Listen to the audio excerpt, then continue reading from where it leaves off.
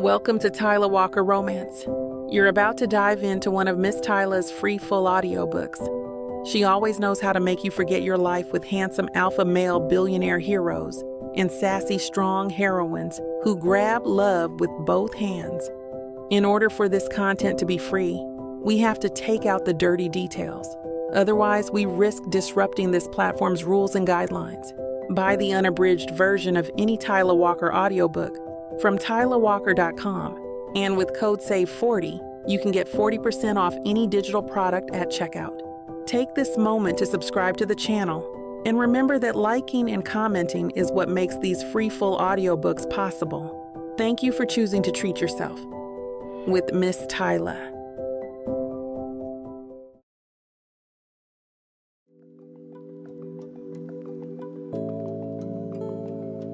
Chapter 1.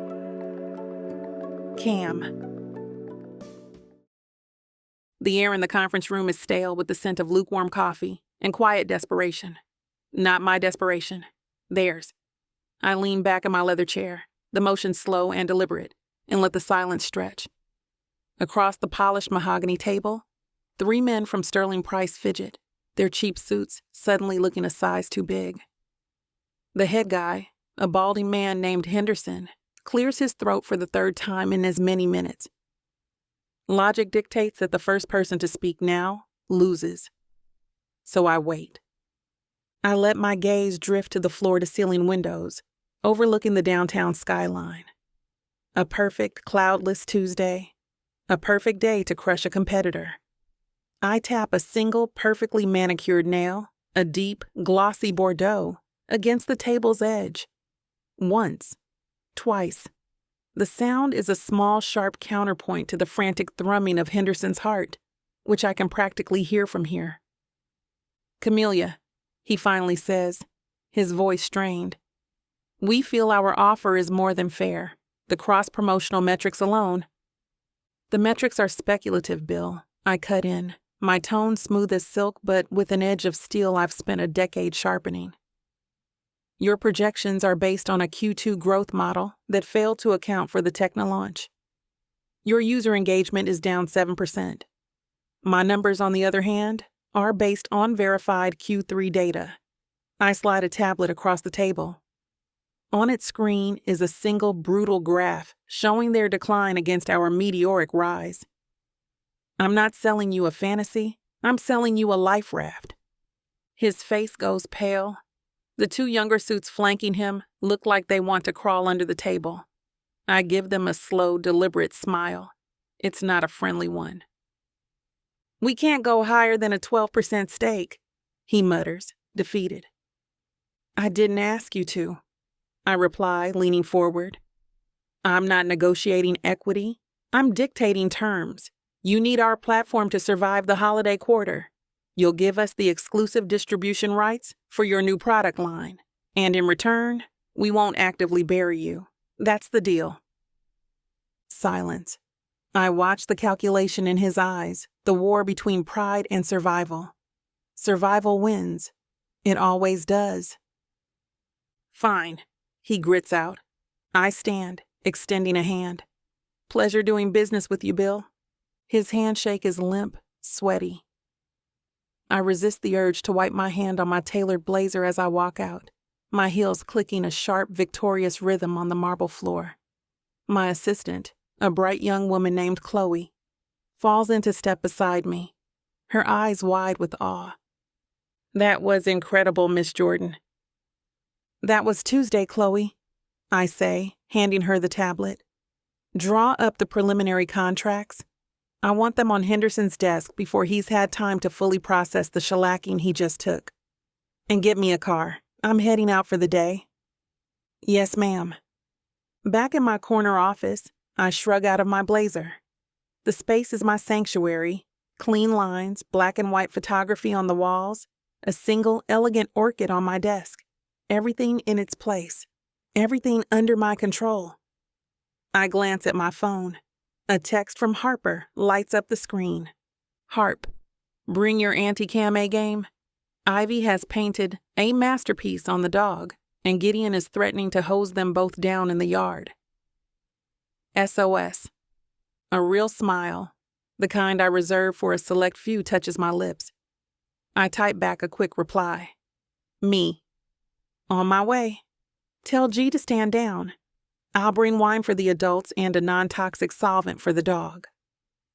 An hour later, I'm pulling up to the Rourke residence. It's a beautiful, sprawling home, nestled in a quiet, wooded suburb, a world away from my sleek downtown apartment. The moment I step out of the car, I'm hit by the happy chaos that is my best friend's life. The sound of kids shrieking with laughter, the distant bark of their golden retriever, Atlas, and the low, rumbling laugh of Gideon's voice. Harper throws the door open before I can knock.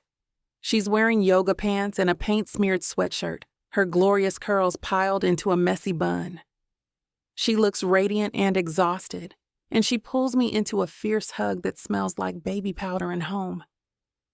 Thank God you're here, she breathes into my shoulder. He's about to use the dish soap.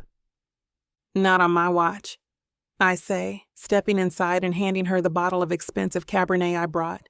The living room is a beautiful disaster zone.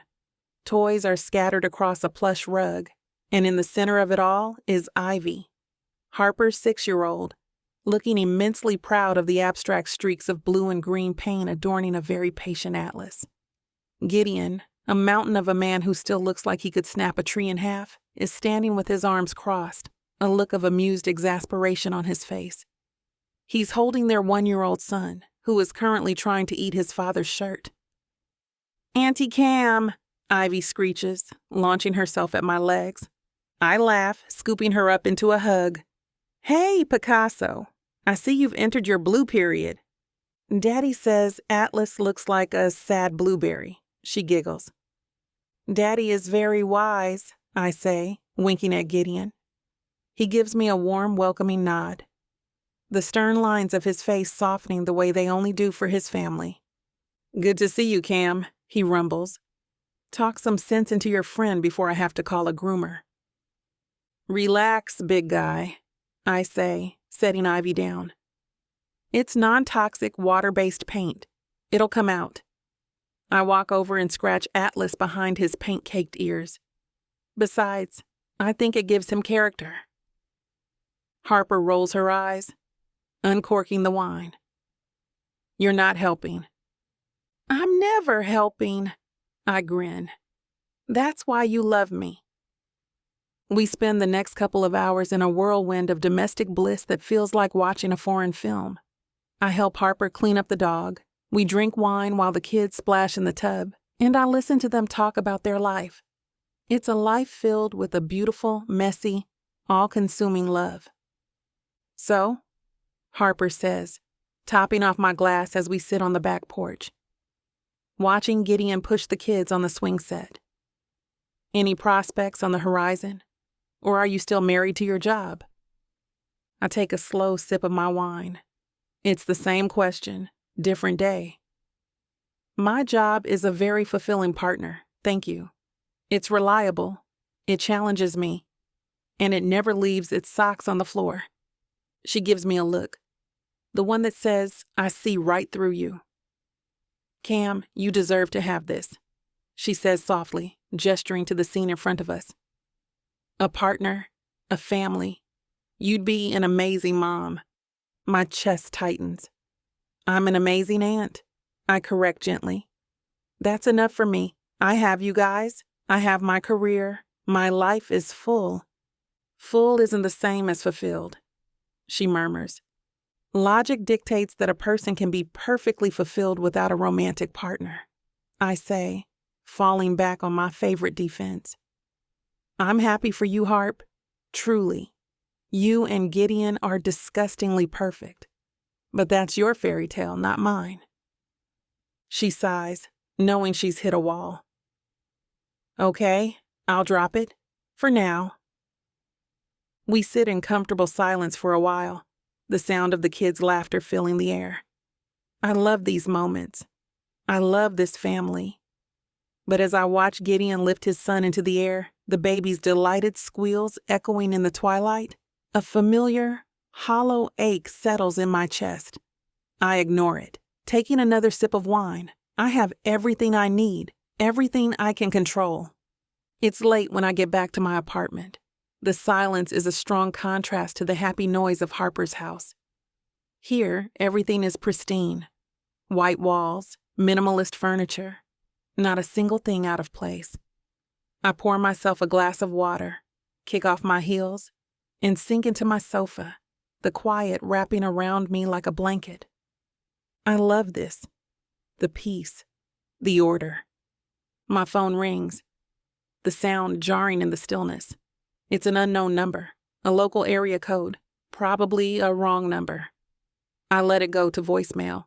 It rings again, insistent. With a sigh, I answer, my professional voice clicking into place. Camellia Jordan. Miss Jordan? The voice on the other end is male, hesitant, heavy with an official sort of gravity. This is Officer Miller with the State Highway Patrol. My stomach clenches. Yes? Ma'am, I'm calling about an accident on Route 17, a vehicle registered to an Elena and Mark Dubois. The world tilts. My sister's name hangs in the air, a sharp, metallic taste filling my mouth. My sister, I whisper, my throat suddenly tight. Are they okay? There's a pause, the kind that precedes an earthquake, the kind that splits your life into a before and an after. Ma'am, the officer says, his voice thick with practiced sympathy. They're gone, the husband and wife. No, the word is a silent scream in my head. The glass of water slips from my numb fingers, shattering on the polished hardwood floor. I don't feel the splash. I don't feel anything. My perfect, controlled world has just been obliterated. Ma'am, the officer continues, his voice tinny and distant. There's something else. The vehicle's manifest shows there was an infant in the car. A 6-month-old. We have the child here. She's unharmed. He pauses again. The hospital found emergency contact information. You're listed as the legal guardian, Miss Jordan, for Maya. Maya, my niece, my sister is gone. And her baby is mine. I slide down the wall, my legs giving out from under me, and land hard on the floor amidst the shattered glass and spreading puddle of water. I don't register the sting. All I can hear is the frantic, terrified beating of my own heart, a wild drumbeat in the sudden, deafening silence of my life.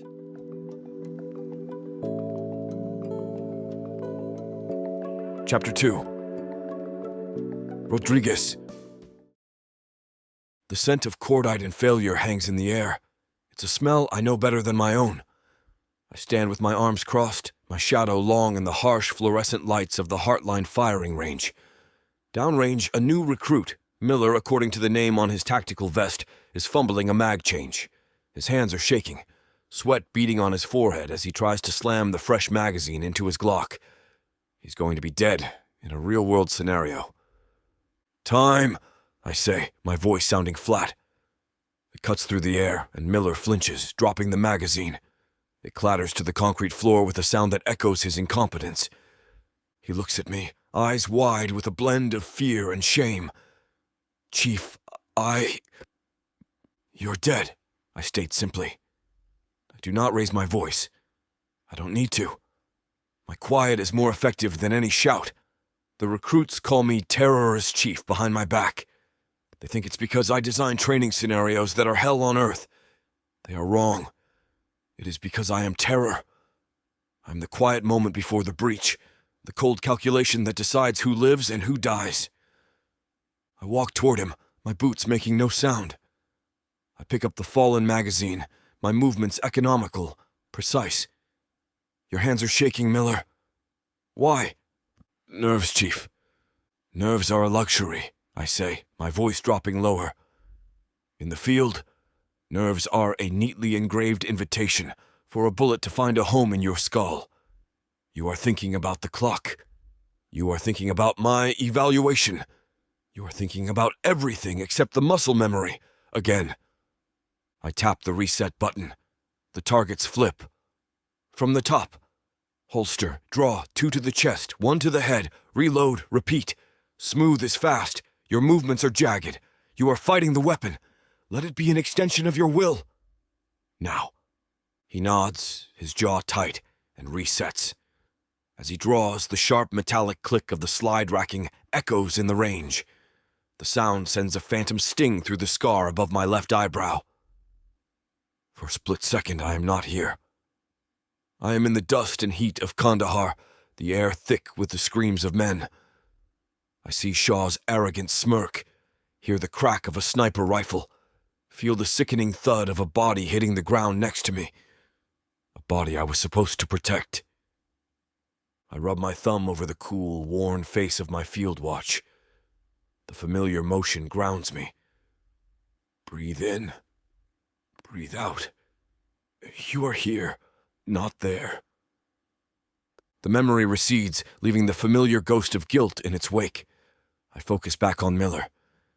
He's faster this time. Smoother. Still not good enough. Chief Rodriguez.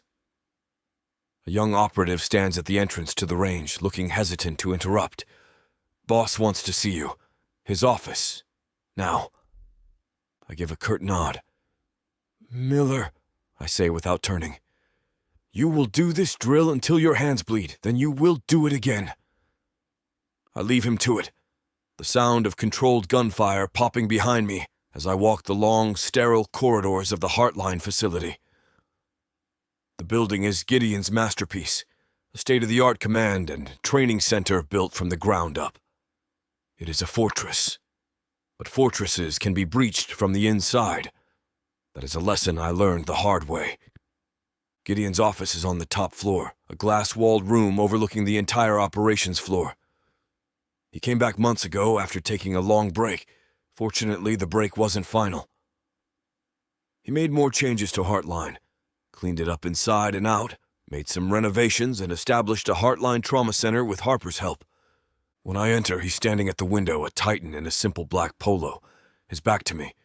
He doesn't turn when I enter. The preliminary intel on the Petrocourt job came in, he says in a thunderous rumble. Their CIO is getting death threats. Looks credible. They want a full protection detail for his family during the upcoming energy summit in Dubai. I move to stand beside him, looking down at the dozens of analysts at their workstations below. A quiet hum of activity fills the space. His family is a liability. The wife is a socialite. The son is a known degenerate. Too many variables. I agree, Gideon says, finally turning to face me. The lines of exhaustion around his pale blue eyes seem deeper today. Fatherhood has softened him, but the commander is always there, just beneath the surface. Which is why I want you leading the advance team. I need your eyes on the ground. I do not trust anyone else to spot the threats I would spot. I will handle it, I say. It is not a boast. It is a statement of fact. I know you will. He moves to his desk, pulling up a schematic of the Dubai hotel on a large monitor. The summit is in 3 weeks. I want you on a plane by Friday. You will run threat assessments, vet the hotel staff, and establish a perimeter. I want 0 surprises. We spend the next hour going over the details, our conversation, a familiar rhythm of clipped questions and concise answers. We have worked together for years, first in the dust of war, and now here, in this temple of security. Our minds work in sync. We see the world in angles, choke points, and exit strategies. It is in the middle of our discussion about motorcade routes that his personal phone buzzes on the desk. He glances at it, and his entire demeanor shifts. The commander vanishes, replaced by the husband. Harper, he says, his voice softening as he answers. He listens for a moment, his brow furrowed. Then all the color drains from his face. What? When? I stand silently, watching him. I've seen Gideon Rourke face down enemy fire without flinching, but whatever he is hearing now has shaken him to his core. His broad shoulders slump and he sinks into his chair, running a hand over his face. Oh, God, Harp. Okay. I'm on my way. Yes, of course. I love you. He hangs up, staring at the phone in his hand as if it's a venomous snake. "Gideon," I ask, my voice low. He looks up at me, his eyes hollow. "Elena's dead," he says, his voice raw. "Harper's friend, Cam, her sister, and her husband. A car crash on Route 17. The name hits me with unexpected clarity. C.A.M. I met her a few months ago at Gideon's house. She was a whirlwind of sharp, confident energy. A black woman with intelligent, laughing eyes and hair that defied gravity in a cloud of beautiful curls. She wore a blazer that probably cost more than my monthly rent and carried herself with the kind of self-assurance that bordered on arrogance. She teased Gideon mercilessly, her wit a sharp, playful counterpoint to his stoicism. I remember thinking she was formidable, a force of nature. Now, that force has been shattered. "I am sorry," I say, the words feeling inadequate. Gideon nods, pushing himself to his feet. "They're saying it was an accident. Brake failure." He scrubs a hand over his jaw. "Harper is a wreck. She's going to Cam. I need to be with her." "Of course," I say. "Go. I will handle things here. The Dubai prep will be on your desk by morning." "Thanks, Rod." He grabs his keys, his movements jerky, uncoordinated. He pauses at the door. "There's more. Elena, she had a baby, a little girl, 6 months old. She survived." He swallows hard. "Cam is her guardian. She just became a mother overnight." A cold knot forms in my stomach. I picture the woman from my memory, the one with the sharp suit and sharper smile, and try to reconcile her with the image of a grieving, terrified new mother. The two do not compute. I feel a pang of something I cannot name, a deep, resonant empathy for a woman I barely know. "I need to go," Gideon says again, his voice cracking. He looks lost, a man adrift in a sea of someone else's pain. He disappears out the door, leaving me alone in the sudden, heavy silence of his office. I stand at the window, looking down at the orderly world of the ops floor. Everything here makes sense. There are rules, protocols, objectives. Out there, in the real world, there is only chaos, brake failure, a sister lost, a baby left behind. I rub my thumb over the face of my watch. The motion is automatic, a desperate attempt to ground myself. For a moment, I am not thinking about Dubai or Petrocorp or the ghosts of Kandahar. I'm thinking about a woman with laughing eyes, and I'm hoping she has someone to hold her hand. Chapter 3. Cam. It has been 27 days since my world ended. 27 days of living in a fog so thick I can barely see my own hands in front of my face.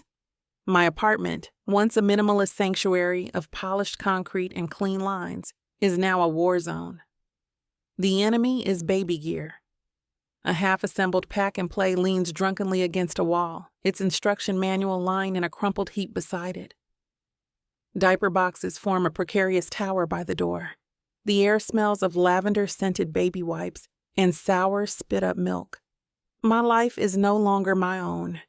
It belongs to Maya. "Just a little more, sweet pea," I murmur, jiggling the bottle in her mouth.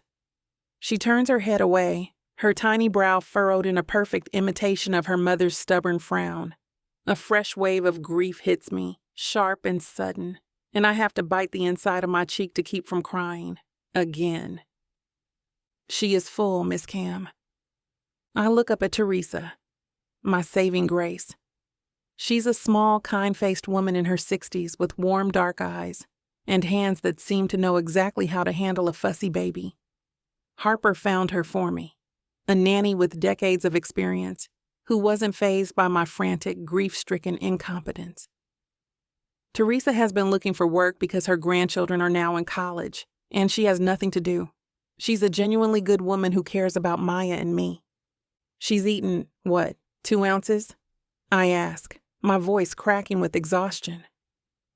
The internet says she should be eating 4. Teresa smiles gently, taking the bottle from my hand. The internet does not have a baby. The baby has a belly. Her belly is full. She expertly lifts Maya to her shoulder and begins patting her back.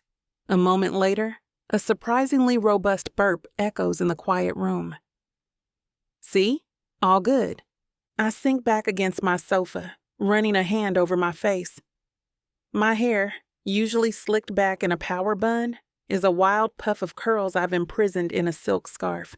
I'm wearing the same oversized university sweatshirt my sister left here months ago. It still smells faintly of her, of lavender and sunshine. Or maybe I'm just imagining it. I have to go to the house today, I say, voice flat. The lawyer called. We have to start sorting through everything. The word hangs in the air, heavy and suffocating. Teresa's expression softens with pity. I will come with you, she says. I can watch Maya while you work. It is not good for you to be alone there. I want to argue. I want to insist I've got this. But the truth is, I don't. I'm drowning. The thought of walking into Elena and Mark's house, a space that was always so full of laughter and life, feels like walking into my own tomb. Okay, I whisper, the word tasting like surrender. Thank you, Teresa. An hour later, we're there. The suburban silence of my sister's street is deafening. I stand on the doorstep, key in hand, my heart drumming against my ribs. Teresa waits patiently on the sidewalk, rocking Maya in her stroller. Breathe in, breathe out. I unlock the door and step inside. The air is still and cool, carrying the ghost of my sister's favorite scented candle. Peonies and blush suede. A pair of Mark's running shoes are kicked off by the door. A colorful finger painting from my niece Ivy is taped to the fridge. It's a snapshot of a life interrupted, and it guts me. I'll start in the office, I say, my voice hoarse. I leave Teresa to settle Maya in the living room and walk down the hall. Mark's office is exactly as he left it. A stack of research papers sits neatly on his desk, a half-empty coffee mug beside it. It's a room of quiet intellectualism, a stark contrast to my sister's vibrant, chaotic art studio upstairs. I start with the bookshelves, pulling down volumes on political history and corporate law, packing them into boxes. It's mindless work, which is what I need. But as I pull down a thick, leather-bound copy of The Wealth of Nations, I feel something shift inside. It's too light. I frown, opening the cover. The center of the book has been hollowed out, and nestled inside is a small black flash drive. My fingers tremble as I pick it up. It's a simple, unadorned piece of plastic. But Elena was a painter. Mark was a writer. They were not secret agent types. This feels wrong. A cold dread trickles down my spine. I slip the drive into my pocket, my mind racing. What were you into, Mark? I spend the rest of the afternoon in a daze, packing boxes with a frantic, unfocused energy. By the time we leave, my hands are raw, and my soul feels scraped clean. That night, after Teresa has gone home and Maya is finally, blessedly asleep in her crib, I pull out the flash drive. My laptop hums to life, its bright screen a sharp contrast to the darkness of my apartment. I plug in the drive. A single, password-protected folder appears. My heart thuds. This is where my past comes in handy. My misspent youth wasn't all boardrooms and marketing plans. In high school and college, I had a lucrative side hustle. I was the girl you went to when you needed to get into a cheating boyfriend's email or scrub a regrettable photo from a social media server. I wasn't a criminal mastermind, but I knew my way around a firewall. I knew how to break things. My fingers fly across the keyboard, muscle memory taking over. I run a series of simple decryption scripts, testing for backdoors. It's amateur stuff, but Mark wasn't a tech guy. He wouldn't have used anything too sophisticated. After 20 minutes of frustrating dead ends, I try a different approach. I think about my sister. about their life together. Password hint. Our safe harbor. I close my eyes. Elena used to say that all the time. Their safe harbor wasn't a place. It was a moment. The day they got married on a rainy beach in Montauk. I type it in. Montauk, June 14. Access denied. I try again. Montauk rain, safe harbor, 14. Nothing. I lean back, frustrated. What was the date? I pull up my old photos, scrolling back through years of memories until I find it. June 16th, not the 14th. My fingers hover over the keyboard. Montauk, June 16. A click. The folder opens. My breath catches. It's not love letters or family photos. It's a labyrinth of corporate documents, financial records, and encrypted emails. Most of it is still locked down behind heavier encryption, but a few documents are open. I click on one. It's a spreadsheet detailing offshore accounts, all linked to a biotech firm called Omnicorp. The name is vaguely familiar. I think they were a potential client we researched last year. I open another file. It's a timeline, notes in Mark's familiar scrawl. It details Omnicorp's rapid development of a new miracle drug, cross-referenced with the sudden mysterious departure of several key scientists from a rival company. Then I see the last entry, dated 2 days before the crash. They know I have the data. E is compromised. Need to go public. Brakes feel soft. My blood runs cold. Brakes feel soft. This wasn't an accident. My sister was murdered. A strangled sob escapes my lips, and I slam the laptop shut. I can't breathe. The walls of my apartment feel like they're closing in. I stumble to the kitchen, gripping the edge of the counter, my knuckles white. What do? Go to the police? The same police who ruled it an accident? Who would I even talk to? Hi, my brother-in-law was a secret conspiracy theorist. And I think a multi-billion-dollar corporation killed him and my sister? They'd think I was a grieving, hysterical woman. I can't tell Harper. I can't drag her and her family into this. This is my burden, my responsibility. I am Maya's protector now, and I have to be smart. The next few days are a blur of paranoia. Every creak of the floorboards, every car that slows down outside my building sends a jolt of terror through me. I feel like I'm being watched. Today, I force myself out. We're almost out of diapers, and the walls are starting to feel like a coffin. Teresa, Maya, and I make a quick surgical strike on the grocery store. I spend the entire time scanning the aisles, my eyes darting from face to face, searching for a threat I can't define. When we get back to my apartment, Teresa takes a sleeping Maya into the nursery to put her down for a nap. I drop the grocery bags on the kitchen counter, my shoulders aching with tension. I walk into the living room and I freeze. Something is wrong. It's nothing overt, nothing a stranger would notice. But I notice the stack of art books on my coffee table. I always arrange them by size, largest on the bottom. Now, the middle one is on top. The single white orchid on my desk is turned 2 degrees to the left. The throw pillow on my sofa, the one with the geometric print, is flipped over. Someone has been in here. They didn't take anything. They just looked. They wanted me to know they could get to me anytime they want. The air escapes my lungs in a whoosh. My legs tremble and I sink onto the sofa, my head in my hands. I can't do this alone. I can't. My carefully constructed walls of independence, of self-reliance, are crumbling into dust.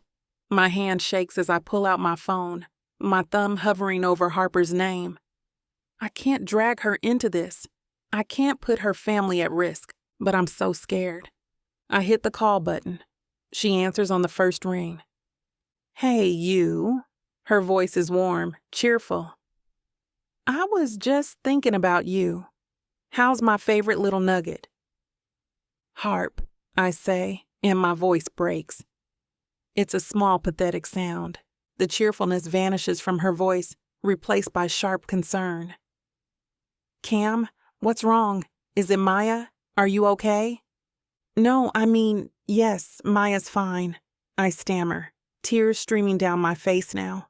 I can't stop them. I think I'm in trouble. I think someone was in my apartment. What? Cam, what are you talking about?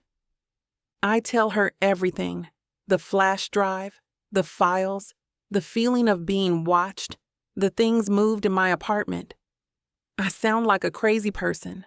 I know I do, but the words just keep tumbling out. When I'm done, there's a moment of silence on the other end. Then Harper says, her voice low and deadly serious, "I'm on my way. Lock your doors. Do not open them for anyone. I'll be there in 30 minutes. Harper, no, you can't. I'm already in the car, Cam. She cuts me off. And I just messaged Gideon. He's tied up in a meeting he can't get out of, but he's sending someone. His best guy. He'll be there before I am. He's going to check the apartment. And he's going to stay with you. Do you understand me?" I'm sobbing now, great gulping sobs of terror and relief. "Okay," I whisper. "Stay on the phone with me until he gets there," she commands. I do exactly as I'm told. I lean my head back, close my eyes, and listen to the sound of my best friend's voice, a lifeline in the terrifying darkness that has become my life.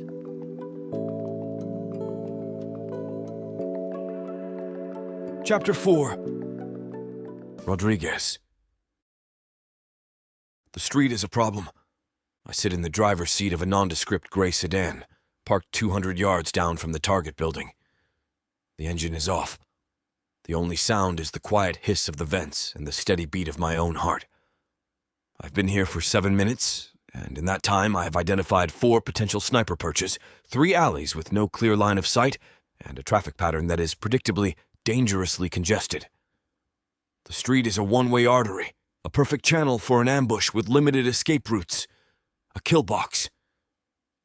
Gideon's instructions were clear. Protect her.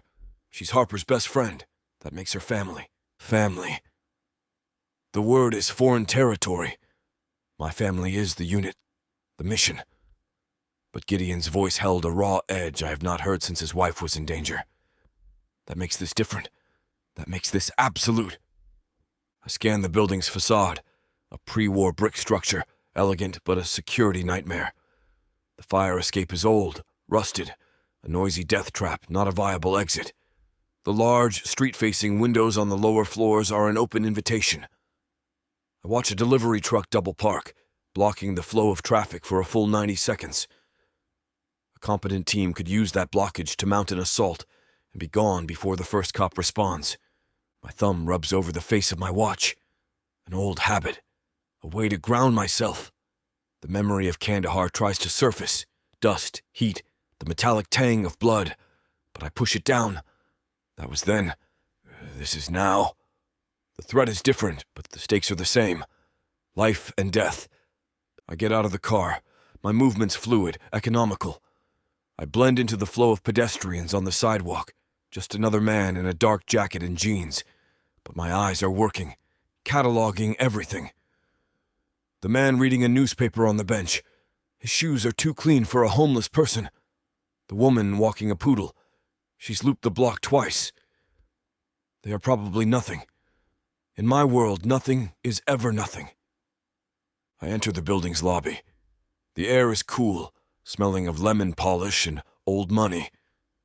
There is a doorman, an old man with a kind face and slow reflexes. He is a liability. The security camera in the corner is a decade old, its lens cloudy. Useless. I take the elevator to the 5th floor. The hallway is quiet, carpeted, muffling my steps. I find apartment 5B and stand before the door for a full 10 seconds, listening. I hear nothing but the faint, frantic murmur of a woman's voice. She's on the phone. Her voice is tight with the terror she is trying to suppress. I knock. Twice. A sharp, authoritative sound. The voice inside cuts off abruptly. Silence. Then the rattle of a security chain. The door cracks open, and an eye peers out. A beautiful eye, the color of rich, dark coffee, framed by a riot of tight black curls that have escaped a silk scarf. It is her, the woman from Gideon's house, the force of nature. She does not look like a force of nature now. She looks like a cornered animal. "Who is it?" she asks, her voice a strained whisper. "Gideon sent me," I say. My voice is low, calm.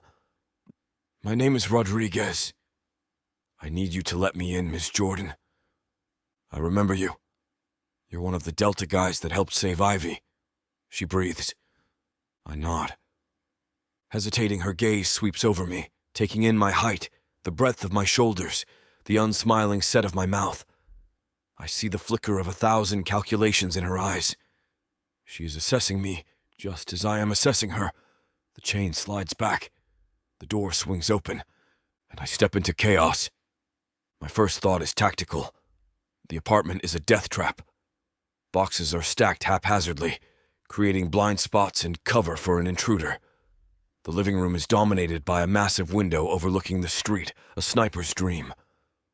My gaze sweeps the room, cataloging it all in under 3 seconds. Then, my focus lands on her. Camellia Jordan. Cam.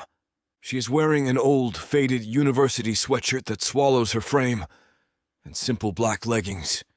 Her feet are bare. Her face is pale, tear-streaked, but her chin is lifted in a gesture of pure defiance. She is a mess, but she is a magnificent mess. She stands there, clutching her phone like a weapon, her body a rigid line of tension. "Your name is Rodriguez," she says, her voice trembling slightly. "I am," I confirm. I close and lock the door behind me, sliding the deadbolt and security chain into place. The sound is loud in the quiet apartment. "Harper is on her way." She nods, swallowing hard. Her eyes dart around the room as if seeing it for the first time through my eyes. I see her notice the misplaced pillow, the art book stacked incorrectly. Her hands clench into fists at her sides. "Someone was here," she whispers. "I know," I say. I move past her, my senses on high alert. I do a slow, methodical sweep of the main living area. The air is thick with the scent of baby powder and something sour. Fear. "I need to check every room," I state. "Closets, windows, every potential point of entry." She bristles, her spine straightening. "I've already looked. There's no one here." "With all due respect, Miss Jordan, you do not know what to look for," I say, my tone flat. I'm not trying to be dismissive. It is a simple fact. Her eyes flash with anger. "My name is Cam, and I am perfectly capable of checking my own damn closets." I meet her gaze. Her eyes are fiery, intelligent. She is used to being in charge. She is not used to being scared. The combination is making her volatile. I see her tap a long, Bordeaux-colored nail against her front tooth. A nervous habit. A tell. "Logic dictates," she says, her voice dripping with sarcasm, "that if someone wanted to attack me, they would have done it already. They just move things around to scare me." "That is a flawed assumption," I counter, my voice still quiet. "They were sending a message. They were telling you they can get to you. The next time, they will not be so subtle. Now, if you will excuse me." I do not wait for her permission. I move toward the hallway. My body is a machine, my mind a checklist. I clear the kitchen first. Knives in a block on the counter. A potential weapon. I make a mental note. I check the pantry, the small bathroom. Nothing. Then I hear it. A soft, whimpering cry from a room from down the hall. My entire body tenses. I draw my weapon, a Sig Sauer P320, from the holster at the small of my back, the movement as natural as breathing. I pivot, moving down the hall, my steps silent. Cam lets out a small gasp behind me. "What are you doing?" she hisses. "My job," I murmur. I push the door open with my foot. The room is a nursery, painted a soft, buttery yellow. A crib stands against the far wall, and in it, a small bundle is stirring. The baby. Maya. I lower my weapon, holstering it in one smooth motion. The tension drains out of me, replaced by something else, something heavy and protective.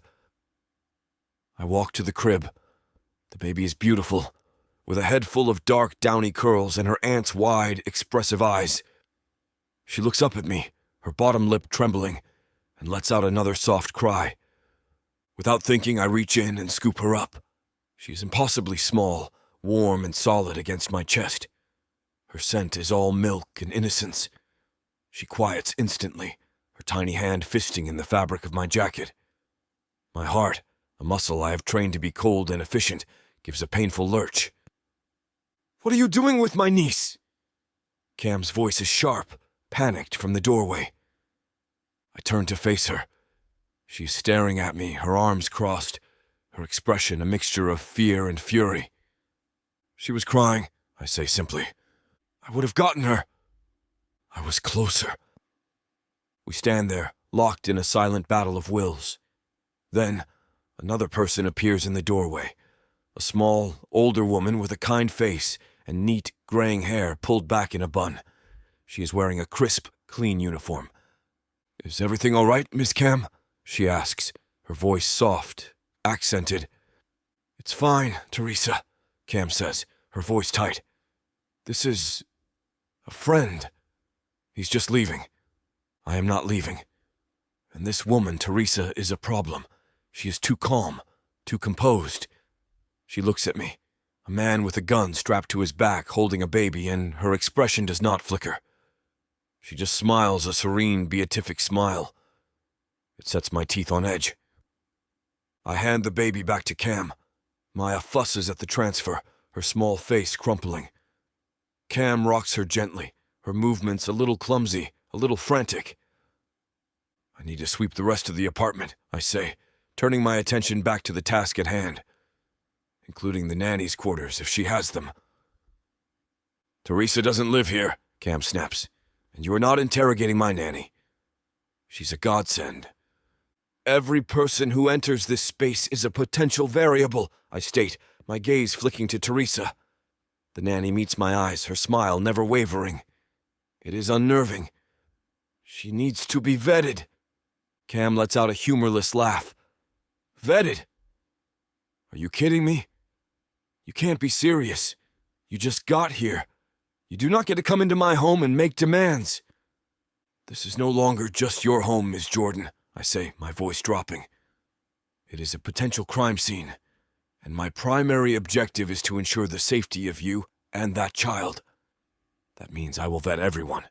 Your nanny, your doorman, the woman who walks the poodle. Everyone." "You're insane," she breathes, clutching Maya tighter. "I am thorough." I pull out my phone. "I will need her full name and date of birth." "Absolutely not," Cam says, her eyes flashing with righteous anger. "I will not have you treating a sweet 60-year-old woman like a criminal. I trust her. Your trust is an emotion. It is not a security protocol, I say. I'm running a background check on her. It is not a request." "You can't do that without my permission." "I can, and I will." She stares at me, her mouth opening and closing, but no sound comes out. She is vibrating with fury. I see her nail tap, tap, tap against her tooth. She is thinking, strategizing, trying to find a way to win this argument. She will not win.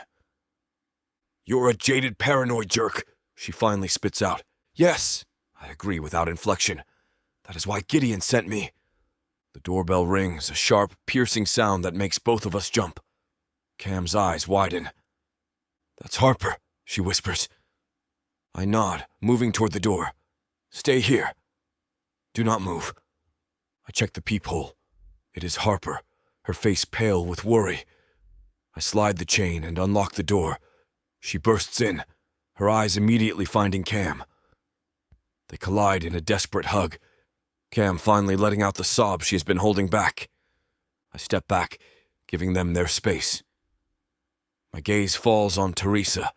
She is standing quietly in the corner, holding a diaper and a fresh onesie, her expression one of gentle, patient concern. Too patient, too perfect. I turn away, my mind already working. I will get her information, one way or another.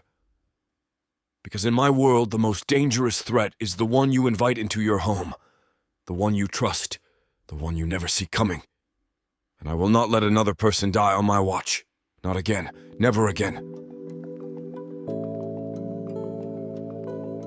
Chapter 5. Cam. The moment Harper walks through the door, a dam inside me breaks. She takes one look at my face and her own crumples in sympathy. She doesn't say a word, just wraps her arms around me, and I bury my face in the familiar comfort of her shoulder, letting out a sob that feels like it's been clawed from the depths of my soul. She holds me, rocking me gently, her hand stroking my hair. "I've got you," she murmurs. "It's okay. I've got you." Behind us, Rodriguez is a silent, solid presence. I can feel his eyes on us, but for the first time since he arrived, I don't care. All I care about is the steady, grounding presence of my best friend. After a long moment, my sobs subside into shaky, hiccuping breaths. Harper eases me back, her hands on my shoulders, her eyes searching mine. "Okay," she says softly. "Talk to me. What happened after I called?" I lead her to the sofa, sinking into the cushions. My body feels heavy, boneless with exhaustion. "He happened," I say, gesturing vaguely toward Rodriguez, who is now standing by the window, his back to us, scanning the street below. He's like a statue, all coiled tension and watchful stillness. He's been pacing my apartment like a caged panther, checking locks, peering out windows. He thinks my doorman is a liability and that a woman walking her poodle is casing the joint. Harper follows my gaze, her brow furrowed. "He's thorough, Cam. That's his job." "His job is to protect me, not to drive me insane," I shoot back, my voice a harsh whisper.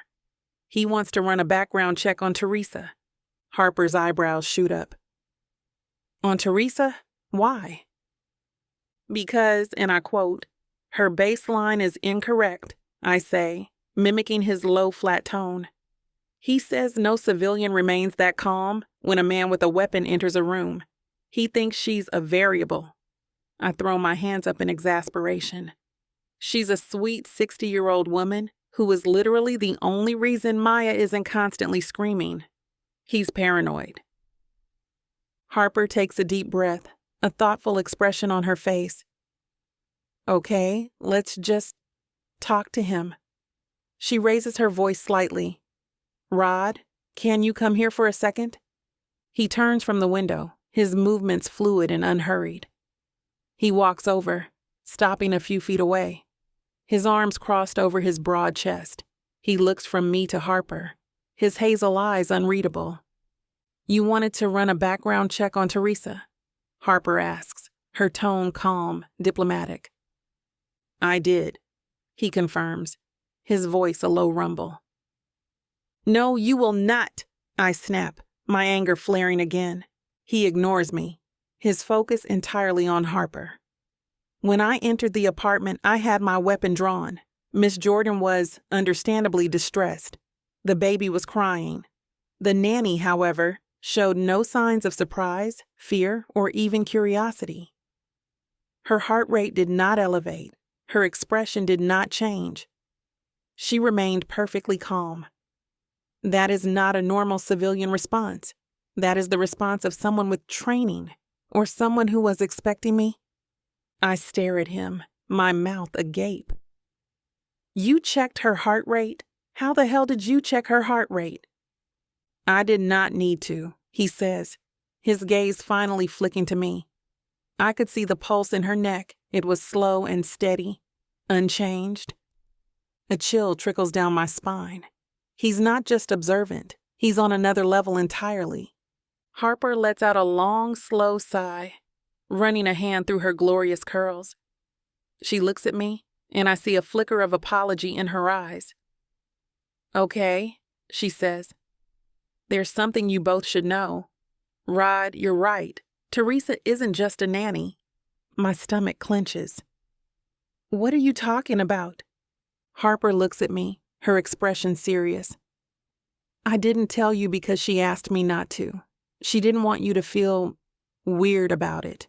She wanted you to treat her like a normal person, not a project. She takes a breath. Teresa Moore is a retired Army medic. She served 2 tours in Afghanistan. She spent 20 years as a pediatric nurse in a VA hospital, specializing in trauma care for the children of wounded soldiers. This is where her nanny experience comes from. The air leaves my lungs in a fierce whoosh.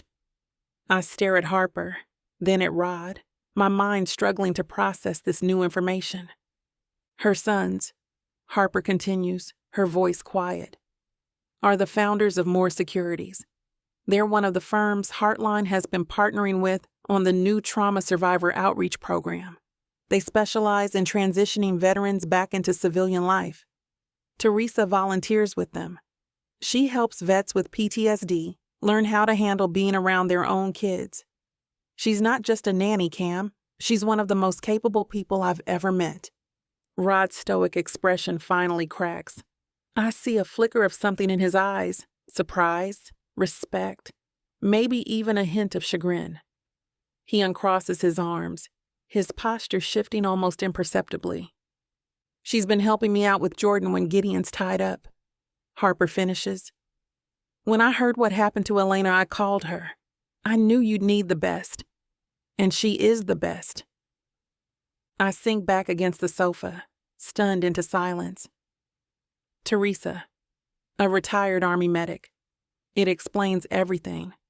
Her preternatural calm, her effortless competence with Maya, her serene presence in the face of my frantic grief. See? I finally manage, my voice small. I look at Rod, a triumphant spark igniting in my chest despite the shock. You were just being paranoid. She's not a threat.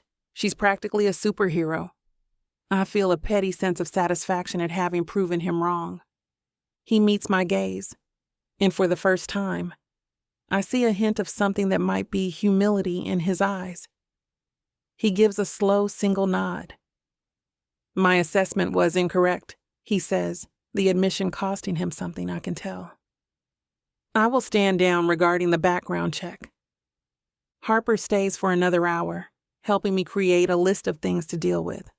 Lawyers, funeral arrangements, mountains of paperwork. Her presence is a balm, a temporary shield against the crushing weight of it all. We talk about the flash drive, and she agrees it's too dangerous for me to handle alone. She promises to talk to Gideon, to have Natalie and the Heartline team analyze it securely. When she finally leaves, pulling me into another fierce hug and promising to call me in the morning, the silence that descends on the apartment is heavier than before. It's just me and him, the soldier and the civilian, the protector and the protected, and I hate it. He doesn't speak, just moves through the apartment with that silent, unnerving grace, checking the locks on the windows for the 10th time. I try to work, pulling out my laptop at the kitchen island, but the words on the screen blur together. His presence is a constant low-level hum of anxiety in my system.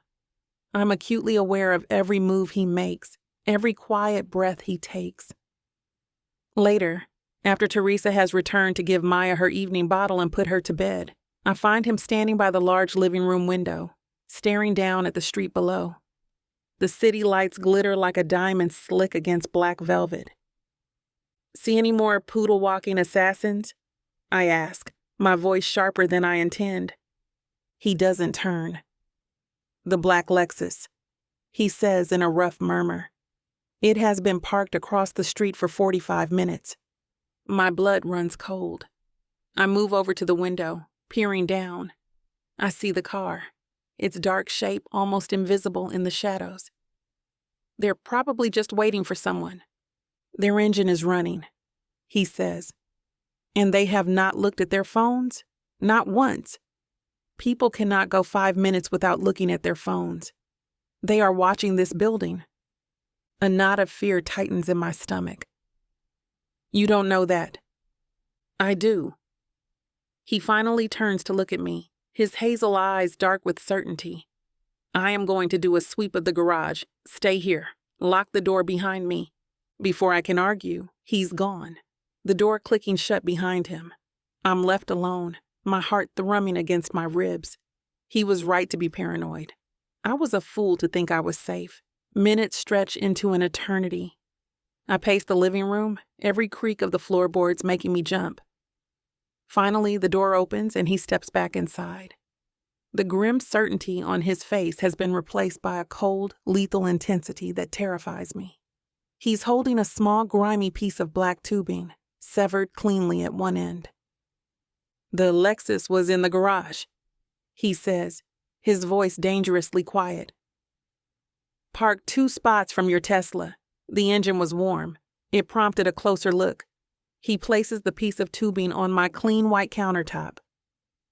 "This is from the hydraulic line for your front driver's side wheel. It was not frayed. It was not worn." He pauses, his eyes locking with mine. "It was cut," he says. "Cleanly, with a blade." The floor drops out from under me. I stumble back, gripping the edge of a chair to keep from falling. Cut. They tried to kill me. They killed my sister, and now they are trying to kill me. My phone rings, the sound making me scream. Rod snatches it from my hand before I can react. He looks at the screen. "It is Gideon," he answers, putting it on speaker. "Cam?" Gideon's voice is tight with urgency. "Rod just sent me the update. You are not safe there. I am moving you, now." "Moving me where?" I gasp, my mind reeling.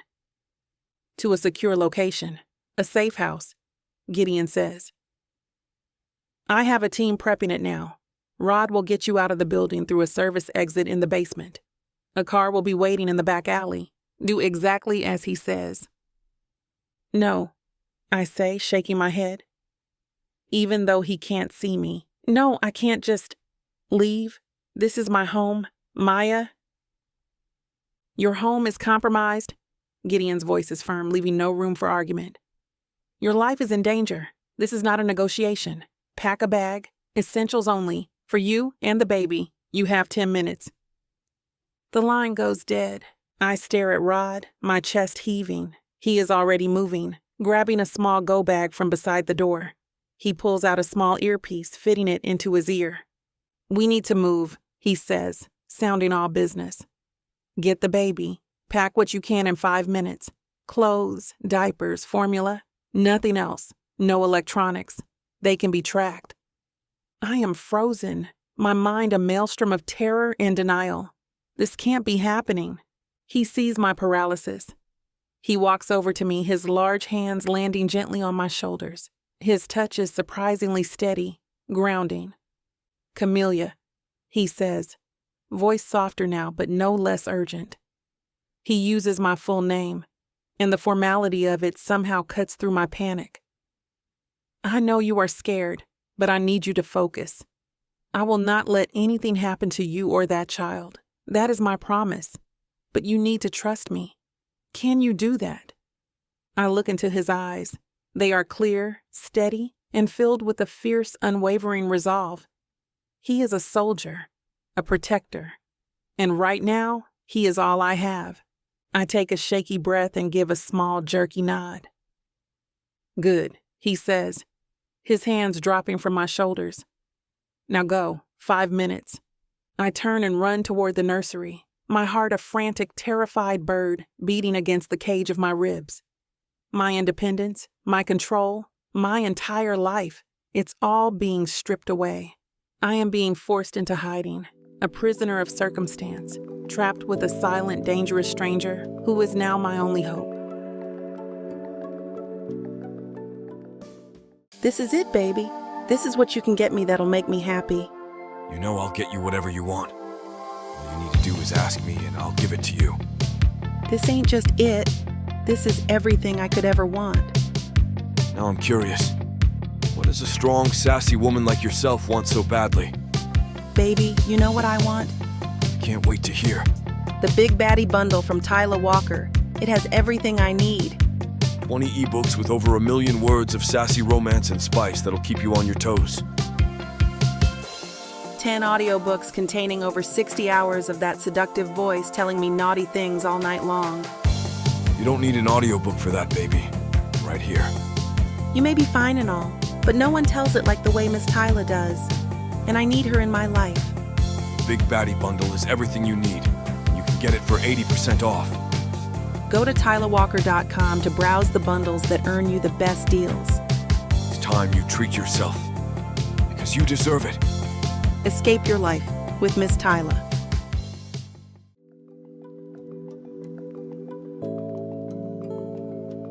Chapter 6. Rodriguez. Go, I say, and the word is a blade that cuts through her paralysis. Camellia Jordan moves.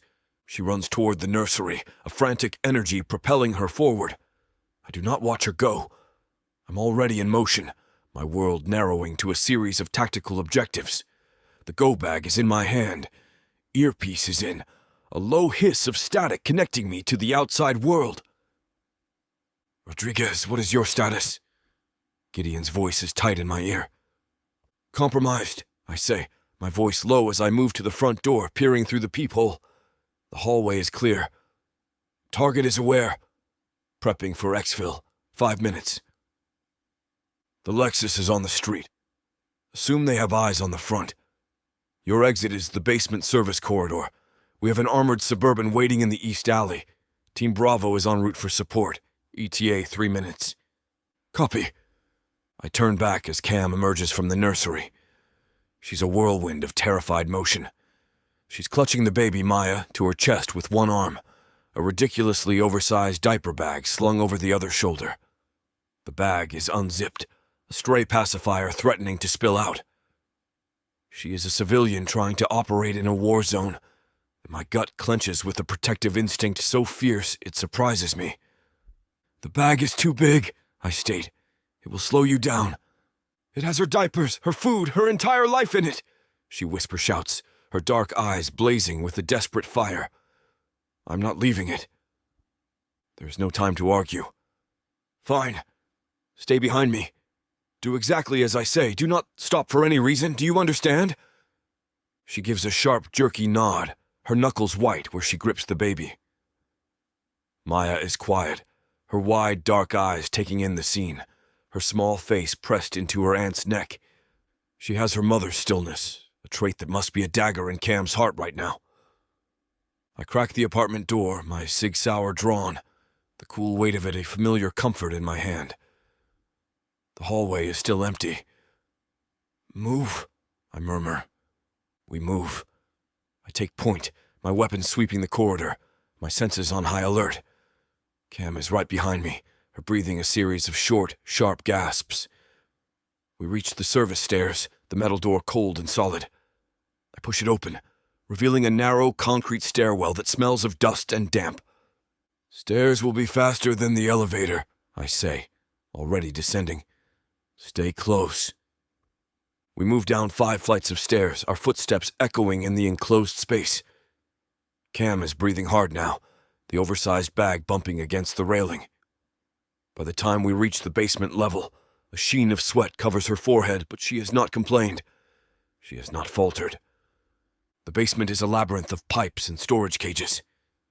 I guide her through the maze, my earpiece hissing with updates. Lexus is on the move, heading toward the east alley. They know, I mutter. Know what? Cam gasps from behind me. They know our exit point. I pull her to a stop behind a large water heater, my hand on her arm. The alley's going to be hot. When that door opens, we run. We run for the Suburban. It is black, armored. The rear door will be open. You get in, get on the floor, and cover Maya. Do you understand? Her eyes are wide with terror, but she nods. Rodriguez, report! Gideon's voice crackles. Moving to exfil point. Expect contact. Copy that. Bravo is 30 seconds out. I take a deep breath. 30 seconds is an eternity. I look at Cam. Her face is pale, but her chin is lifted in that familiar gesture of defiance. She is terrified, but she will not break. Ready? I ask. She clutches Maya tighter and nods again. I move to the service door at the far end of the corridor. It is a heavy, windowless slab of metal. I press my ear against it, listening.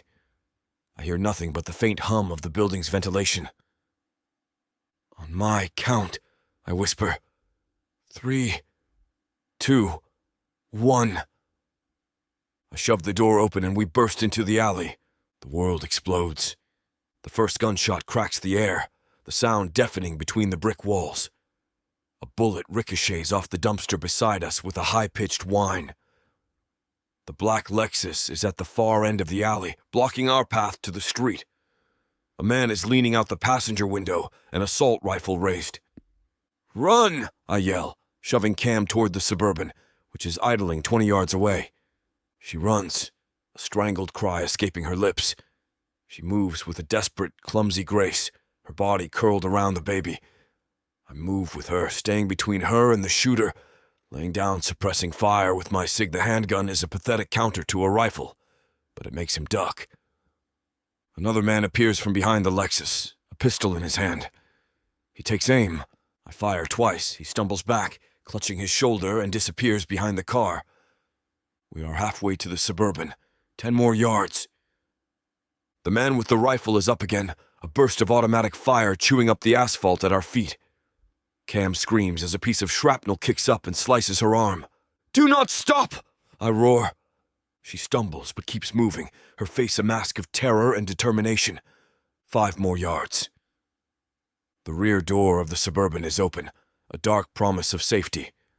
I see a member of Gideon's team, Corbin, leaning out, his own rifle raised. Then the world turns to chaos. A second vehicle, a dark van, screeches into the alley from the street, blocking our path to the Suburban. The side door slides open, and 2 more men jump out, weapons raised. We are caught in a crossfire. A kill box. I shove Cam and the baby behind a large grease trap, the metal groaning as we hit it. "Stay down." I return fire, my mind a cold, clear stream of calculations. 2 targets in the van, 1 still active in the Lexus. 3 against 1. Bad odds. A bullet slams into the metal beside my head, the impact jarring my teeth. I duck lower, reloading my weapon with the speed born of 1,000 drills. Where the hell is Bravo? As if in answer, I hear the roar of an engine from the street. An armored SUV, bigger than our Suburban, slams into the back of the van with a sickening crunch of metal. Team Bravo has arrived. The 2 men from the van are thrown off balance. Corbin, from our vehicle, opens fire. One of the men goes down. It is the opening we need. "Go! Now!" I yell at Cam. She scrambles from behind the grease trap, running the last few feet to the Suburban. I cover her, firing at the remaining man from the van, forcing him to take cover. She makes it.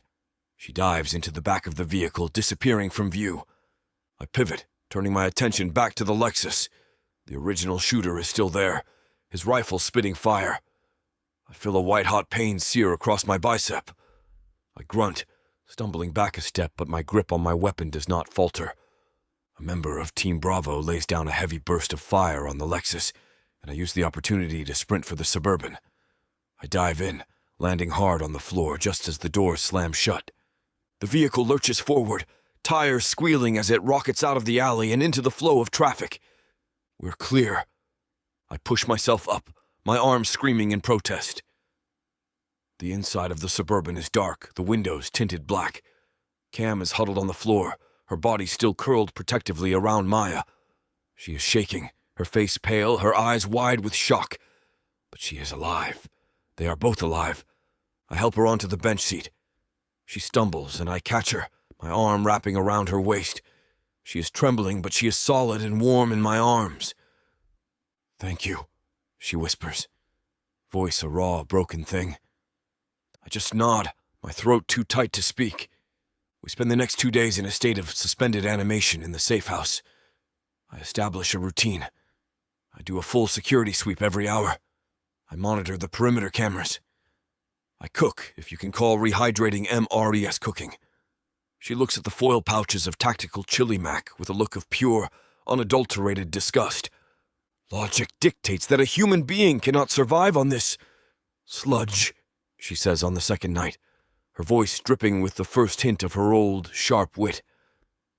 It contains the required daily allotment of protein, carbohydrates, and micronutrients, I reply, my tone flat. It tastes like despair, she shoots back. I almost smile. She spends her days pacing, a restless, caged energy radiating from her. She's a woman who thrives on control, and she has none. She is a prisoner. But with Maya, she is different. She's all soft hands and gentle murmurs. She sings her sister's lullabies, her voice thick with a grief so profound it makes my own chest ache. I watch her and I see the fierce, unwavering love of a woman forced to become a mother. It is the third night when the screaming starts. It is not a cry of hunger or a wet diaper. It is a high-pitched, piercing shriek of pure, unadulterated pain. Teething. I find Cam in the nursery, rocking a red-faced, screaming Maya. She is walking in circles, her movements frantic. There are dark circles under her eyes. She looks like she is on the verge of breaking. I've tried everything, she says, her voice cracking.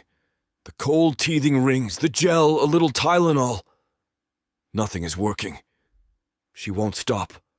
She looks at me, eyes swimming with tears of exhaustion and helplessness. I don't know what to do.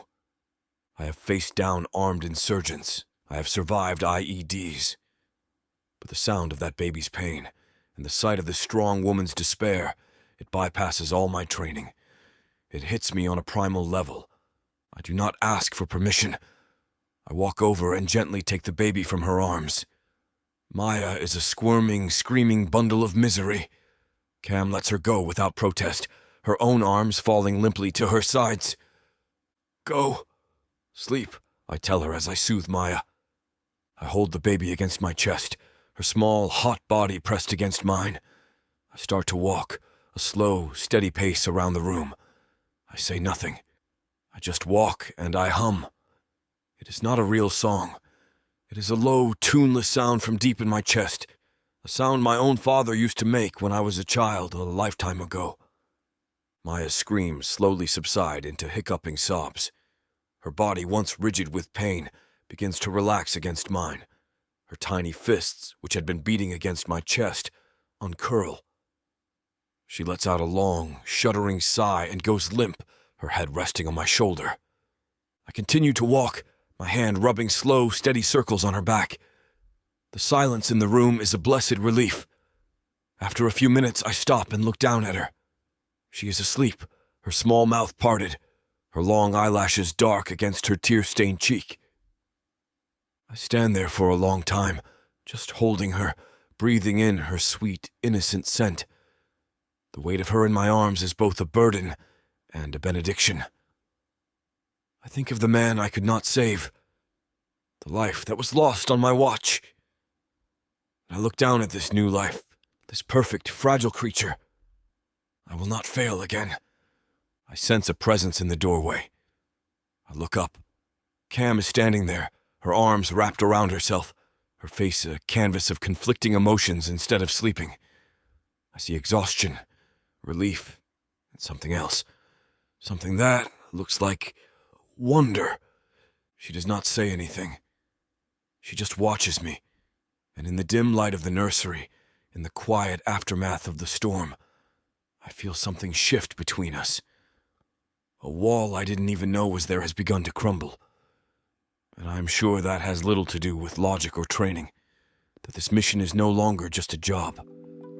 It is everything. Chapter 7. Cam. This house is a tomb.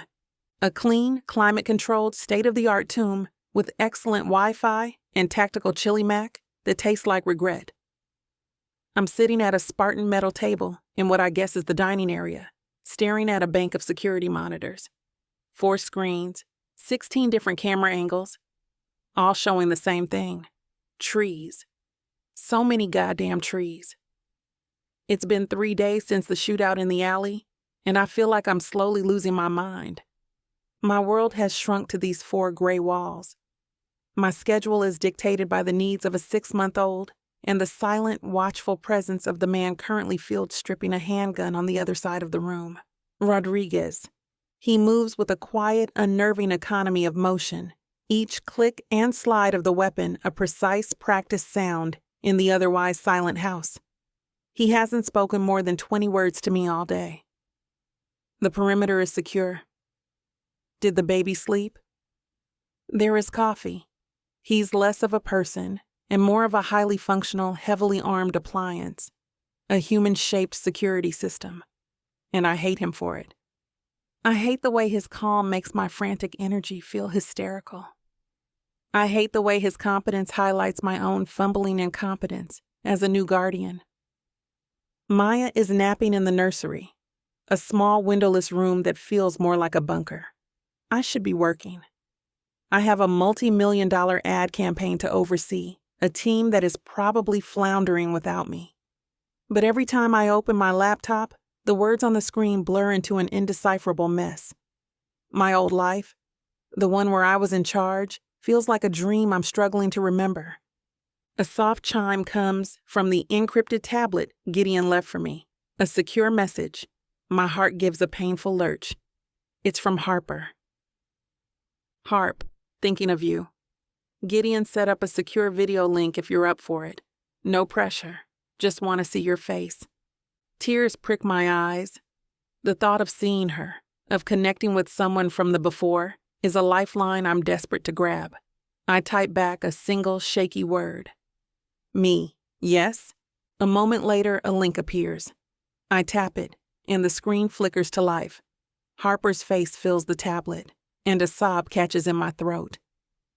She's in her kitchen, her glorious curls piled on top of her head, a smear of what looks like peanut butter on her cheek. She looks beautiful and real and so blessedly normal. "Hey you," she says, her voice soft, her eyes full of deep, aching sympathy. "Hey," I whisper, my voice cracking. We just look at each other for a moment, the silence stretching between our two worlds. Hers, full of life and happy chaos. Mine, a sterile box full of fear. "How are you?" she finally asks, her voice gentle. No, stupid question. How are you holding up? I'm in a tactical panic room, eating military-grade beef stew that tastes like cat food, I say, the words tumbling out in a rush of dark, frantic humor. And my roommate is a silent, broody killing machine who I think is secretly judging my inability to properly swaddle a baby. So, living the dream. A small, sad smile touches her lips. He's just doing his job, Cam. His job is to protect me, not to make me feel like a contestant on a survivalist reality show I never signed up for. I mutter, wiping at a stray tear with the back of my hand. "How's Maya?" she asks, her gaze softening. "She's a baby," I say, my voice breaking. She cries, she eats, she sleeps, and every time I look at her, I see Elena. The sob I've been suppressing finally breaks free, a raw, ugly sound. Oh God, Harp, I don't know what I'm doing. I'm not a mom. I'm a marketing executive. I manage brands, not babies. I feel like I'm failing her. I'm failing Elena. I bury my face in my hands, the tears coming hot and fast now. I'm vaguely aware of movement in the room, of Rodriguez standing and quietly leaving, giving me the illusion of privacy. The small gesture is both a kindness and an indictment of my own emotional chaos. "You are not failing her," Harper says, her voice firm, cutting through my despair. "You are grieving, you are terrified, and you have been thrown into an impossible situation. You are allowed to be a mess. You are allowed to not know what you're doing." I look up, my vision blurry with tears. "But you did," I whisper. "When you were on the run with Ivy, you were so strong. You figured it out." She lets out a short, humorless laugh. "Oh, honey, no. I was a wreck. I cried in the shower every night. I was convinced I was going to break her. I lived on coffee and pure, unadulterated terror. The only difference between you and me is that I had Gideon." She pauses, her eyes holding mine with a fierce intensity. And you have Rodriguez. I scoff, wiping my nose with the sleeve of my sister's sweatshirt. It's not the same. Gideon loves you. Rodriguez looks at me like I'm a tactical problem he has to solve. Then let him solve it, she says, leaning closer to the screen. Listen to me, Cam. This is important. The single hardest thing I had to learn was that accepting help is not a weakness. It is a strategy. It is the only way you survive. Her words land like a punch to the gut. Survive. That's what this is. Not living, just surviving. When you're in charge of everything, she continues, her voice dropping, you think you have to carry it all. But you can't. Not this. You have a man in that house whose entire existence is dedicated to keeping you and that baby safe. He is the best weapon Gideon has, so use him. Let him be the shield. Let him handle the perimeter and the food that tastes like despair. You just focus on one thing, loving that little girl. That's your only job right now. I stare at her, her words echoing in the silent room. Let him be the shield. It's a foreign concept. I've always been my own shield. I don't know how, I admit, my voice small. You learn, she says gently. You learn to lean. It's terrifying, but it's the only way through. She glances off screen, a soft smile touching her lips. Gideon's home. I have to go, but Cam? Yeah? You've got this, she says, her voice full with a conviction I can't begin to feel. You are the strongest person I know. You just forgot for a minute. The screen goes dark, and I'm alone again, but the air in the room feels different, lighter. The suffocating weight on my chest has eased, just a fraction. I take a deep breath and push myself to my feet. I walk into the small functional kitchen. Rodriguez is there, his back to me. He's standing at the counter, a block of military-grade cheese and a tactical knife in his hands. He's slicing the cheese into perfect uniform cubes with a surgeon's precision. He has taken off his outer jacket, and the simple gray t-shirt he wears stretches across the broad, powerful muscles of his back. I can see the faint outline of the scar on his eyebrow, a pale silver line against his weathered skin. He must sense me there because he stops, his hand hovering over the cutting board. He turns his head slightly, his hazel eyes meeting mine. They are, as always, unreadable. You are hungry, he states. It is not a question. My first instinct is to snap back, to say something sarcastic about his culinary skills. But Harper's words are still ringing in my ears. Let him be the shield. I swallow my pride, the bitter taste of it foreign on my tongue. Yeah, I say, my voice quiet. A little. He turns back to the counter and arranges the cheese cubes on a small plate next to a handful of crackers from a vacuum-sealed pouch. He pushes the plate across the counter toward me. It is a simple, almost clinical gesture, but it is also an act of care. I walk over and pick up a cracker, my fingers brushing his as I take it. His skin is warm, calloused. A jolt, small but distinct, passes between us. His eyes flicker, and for a split second, I see something in them. Not pity, not judgment, something else. Something I cannot name. I take a bite of the cracker. The cheese is bland, processed, but I am so hungry I barely notice. We stand there in silence, the only sound the soft hum of the refrigerator. He doesn't look at me, just goes back to cleaning his knife, his movements deliberate, efficient. He is still a stranger, a dangerous, intimidating man who represents everything I have lost. But as I stand here, eating the food he prepared for me in this sterile gray box that is supposed to be our sanctuary, I feel a tiny, grudging shift in my perspective. He is not my warden. He is my shield. And maybe, just maybe, that is something I can learn to live with.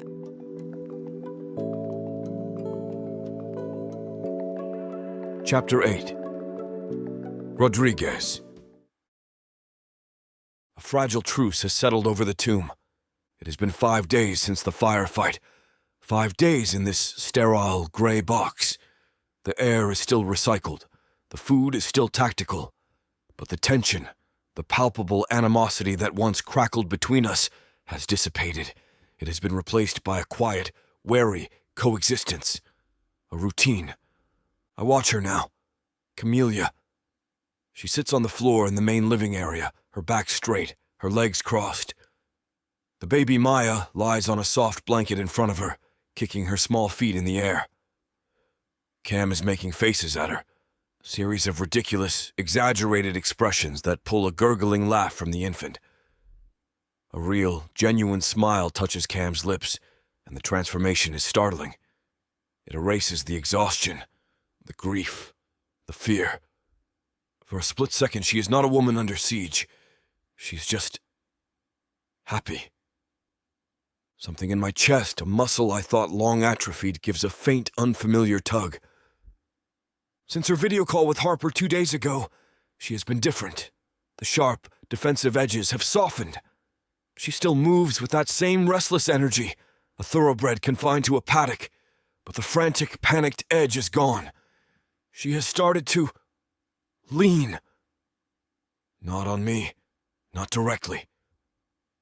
But she has stopped fighting my presence. She has started to accept it. She looks up, her dark eyes catching mine.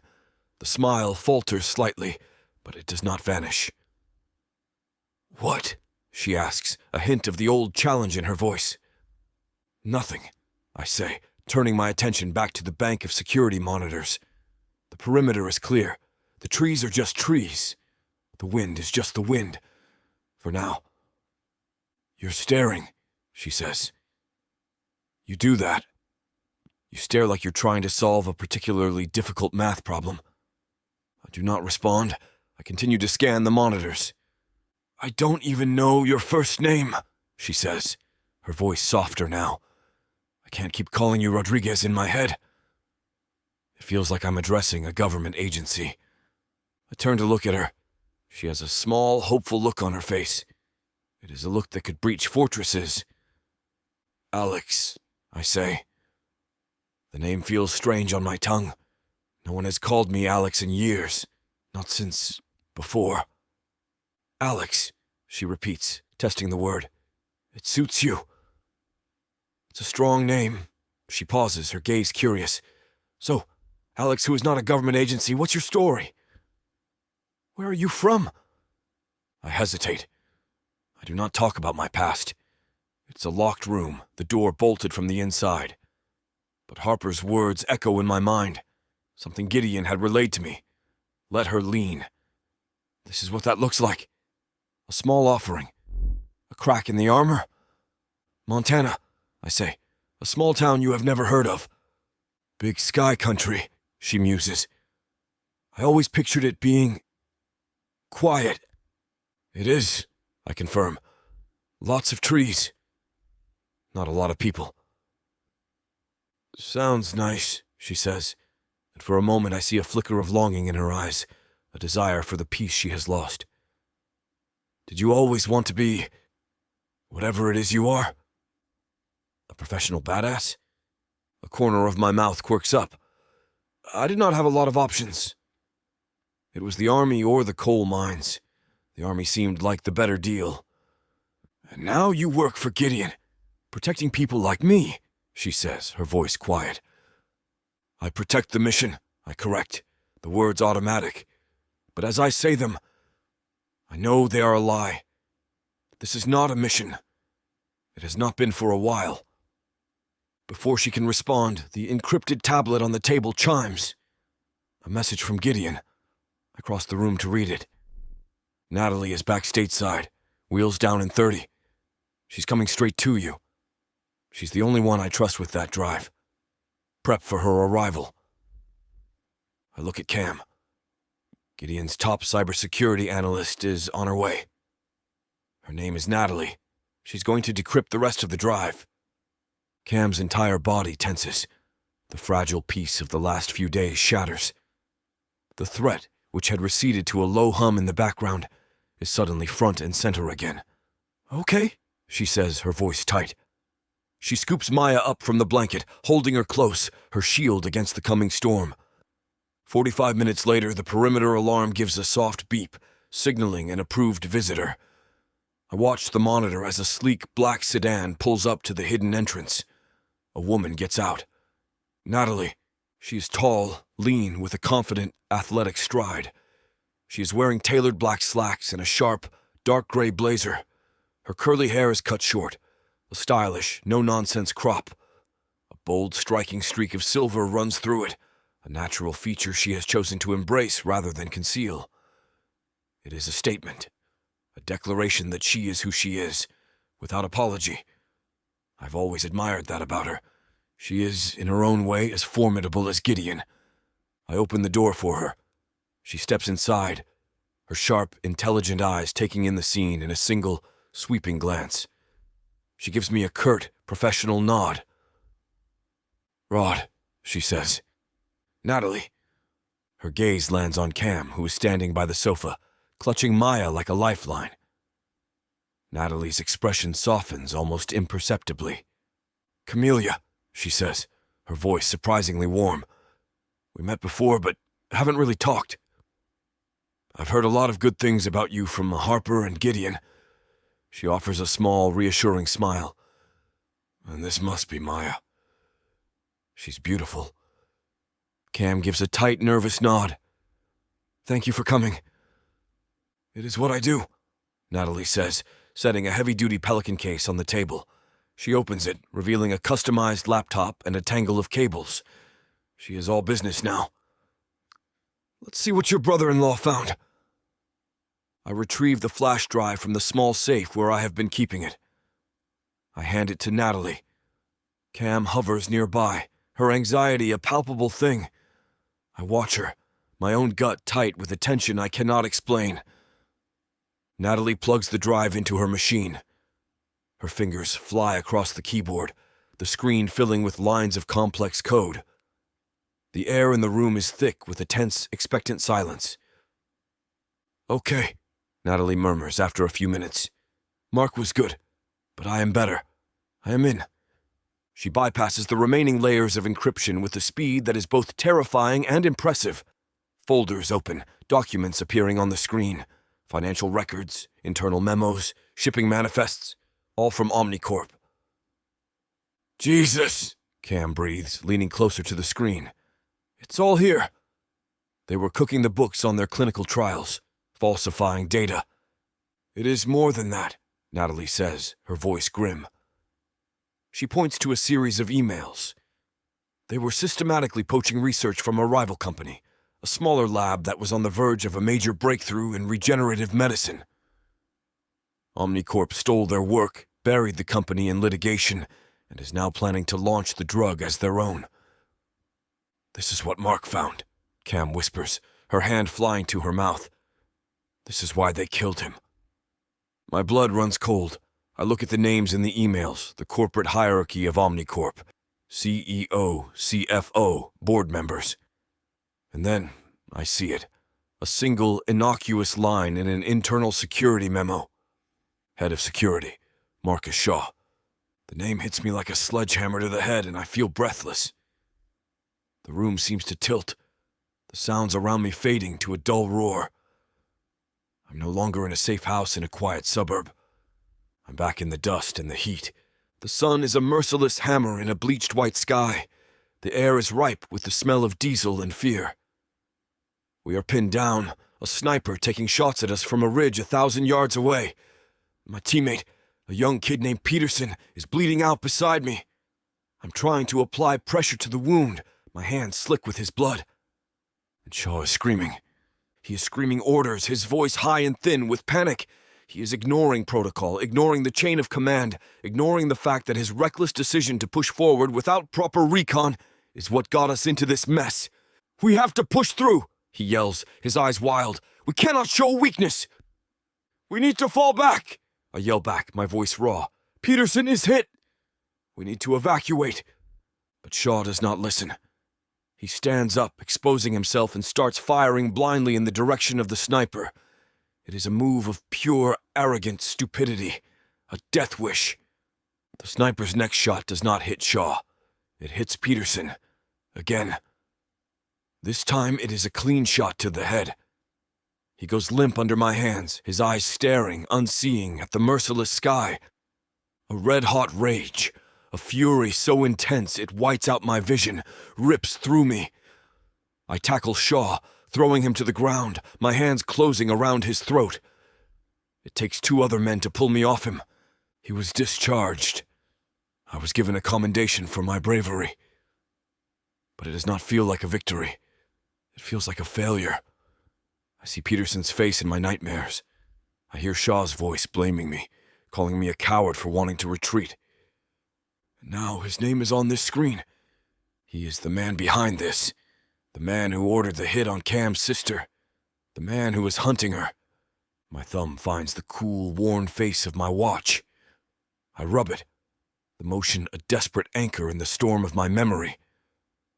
I force myself to breathe. In. Out. I look at Cam. She's staring at the screen, her face a mask of horrified comprehension. She is processing the corporate malfeasance, the sheer evil of it all. She is not yet focused on the name. She does not know the monster who is hunting her. And I am not going to be the one to tell her. Not now.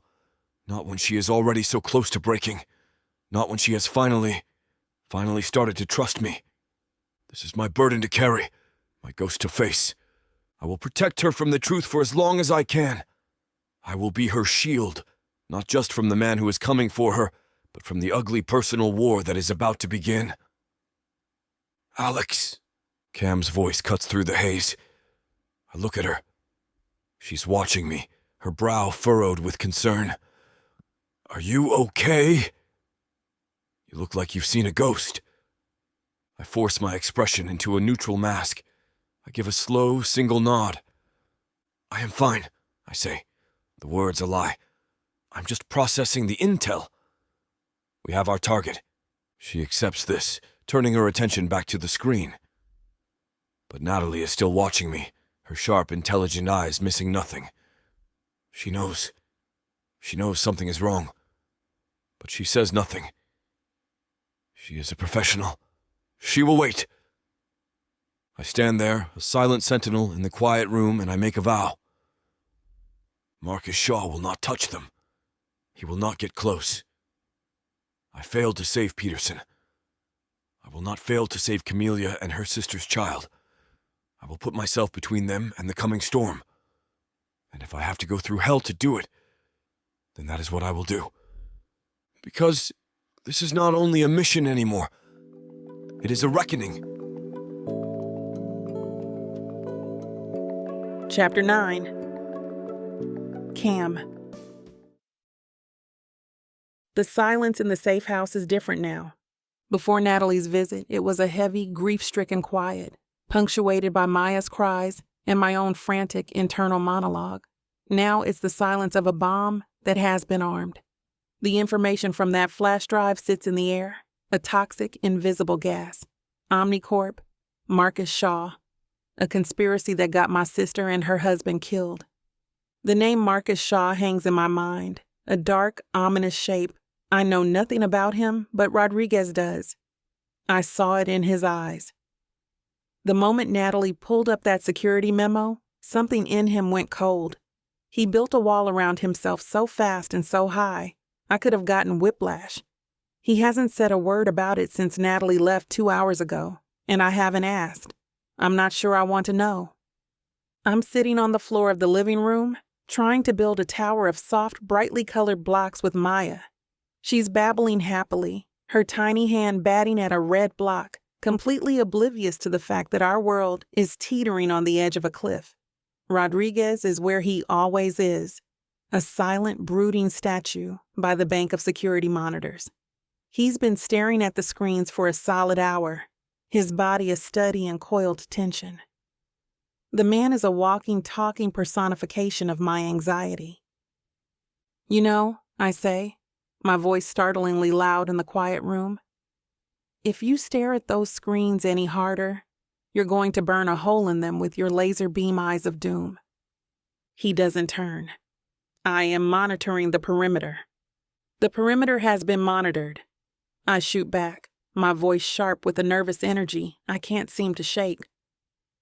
The trees have not formed a tiny leafy army and stormed the gates. The squirrels have not developed opposable thumbs and disabled the motion sensors. I think we're good. He is quiet for a long moment. Then he says, voice becoming a low rumble, humor is a common response to fear. And here I was thinking it was my sparkling personality, I mutter, placing a yellow block on top of a blue one. The tower wobbles. Logic dictates that a little levity might actually keep us from going completely insane in this gray-on-gray box of sadness. He finally turns to look at me. His hazel eyes are dark, shadowed with something I can't read. He looks tired. More than tired. He looks haunted. This is not a joke, Camellia. The use of my full name, the utter lack of inflection in his voice, sends a chill down my spine. I know, I whisper, my sarcastic armor crumbling. I know it's not. And then the lights flicker, once, twice. Maya lets out a small, startled cry. I immediately scoop her into my lap, my heart kicking into a frantic, panicked rhythm. What was that? I ask, my eyes wide, locked on Rodriguez. He is no longer a statue. He is a weapon. He moves with a fluid, terrifying grace, his hand already on the earpiece he's wearing. Gideon, we have a power fluctuation. Could be a precursor to an attack. Talk to me. He crosses the room in 3 long strides, his gaze sweeping the monitors. Internet is down, he says, his voice clipped, all business. Internal network is still live, but we are cut off from the outside. What does that mean? I ask, my voice trembling as I rock Maya, who has started to fuss. It means they have found us, he says, his eyes deepening with a grim certainty. And they are testing our defenses. A sudden high-pitched alarm blares through the house, a deafening, repetitive shriek. Maya screams, a raw, terrified sound. I clutch her to my chest, my own heart hammering against my ribs. What the hell is that? I yell over the noise. The fire alarm, Rodriguez says, his gaze darting around the room. But there is no smoke. He is in our system. He is trying to disorient us. He moves to a small metal panel on the wall and yanks it open, pulling a series of wires. The alarm cuts off abruptly, leaving a ringing silence in its wake. He? I ask, my voice shaking. You mean Shaw? It is his signature, Rodriguez says, his jaw tight. Arrogant, loud. He is not just trying to get in. He is putting on a show. He taps his earpiece. Natalie, are you on this? Natalie's voice, tinny and distant, crackles through the comms. I'm here, Rod. He's good. He's using a multi-layered proxy to mask his location, but the attack is originating from a single source. He's brute forcing the main firewall. I'm holding him, but he's throwing everything he has at it. Can you trace him? Rodriguez asks. Not yet. He's too well insulated. Cam, are you there? I'm so startled to hear my own name that I can't speak for a moment. I'm here, I finally manage, my voice a squeak. I need your eyes, Natalie says, her voice urgent. Rod needs to secure the physical space. I need someone on the inside to tell me what you're seeing. I need to know his strategy. My mind, which has been a chaotic swirl of fear, suddenly sharpens. A problem to solve, a strategy to analyze. This I understand. Okay, I say, my voice steadier now. What do you need? The internal security feed is still live on that main monitor, Rodriguez says, pointing. Tell her what you see. I gently place a now whimpering Maya into her playpen in the corner of the room, creating a small barricade of sofa cushions around it. Stay here, sweet pea, I whisper, my heart aching at the fear in her eyes. Auntie's just going to work for a minute. I move to the bank of monitors, my marketing brain clicking into gear. I'm not a cybersecurity expert, but I am an expert in human behavior. And this is a campaign, a very aggressive, very hostile marketing campaign. Okay, Natalie, I say, my eyes scanning the 16 camera feeds. He's not attacking randomly. He's targeting the cameras in a sequence. He just took out the one in the north hallway, then the one covering the back door. Now he's moving to the west corridor. He's creating a blind spot. He's trying to herd you, Natalie says. He wants you to think he's planning a physical breach from that direction. It's a feint, I say, my mind racing. It's too obvious. He's a showboat, right? This is misdirection. He wants us to focus on the West Wing while he tries to come in from somewhere else. I look at the schematic of the house taped to the wall.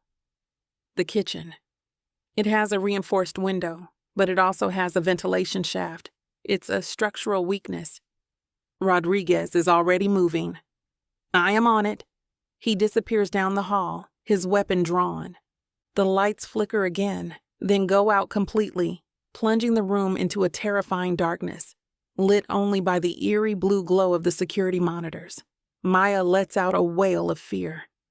"It's okay, baby," I call out, my own voice shaking. "The lights are just playing a game." He's in the power grid. Natalie's voice crackles. He's trying to trigger a full system shutdown. I'm rerouting power to the essential systems, but it's going to be patchy. A loud clunk echoes through the house, followed by another and another. "What was that?" I ask, my heart in my throat. Rodriguez's voice comes over the comms, tense and low. The magnetic locks. He is cycling them, locking and unlocking every door in the house. The house, our fortress, is turning against us. It is no longer a sanctuary. It is a weapon being used to terrorize us. This is a classic fear-based marketing tactic, I say, my voice sounding like a strange, detached monotone. I'm analyzing it like I would a competitor's ad campaign. Overwhelm the target with multiple, unpredictable stimuli. Create a sense of powerlessness. It's designed to make us panic, to make us make a mistake. "And are you panicking, Cam?" Natalie asks, a hint of admiration in her voice. "I'm terrified," I admit, my voice trembling. But I'm also really, really pissed off. This guy is a narcissist who thinks he's a god. His code is sloppy. It's unnecessarily flashy. He's not just trying to get in. He wants us to know it's him. He's leaving a digital trail of breadcrumbs for us to follow, just to show us how smart he is. "Arrogance," Natalie says. "That's a weakness we can exploit. Keep talking, Cam. What else do you see?" I watch as the code scrolls across one of the monitors, a waterfall of green and black text. I don't understand most of it, but I understand patterns. He's using a recursive algorithm. It's a loop. He's hitting the same weak point in the firewall over and over again, just with slightly different variables. He's not adapting. He's just pushing. "He's a bully with a battering ram," Natalie mutters. "Okay, I can use that. If he's predictable, I can build a trap." A sudden loud hiss fills the room.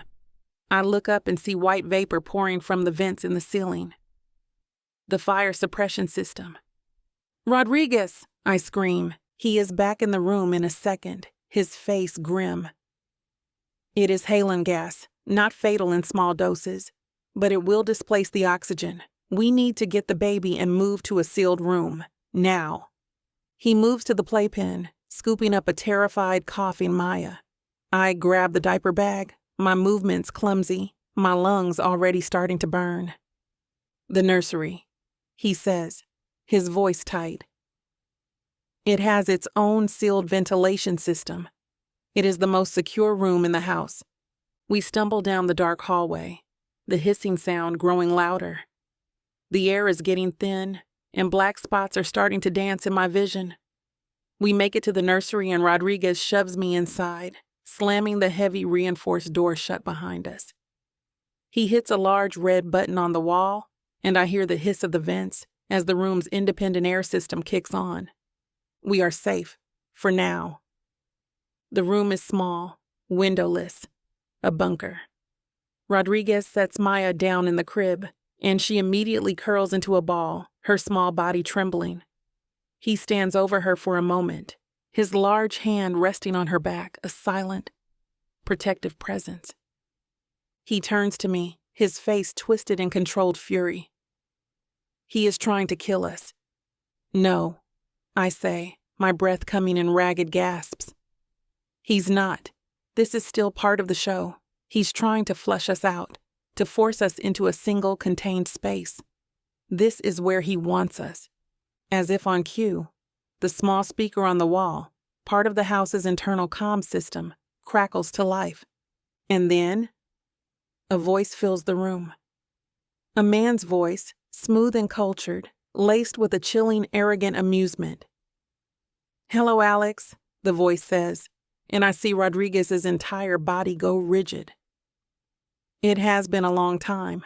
I see you have made some new friends. Tell me, does the marketing executive know she is hiding in a cage with a coward who left his own men to die?" The silence that follows is absolute.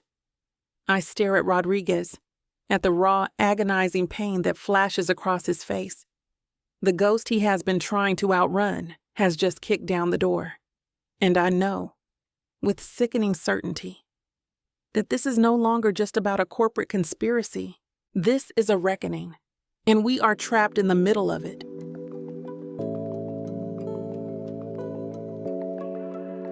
Chapter 10. Cam. The voice from the speaker fades, but the words hang in the small, sterile room like poison gas. A coward who left his own men to die? I stare at Rodriguez, the man who has been a pillar of unnerving calm, a fortress of stoic control, crumbles before my eyes. It's not a loud shattering. It's a silent, devastating implosion. The color drains from his face, leaving his weathered skin a pale ashen gray. The muscles in his jaw lock so tight, I can see the tendons straining in his neck, but it's his eyes that gut me. The cool moss and whiskey hazel is gone, replaced by a raw, agonizing pain so profound it feels like I'm looking at an open wound. He looks haunted, broken, and a white-hot fury, so intense it singes the edges of my terror, rips through me. "Don't you listen to that jerk," I hiss, my voice a fierce protective whisper. I take a step toward him, my hand hovering in the air, wanting to touch him, to offer some kind of comfort, but having no idea how. He's trying to get in your head. It's a tactic. He doesn't look at me. He's staring at the speaker on the wall, as if he can see Shaw's smug, arrogant face materializing from the plastic grill. He is a million miles away, lost in a memory so dark it's swallowing him whole.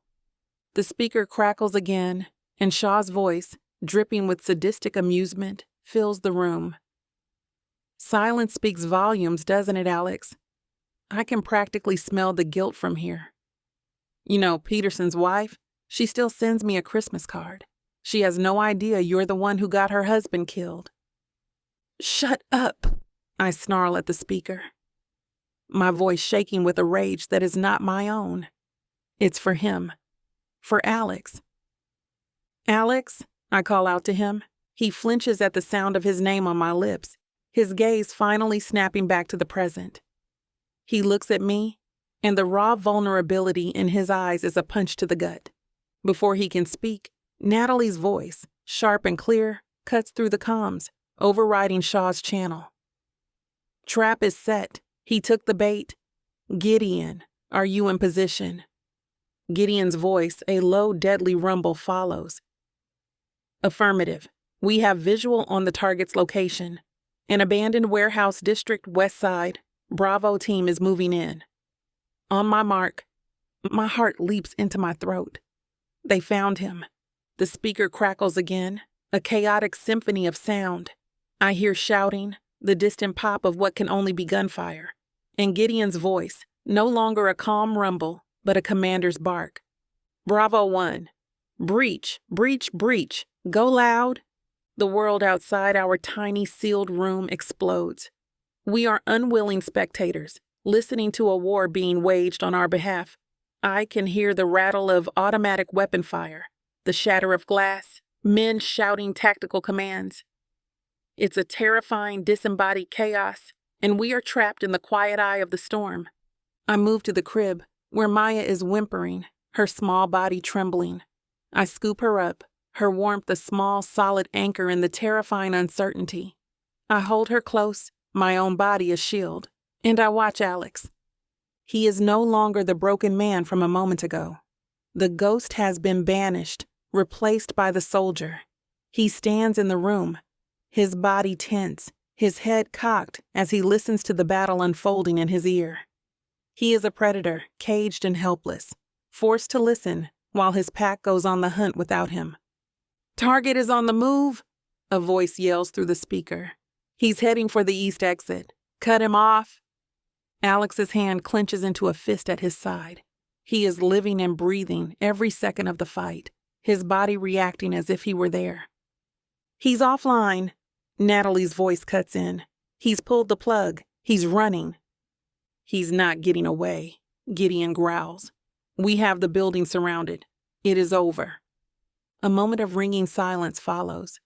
The gunfire has stopped. The shouting has ceased. All I can hear is the frantic beating of my own heart and the soft hiss of the nursery's air system. Natalie's voice, calm and controlled, fills our small room. System control is reestablished. The house is secure. The attack is over. The tension in the room snaps. I let out a breath I didn't realize I was holding, my knees suddenly weak. I sink onto the small rocking chair in the corner, clutching Maya to my chest.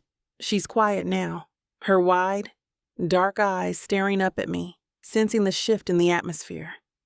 The lights in the nursery flicker back on, the sudden brightness making me flinch. The heavy magnetic lock on the door gives a loud clunk as it disengages. The house is ours again. But it is not a sanctuary. It is a cage that has been breached, a fortress whose walls have been proven fallible. Alex stands in the middle of the room, his shoulders slumped, the adrenaline of the last hour draining out of him, leaving him looking weary and worn. "We need to leave," he says, his voice rough.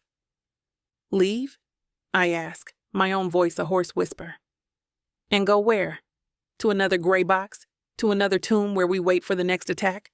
I shake my head, a surge of desperate, exhausted defiance rising in my chest. "No, I can't. I'm tired of running.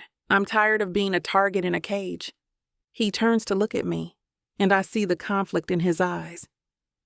He knows the protocol. He knows Gideon will have another secure location prepped for us, but he also sees the truth in my words. He sees that I am at my breaking point. "There is another option," he says, his voice low, hesitant. He is not speaking as a soldier now. He is speaking as a man. "A place he will not find, a place that is not in any Heartline database." I stare at him, my heart giving a slow, heavy thud. "What place?" "It is mine," he says simply. "A property I own. It is remote, off the grid. It is the only place I know is truly secure." The weight of his offer hangs between us. He is not just offering me a location. He is offering me a piece of himself, a piece of the life he has kept locked away. He is offering me trust. "Why?" I whisper. "Why your place?" He looks at me, and for the first time, I see past the soldier, past the protector, to the man underneath. I see the loneliness, the guilt, the quiet, desperate need for something to protect that is his own. "Because I built it," he says, voice a low, rough murmur, "and I will not let anyone breach its walls." An hour later, we are in a different armored Suburban, this one unmarked, anonymous. We are no longer Camellia Jordan and her niece.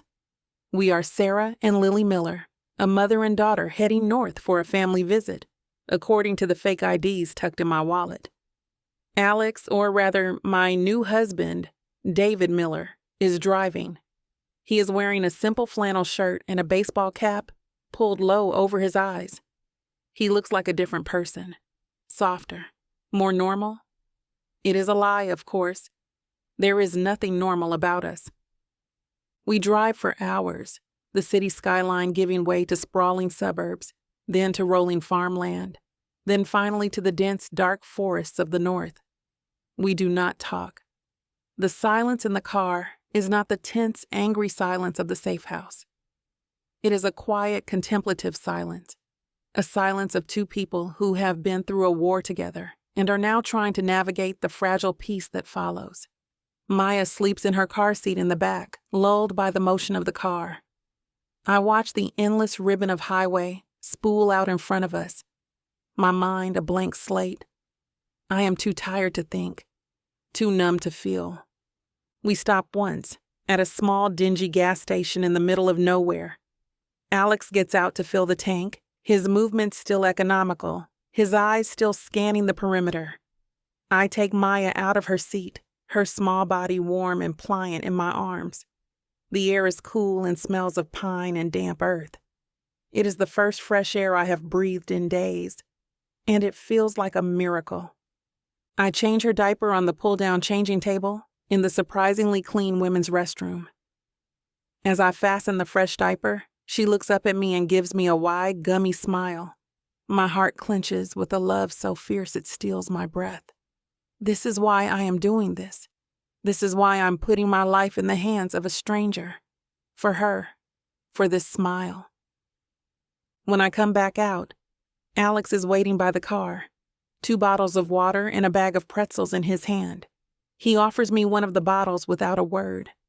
Our fingers brush as I take it, and the same small electric jolt passes between us. This time, he does not pull away.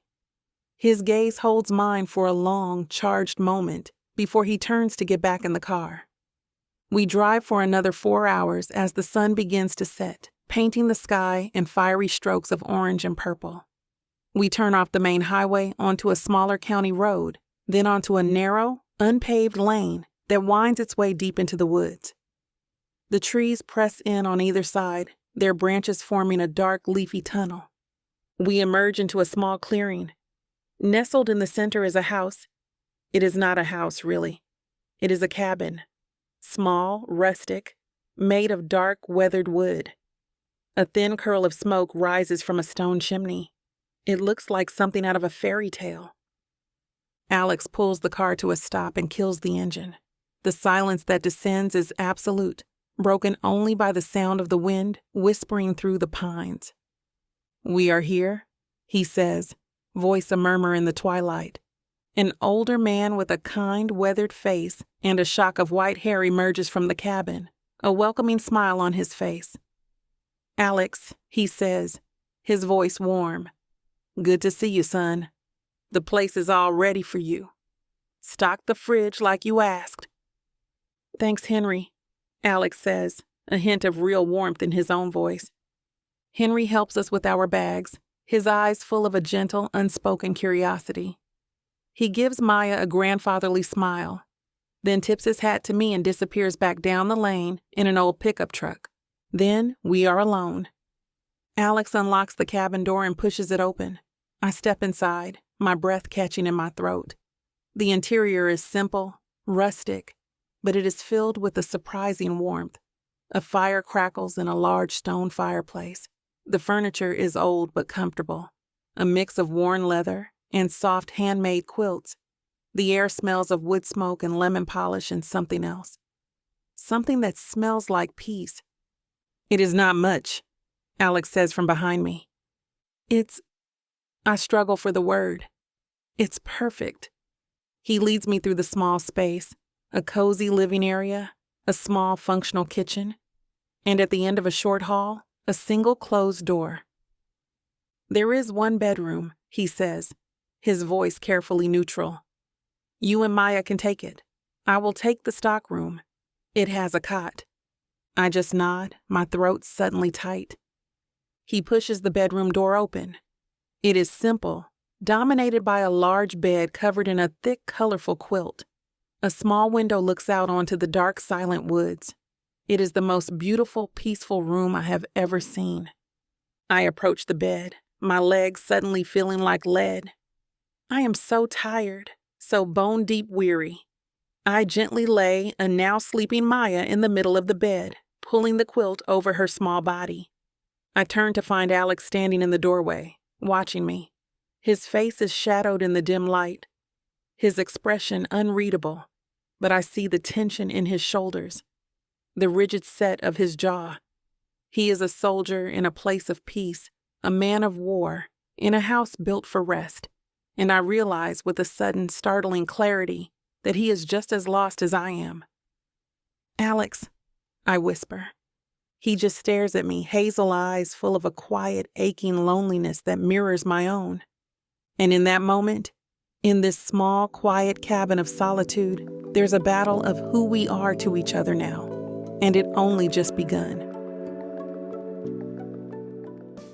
He's the mysterious man I had a fling with last night, and it turns out he's my dad's new boss. I was getting IVF, but the donor came in and wanted his stuff back. It was too late. Now we're stuck together and I'm having his baby. Ready to dive into a world where passion meets intrigue, where love knows no bounds. If I don't find a woman to marry in the next 24 hours, then my entire company is going to be taken from me.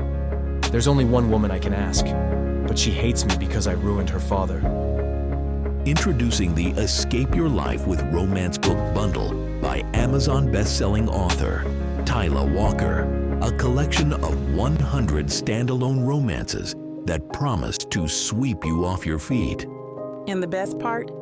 Get 90% off on the whole bundle, baby. For $99.99, you'll get over 800 hours of pure romance with strong alpha males and sassy women who don't back down. They can pass all the tariffs they want, ladies. But you won't find this deal for 100 audiobooks for less than $1 each anywhere else. 90 cents per book for all the dirty fun I can handle? How could I say no to that? Visit TylerWalker.com to grab this bundle today. Get ready to escape your life With Miss Tyler.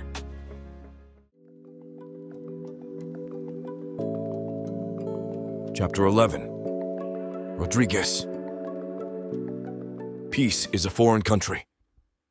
I am an illegal immigrant here, a man without a passport, constantly looking over my shoulder for the authorities who will inevitably come to deport me back to the war I call home. This place, this cabin, is the closest I have come to peace in 15 years. It is a small, solid structure I built with my own hands on a piece of land I bought with money I made in places that were the opposite of peaceful. It is my escape plan, my retirement, the place I was supposed to come to when the fighting was done. I did not expect to bring the war with me. I stand on the porch, the early morning air crisp and clean, smelling of pine and damp earth. The sun is just starting to crest the ridge, painting the sky in shades of pale pink and gold. In my hand is a mug of black coffee, hot and strong. It is the only luxury I allow myself. Behind me, inside the cabin, I hear a soft whimper, followed by the low, soothing murmur of Camelia's voice. She is talking to the baby, her tone a gentle, sleepy melody that is very different from the sharp, sarcastic armor she usually wears. My gut clenches with a feeling I refuse to name. It has been 4 days since we arrived. 4 days of living in a space so small that we are constantly brushing up against each other, a constant low-level hum of awareness passing between us. We have a routine. I rise before dawn and do a full perimeter sweep of the property. She gets up when the baby wakes, her movements a clumsy, exhausted ballet of diapers and bottles. We eat together, our conversation stilted, careful. We are two strangers playing house during the end of the world, and at night, I go to my own personal hell. The stockroom is small, windowless, and smells of sawdust and old canvas. The cot Henry, the caretaker, left for me is a relic from the Korean War. It is too short, too narrow, and it groans under my weight like a dying animal. I do not sleep. I lie there in the dark, listening to the sounds of the house. I hear the soft creak of the floorboards as Cam paces the bedroom with a fussy Maya. I hear the murmur of her voice as she sings her sister's lullabies.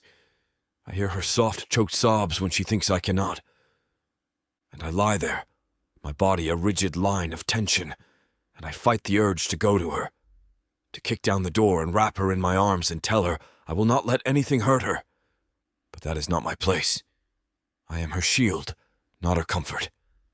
When I walk back into the cabin, she is in the small kitchen trying to bounce a fussy Maya on her hip while simultaneously making coffee. Her hair is a glorious, chaotic cloud of curls that has escaped its nighttime scarf. She's wearing a pair of soft gray sweatpants and one of my old, worn-out army t-shirts that I had left in a drawer here. It is ridiculously large on her, swallowing her slender frame, the faded green fabric, a stark contrast to her warm brown skin. She looks soft and rumpled and so beautiful. It makes my chest ache. "Good morning," she says, her voice thick with sleep. She does not look at me. She is focused on the coffee maker, which is making a gurgling, unhappy sound. "This infernal machine is staging a rebellion." "You have to hold the button down for 3 seconds," I say in a rough growl that permeates the quiet room. She lets out an exasperated sigh and presses the button with her thumb. The machine gurgles again, then starts to hiss, a thin stream of dark liquid trickling into the pot. "Thank you for that vital piece of intel, soldier," she says, her voice dripping with sarcasm. "I don't know how I would survive without you." I ignore the jibe. I walk to the refrigerator and pull out a carton of eggs. "You look tired," I state. "Wow," she says, turning to face me, her eyebrows raised. "Is that your version of a compliment? Because it's working. I feel so seen." "You are not sleeping," I say. It is not an accusation. It is a fact. I can see the dark bruised circles under her eyes. I can see the exhaustion in the slump of her shoulders. "Neither are you," she shoots back. "I hear you tossing and turning in that closet." That cot sounds like it's being tortured. "I am fine." "No, you're not," she says, her voice softening. She shifts Maya on her hip, her gaze holding mine. "You're 6'3" and built like a damn refrigerator. You cannot possibly be sleeping on that tiny cot. It's ridiculous." "It is adequate." "It is nonsense," she says, her voice firm. "And it's stopping." "You're moving into the bedroom." My entire body tenses. "No." "Yes," she insists, her chin lifting in that familiar gesture of defiance. "The bed is a king. There's more than enough room. You can take one side. I'll take the other. We'll put Maya's bassinet between us. We're adults. We can handle it." "It is inappropriate." "What's inappropriate is you getting a slipped disc and being unable to protect us because you're too stubborn to sleep in a real bed," she argues. "Logic dictates that your operational readiness is the #1 priority. So you're sleeping in the bed. End of discussion." She uses my own logic against me. It is a brilliant, infuriating tactic. I stare at her, a silent war raging inside me. Every instinct, every fiber of my being screams at me to maintain my distance, to keep the line between us clear and sharp. But she is right. I am not sleeping, and in our situation, exhaustion is a fatal liability. "Fine," I finally grit out. "I will take the floor." She rolls her eyes. "Don't be a martyr, Alex." "The bed. Or so help me, I will drag that cot out here and set it on fire." I almost smile. Almost. That afternoon, a storm rolls in, the sky turning a bruised, angry purple. The wind howls through the pines and a hard, driving rain begins to fall. I'm on the roof, the cold rain plastering my t-shirt to my skin, my bare back exposed to the elements. A branch, whipped by the wind, took out a section of shingles, and the last thing we need is a leak. I work with a focused, methodical rhythm, my hands sure and steady as I pry up the damaged shingles and replace them with new ones from the shed. The physical labor is a relief, a way to burn off the restless, coiled energy that is always humming just beneath my skin. I'm hammering in the last nail when I sense her presence. I look down and see her standing on the porch, a steaming mug in each hand. She is wearing a thick, cozy-looking sweater, her hair a wild halo in the wind. She has to shout to be heard over the storm. "Coffee?" she yells. I nod, my throat suddenly tight. I finish my work and make my way down the ladder, my boots slipping on the wet rungs. When I reach the porch, she hands me a mug. Our fingers brush, and the familiar jolt, the one I have been trying to ignore for days, arcs between us. "Thank you," I say. "You are getting soaked," she says, her eyes sweeping over my bare chest, my rain-slicked skin. A faint flush rises in her cheeks, and she quickly looks away. "I made you a sandwich, too." We stand there in the shelter of the porch, drinking our coffee, the storm raging around us. It is a small, quiet moment of domesticity, and it is more terrifying than any firefight. The next day, the sun is out, the world washed clean and bright. I am chopping wood by the side of the cabin when I see the plume of dust from an approaching vehicle. I immediately straighten, my hand instinctively going to the weapon holstered at my back. A beat-up old pickup truck rattles into the clearing. It is Henry, the caretaker, and there is someone in the passenger seat, a woman. Cam comes out onto the porch, a curious expression on her face. "Who's that?" "Henry," I say, my voice tight. "And his wife, I assume." The truck pulls to a stop, and a small, round woman with a kind face and a cloud of white hair gets out, carrying a large pie. "Hello there," she calls out, her voice warm and friendly. "Henry said you folks were settling in, so I thought I'd bring you one of my famous apple pies. Welcome to the neighborhood, Mr. and Mrs. Miller." I see Cam freeze, her eyes wide with panic. I move to stand beside her, my hand landing on the small of her back in a gesture that I hope looks natural, possessive, husbandly. "That is very kind of you, ma'am," I say, voice a smooth, easy baritone I did not know I possessed. "We appreciate it." "Oh, call me Martha," she says, beaming. She bustles up onto the porch, her eyes immediately finding Maya, who is sitting on a blanket playing with a set of wooden blocks. "And look at this precious little angel." "She is the spitting image of you, dear," she says to Cam. Cam, to her credit, recovers quickly. Her marketing skills, her ability to read a room and adapt, kick in. She gives Martha a warm, dazzling smile. "Thank you so much, Martha." "That's so sweet of you. I'm Sarah, and this is my husband, David." She leans into me slightly, her body a warm, solid line against mine. It is an act. I know it is an act, but it feels dangerously real. "We are having a little town potluck down at the Grange on Saturday," Martha says, her eyes twinkling. "You all should come. It's a great way to meet everyone." "Oh, that sounds lovely," Cam says, her voice full of regret that is entirely convincing. "But I think we'll have to pass. The baby is still so little, and her schedule is all over the place. We're not getting out much these days." "Oh, I understand completely," Martha says, patting Cam's arm. "Well, you enjoy the pie. And if you need anything, you just give a holler." She bustles back to the truck, and a moment later they are gone, leaving a cloud of dust in their wake. The moment the truck disappears, Cam sags against me, letting out a long, shaky breath. "Oh my God," she whispers.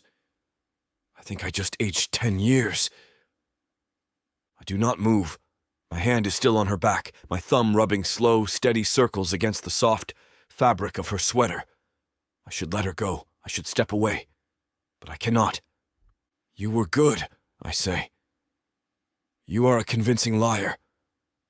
She pulls back slightly, looking up at me. Her dark eyes are wide, her lips parted.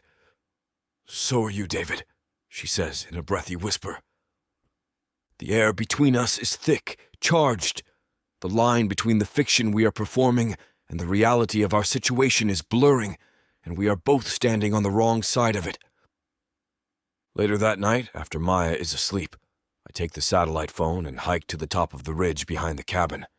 The signal is weak, but it is there. I dial Gideon's secure number. He answers on the first ring. "Rod, report." "We are secure," I say, my voice low. "The asset is safe. No signs of surveillance." "Thank God," he breathes, a wave of relief in his voice. "Harper has been worried sick.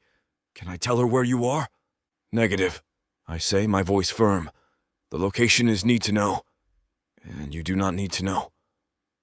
There is a moment of stunned silence on the other end. What the hell is that supposed to mean? Gideon's voice is cold now, the commander back in charge. "Shaw's attack was too sophisticated," I explain, my voice flat. "He bypassed our firewalls too easily. He had inside help, Gideon, more than just the junior analyst they caught. There's a deeper rot in the system. Until you find it and cut it out, I cannot trust any Heartline location. I cannot trust anyone." "You think I would compromise this location?" he asks, his voice dangerously quiet. "I do not think you would," I say, "but I cannot be certain of the people around you. I am operating on a zero-trust protocol. The asset's safety is my only priority. We are ghosts. We will remain ghosts until I am certain the threat is neutralized. All of it. Remember what happened between you and Harper, what that betrayal did." He's quiet for a long time. I know I have insulted him. I've questioned the integrity of the organization he built. But he is a soldier. He understands the cold, hard logic of the mission. "Understood," he finally says, his voice tight. "Keep me updated. And keep them safe, Rod." "That is the plan," I say, and I end the call. When I get back to the cabin, the lights are low. I see Cam through the window, sitting on the sofa, the soft glow of a tablet illuminating her face. She's on a video call. I see Harper's face on the screen. Cam is smiling, but it is a strained, brittle smile. Her voice is a low, hushed whisper, her words short, clipped. She is terrified of being traced, of saying the wrong thing. I watch her for a moment, a silent ghost in the darkness. She is so strong, this woman. She's a warrior in her own right. She has lost everything, and still she fights. For the baby, for her sister's memory. I step inside, and she looks up, her eyes wide. She ends the call quickly, her hand shaking as she sets the tablet aside. "Everything okay?" I ask. She just nods, her throat working. I move to the fireplace and add another log to the fire. The flames leap up, casting a warm, flickering glow over the room. "I am going to bed," she says, her voice small, tired. She disappears into the bedroom, closing the door softly behind her. I am left alone in the quiet living room, the only sound the crackle of the fire and the frantic, terrified beating of my own heart. I am a soldier. I am a protector. But as I stand here in this small, quiet cabin, I know that I am also a liar. Because I told Gideon that the asset safety was my only priority. But that is no longer true. Camellia Jordan is not just an asset. She is not only a mission. She is becoming everything, and that is a threat more dangerous than any man with a gun.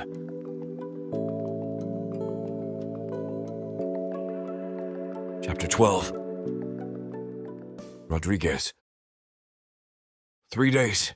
3 days of a fragile, unspoken peace. 3 days of sharing a bed with Camellia Jordan. It is a unique form of torture. I lie on my side of the massive king-sized mattress, a rigid, unmoving line, my back to her. I listen to the soft, even rhythm of her breathing, the occasional sleepy sigh. I smell the faint, clean scent of her shampoo on the pillow, and I do not sleep. I keep watch, even in the dark, my body a coiled spring of tension. During the day, we are a study in practiced domesticity. We are David and Sarah Miller, a young couple seeking refuge from the city. We have created a convincing fiction, and the most terrifying part is how easily we are both starting to believe it. This morning, Martha, the pie-bearing neighbor, appeared on our porch again, her kind face beaming. "It's my little Timmy's 5th birthday," she announced, handing Cam an invitation decorated with hand-drawn superheroes. "We're having a little get-together down by the lake this afternoon. Cake, games, the whole shebang. You all have to come. It'll be a great chance for little Lily to meet some other kiddos." I see the panic flash in Cam's eyes, the immediate, instinctive refusal forming on her lips. But then she glances at me, and I give a slow, almost imperceptible shake of my head. We cannot be the mysterious, reclusive couple in the woods. That draws attention. That creates suspicion. We need to be normal. Boring. Forgettable. "We'd love to," Cam says, her voice a warm, convincing melody.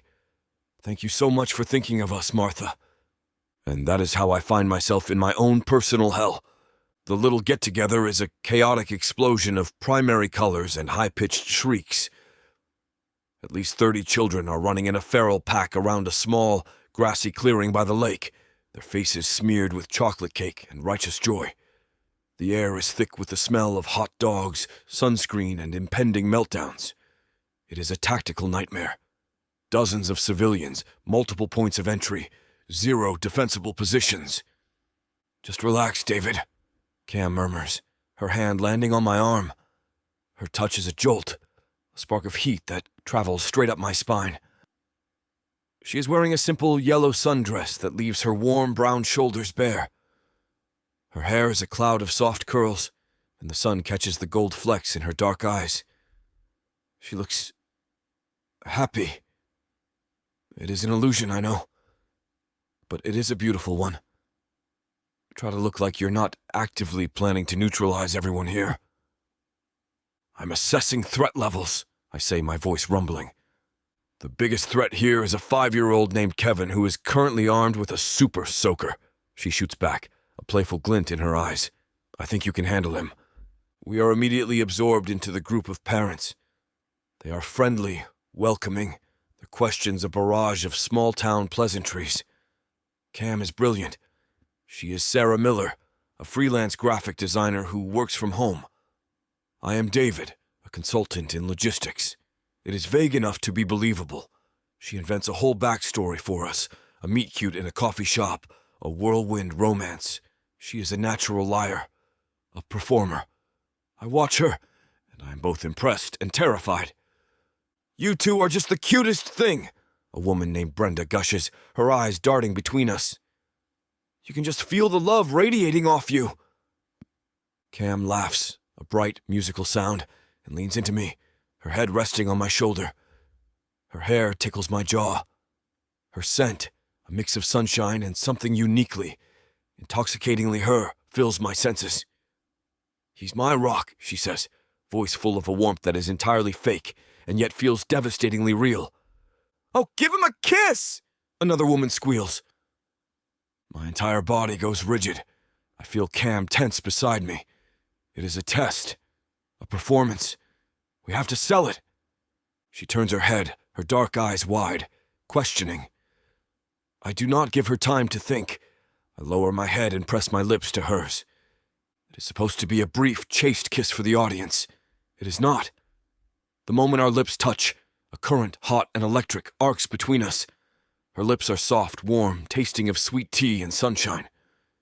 She lets out a small, surprised gasp, and her lips part slightly. It is an invitation. One I am not strong enough to refuse. I deepen the kiss, my hand coming up to cup her jaw, my thumb stroking the soft skin of her cheek.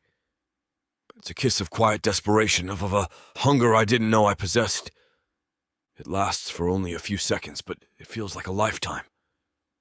When we pull away, we are both breathless. The women are cooing, satisfied. Cam's face is flushed, her eyes dark and dazed. She looks at me, and I see a mirror of my own shock, my own confusion. The line between the fiction and the reality has just been irrevocably blurred. Someone, thankfully, hands Maya to Cam, breaking the spell. We spend the rest of the afternoon playing our parts. We participate in a 3-legged race, my long strides comically mismatched with her shorter ones, and we almost win. We eat hot dogs and cake. I even find myself in a conversation with Timmy's father about the merits of different fishing lures. It is the most normal I have felt in years, and it is tearing me apart. As the party winds down, the host, a large friendly man with a booming laugh, presses a bottle into my hands. "A little something from my own cellar," he says, clapping me on the shoulder. "Blackberry wine. A local specialty." I thank him and we make our escape, the sound of happy, tired children fading behind us. Back at the cabin, the silence is a welcome relief. The sun has set, and the woods are wrapped in a deep, velvety darkness. Maya, exhausted from her social debut, is already fast asleep in her bassinet. Cam disappears into the bedroom for a few minutes. When she emerges, the yellow sundress is gone, replaced by the soft gray sweatpants and one of my old army t-shirts she's claimed as her own.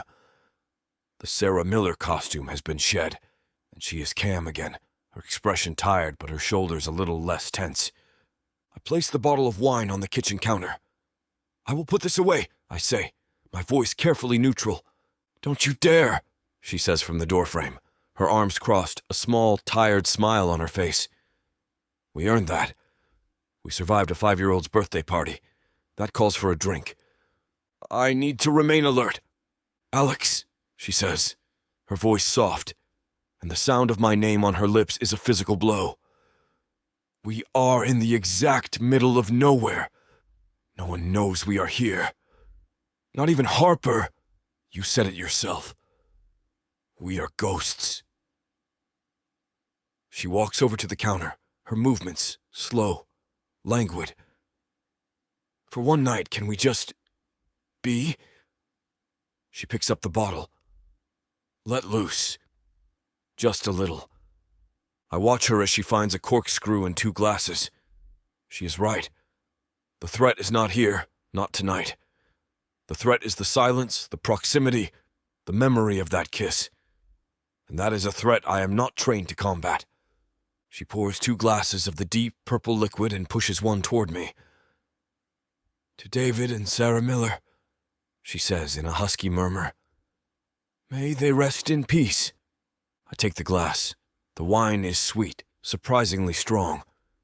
We drink in silence, the only sound the crackle of the fire in the hearth. After a few sips, I see the tension in her shoulders begin to ease.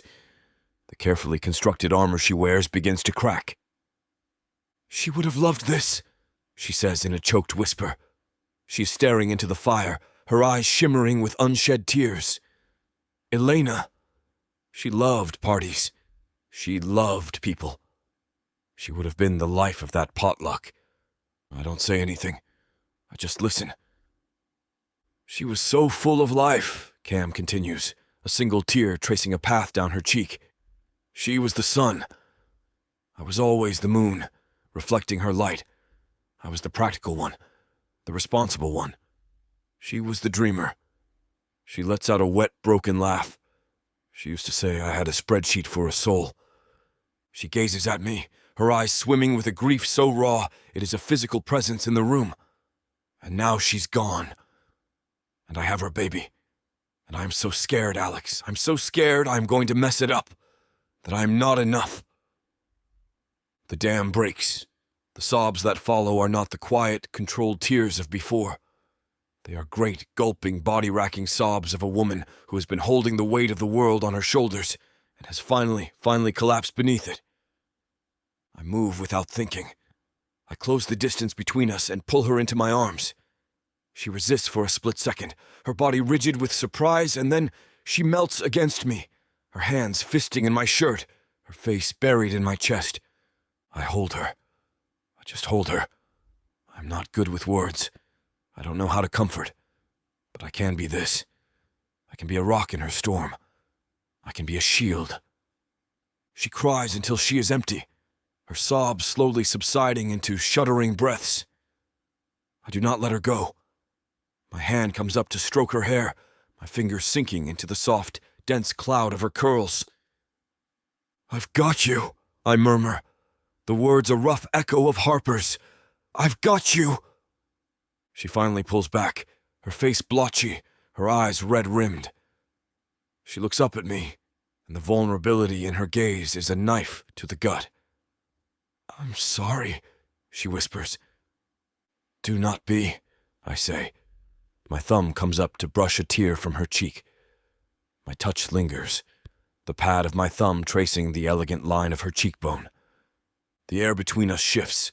The grief and the comfort, the fear and the safety, it all twists together into something else. Something hot and urgent and undeniable. Her gaze drops to my mouth. Her lips part on a shaky breath. And I know with absolute certainty that has absolutely nothing to do with tactics or training, that I'm about to cross a line. And I do not give a damn. I lower my head and kiss her. I hate to put a stop to a good time, but it looks like we've hit this platform's limit for spiciness. This platform's got some rules we have to play by if we want to keep giving you these stories for free. And trust me, this scene isn't something you want to miss. While we can't get into all the details here, you can still dive into the full, uncut version at TylaWalker.com.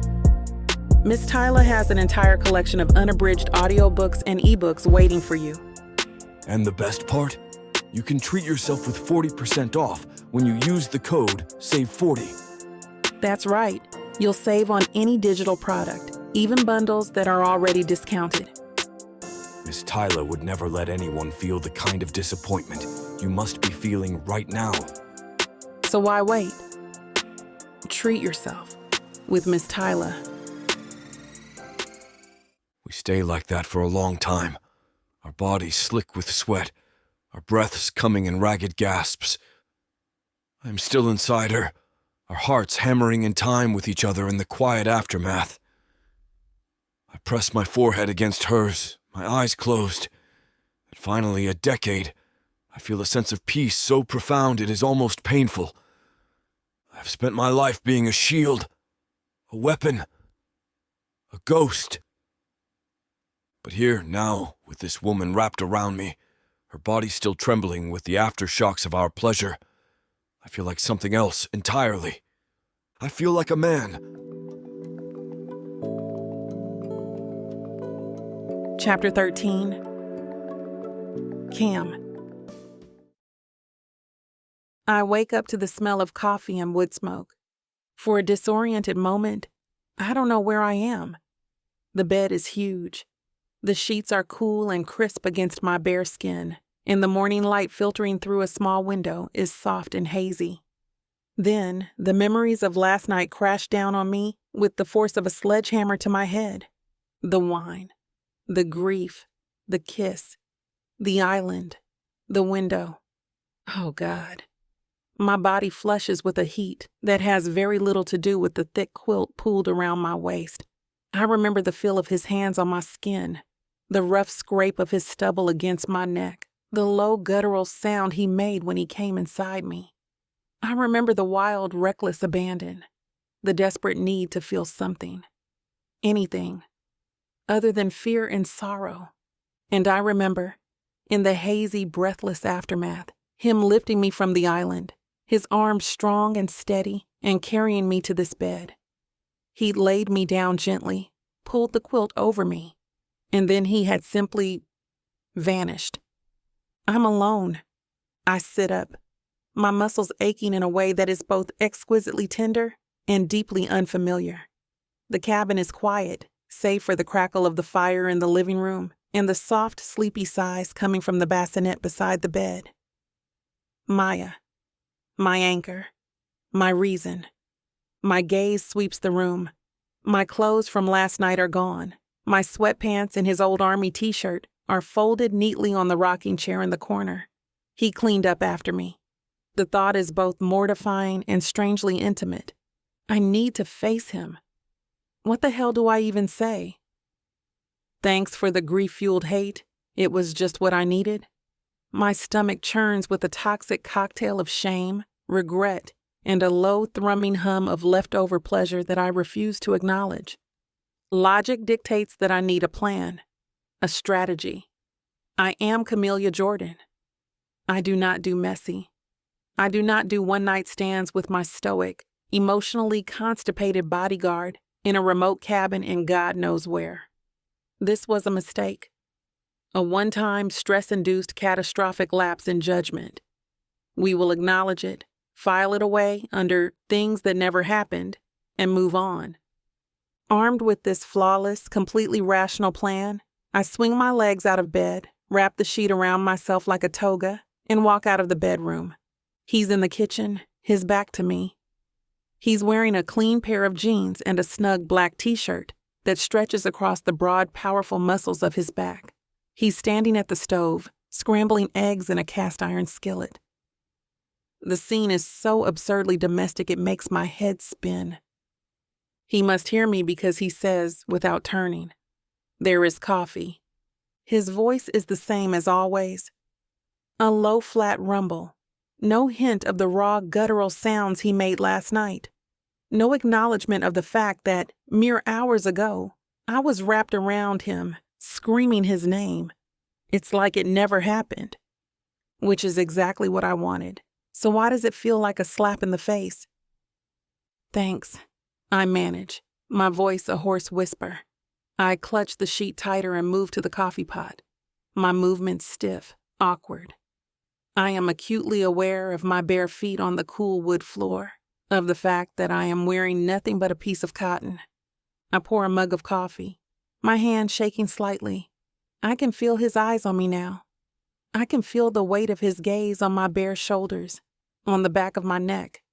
The air in the small kitchen is thick with unspoken words, with the ghost of last night's desperate, frantic passion. The silence stretches, becoming a taut humming wire between us.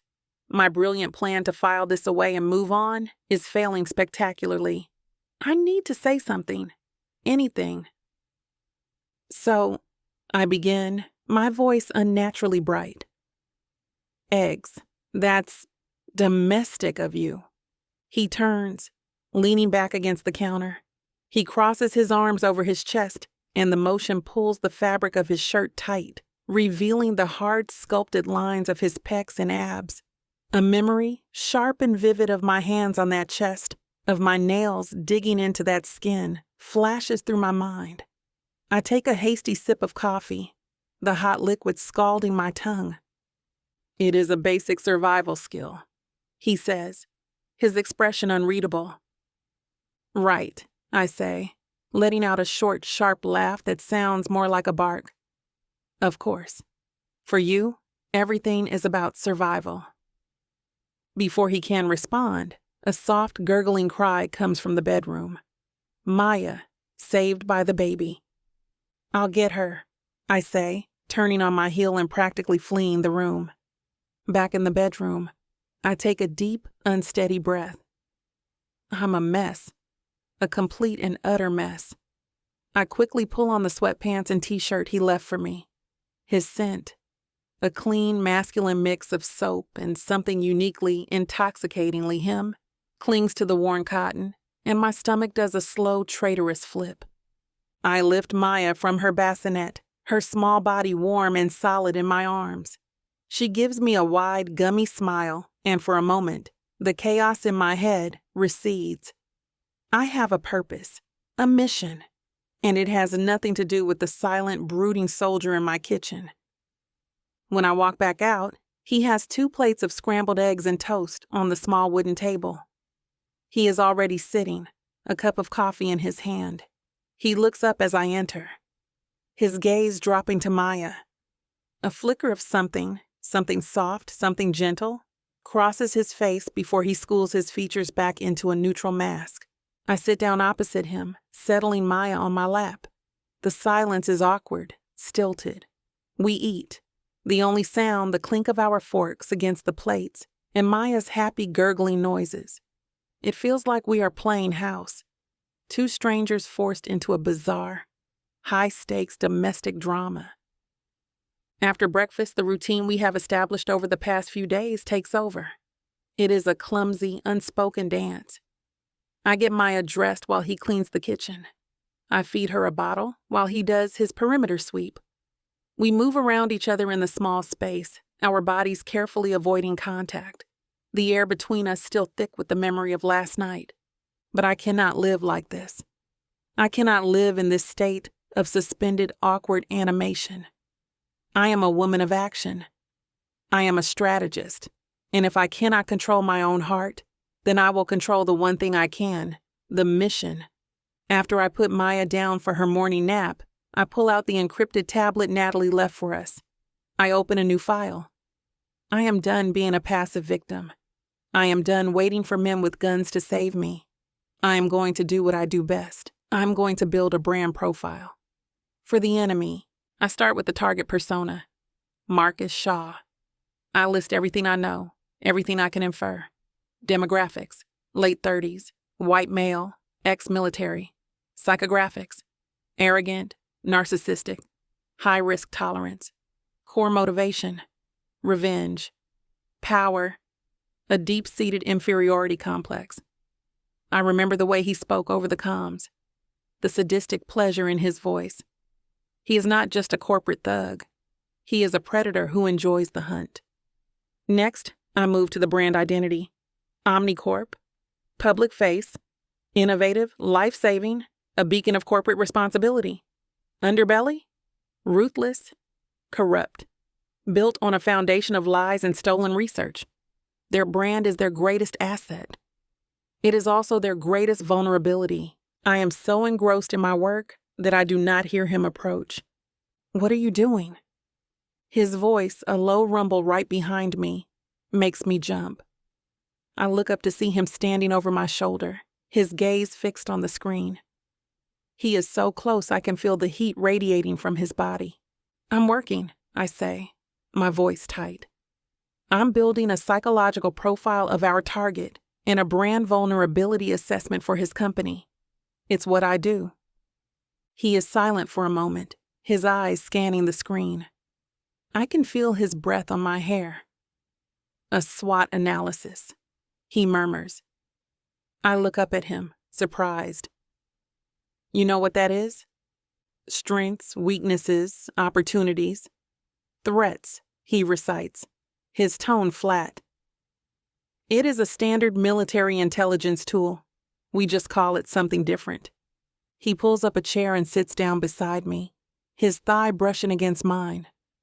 The contact is electric, a jolt that travels straight up my spine. Show me, he says. And so I do. I walk him through my analysis, my marketing jargon, a foreign language that he somehow understands. I talk about target demographics and brand perception, about leveraging negative PR and exploiting market vulnerabilities. He listens, his expression intent, focused, and then he begins to translate. So his brand weakness, he says, pointing to the screen, is a targetable vulnerability. His psychographics can be used to predict his next move. You are not just building a profile. You are building a kill box. His words are blunt, brutal. But he is right. We are not planning a marketing campaign. We are planning a war, and for the first time since this nightmare began, I feel a flicker of something that is not fear. It is power. We work for hours, our heads bent together over the small screen. The awkwardness of the morning dissipates, replaced by the focused, humming energy of a team. We are no longer two strangers trapped in a cage. We are two soldiers on a battlefield, planning our counterattack. He speaks in terms of tactical assets and operational security. I speak in terms of brand narratives and market penetration. And somehow, in the space between our two worlds, we find a common language. It is late in the afternoon when we finally look up. The cabin is quiet, filled with the soft golden light of the setting sun. Maya is still sleeping peacefully in the other room. We are sitting so close that our knees are touching. Our shoulders are brushing. The air between us is no longer thick with awkwardness. It is thick with something else, a new kind of intimacy, the intimacy of two people who have seen the darkest parts of each other and have not looked away. He gazes at me, his hazel eyes clear, steady. The ghost of the soldier is still there, but I see something else now. I see the man. You are good at this, he says, his voice resounding in a low, rough murmur. So are you, I reply. my own voice a whisper. He holds my gaze for a long, charged moment. The memory of last night, of my body pressed against his, of his mouth on mine, is a silent humming wire between us, but it is not a source of shame anymore. It is a source of strength. He is the first to look away. He stands, stretching his long, powerful body, the muscles in his back and shoulders flexing under his shirt. "I will start dinner," he says, his voice carefully neutral again. I just nod, my throat suddenly tight. I watch him as he moves to the kitchen. His movements sure and steady. He is a man of action, a man of purpose, and I know in a sudden, startling clarity that I am no longer just a victim in this story. I am a player, and I have just found my teammate. I am still terrified. But for the first time since my sister died, I am not alone.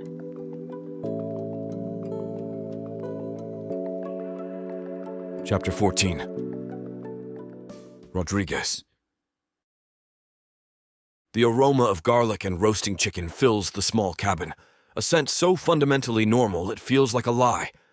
I stand at the stove, turning the chicken in a cast-iron skillet, the sizzle a sharp counterpoint to the quiet crackle of the fire.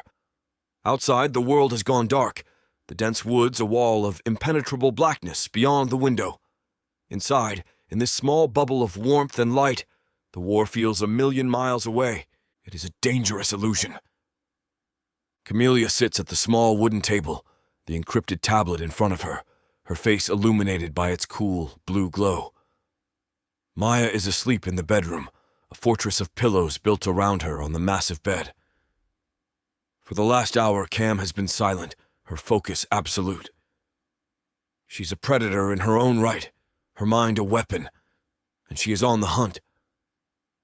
I watch her out of the corner of my eye, the way she taps her nail against her front tooth when she is deep in thought, the small, frustrated sigh she lets out when she hits a dead end, the way she pushes her wild cloud of curls away from her face, a gesture of pure, unadulterated focus. I've seen men in war with less intensity. She is magnificent. The thought comes out of nowhere, a stray bullet in the quiet of my mind, and it shakes me. I'm not a man who thinks in terms of magnificence. I think in terms of assets and liabilities, threats and objectives. But as I watch her, her brow furrowed in concentration, her entire being focused on avenging her sister, I know that she is something more than just the mission. She is the reason for it. "The chicken is ready," I say gruffly. She looks up, her dark eyes blinking, pulling herself back from the digital battlefield. "Oh," she says, a dazed look on her face. "Already?" I plate the chicken, adding a scoop of the instant mashed potatoes I found in the pantry. It is not a meal worthy of her, but it is hot. It is real. We eat in a comfortable silence, a stark contrast to the awkward, stilted meals of our first few days here.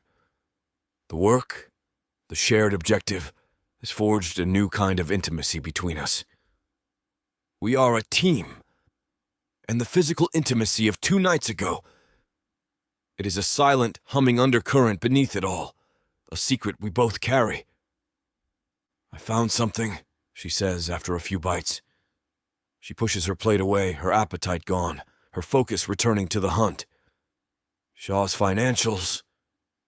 He's been receiving massive, untraceable payments into an offshore account.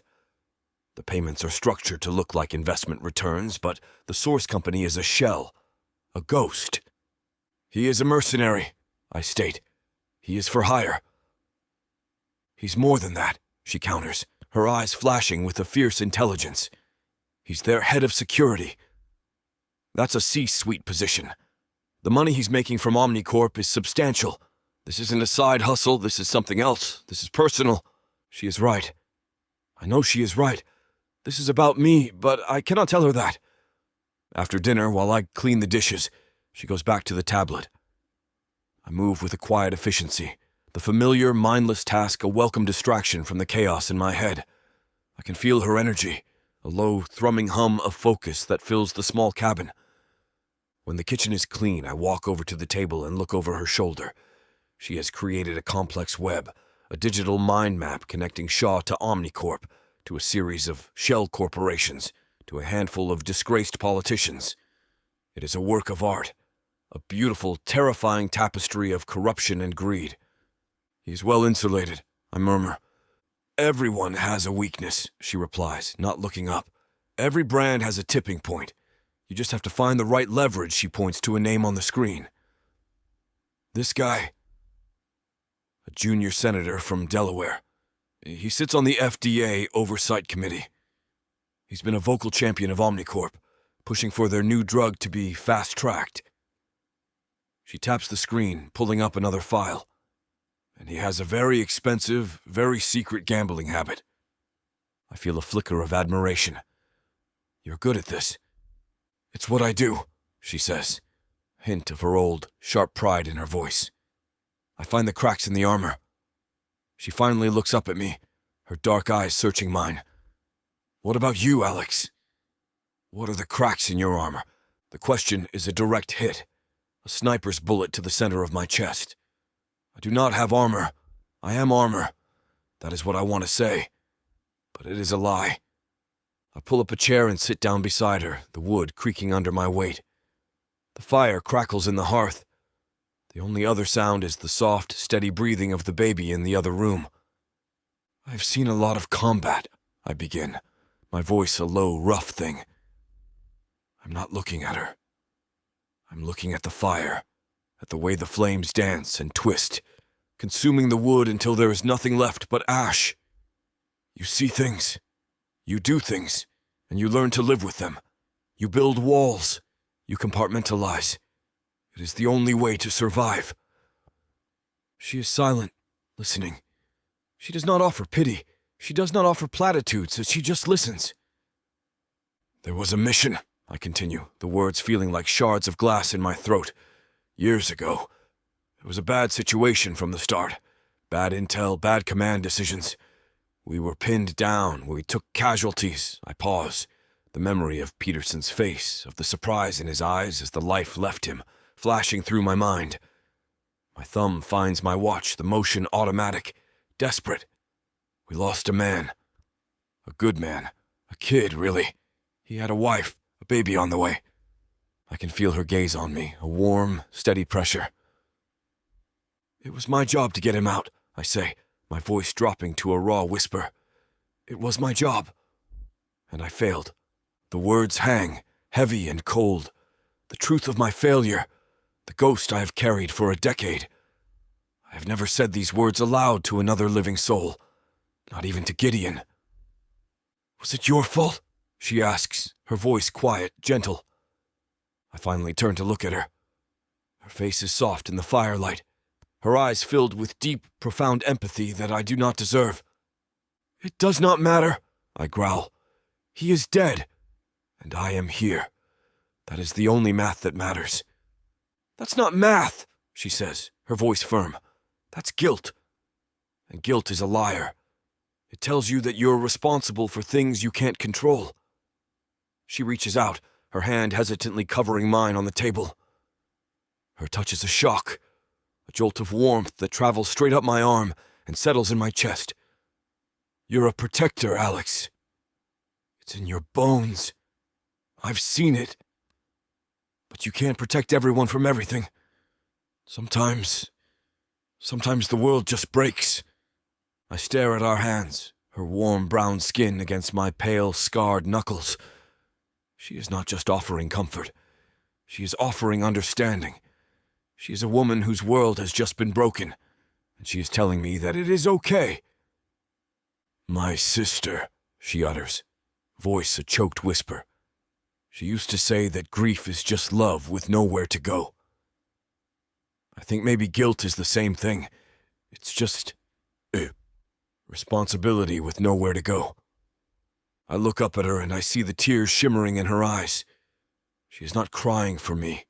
She is crying for both of us. For the ghosts we carry. For the worlds we have lost. And in that moment, the last of my defenses, the final wall I have kept between myself and the world, crumbles into dust. I don't utter a word. I just turn my hand over and lace my fingers with hers.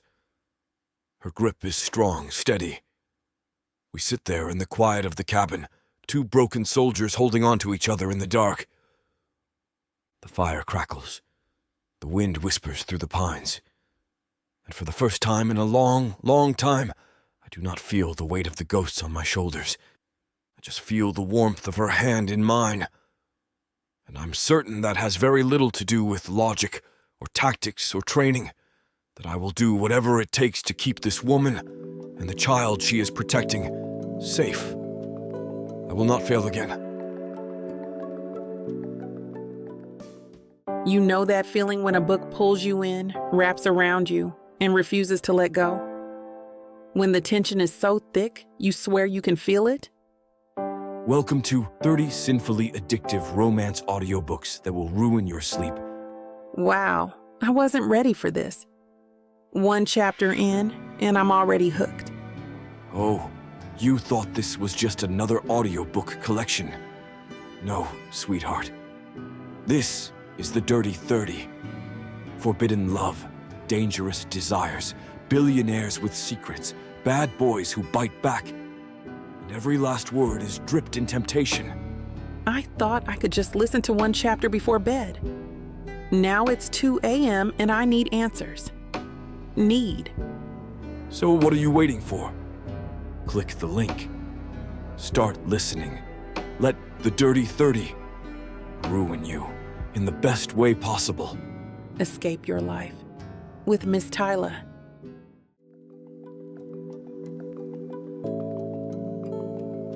Chapter 15. Cam. The days in the cabin have taken on a strange, surreal rhythm. It is a life lived in a snow globe, a perfect, quiet little world sealed off from the storm raging outside. We have a routine, a fragile, unspoken domesticity that is both a comfort and a constant, low-level source of tension. In the mornings, Alex rises before the sun, a silent ghost moving through the cabin to do his perimeter sweep. I wake to the sound of Maya's soft, gurgling noises from the bassinet beside our bed. The hour is a silent, awkward fact we have both chosen to ignore. This morning, after he returns from his sweep and I have fed and changed Maya, he finds me in the small living area. I am on the floor, on my hands and knees, trying to coax a laugh from my niece by playing peekaboo behind a brightly colored quilt. "You are vulnerable in that position," he says, voice rumbling from the doorway.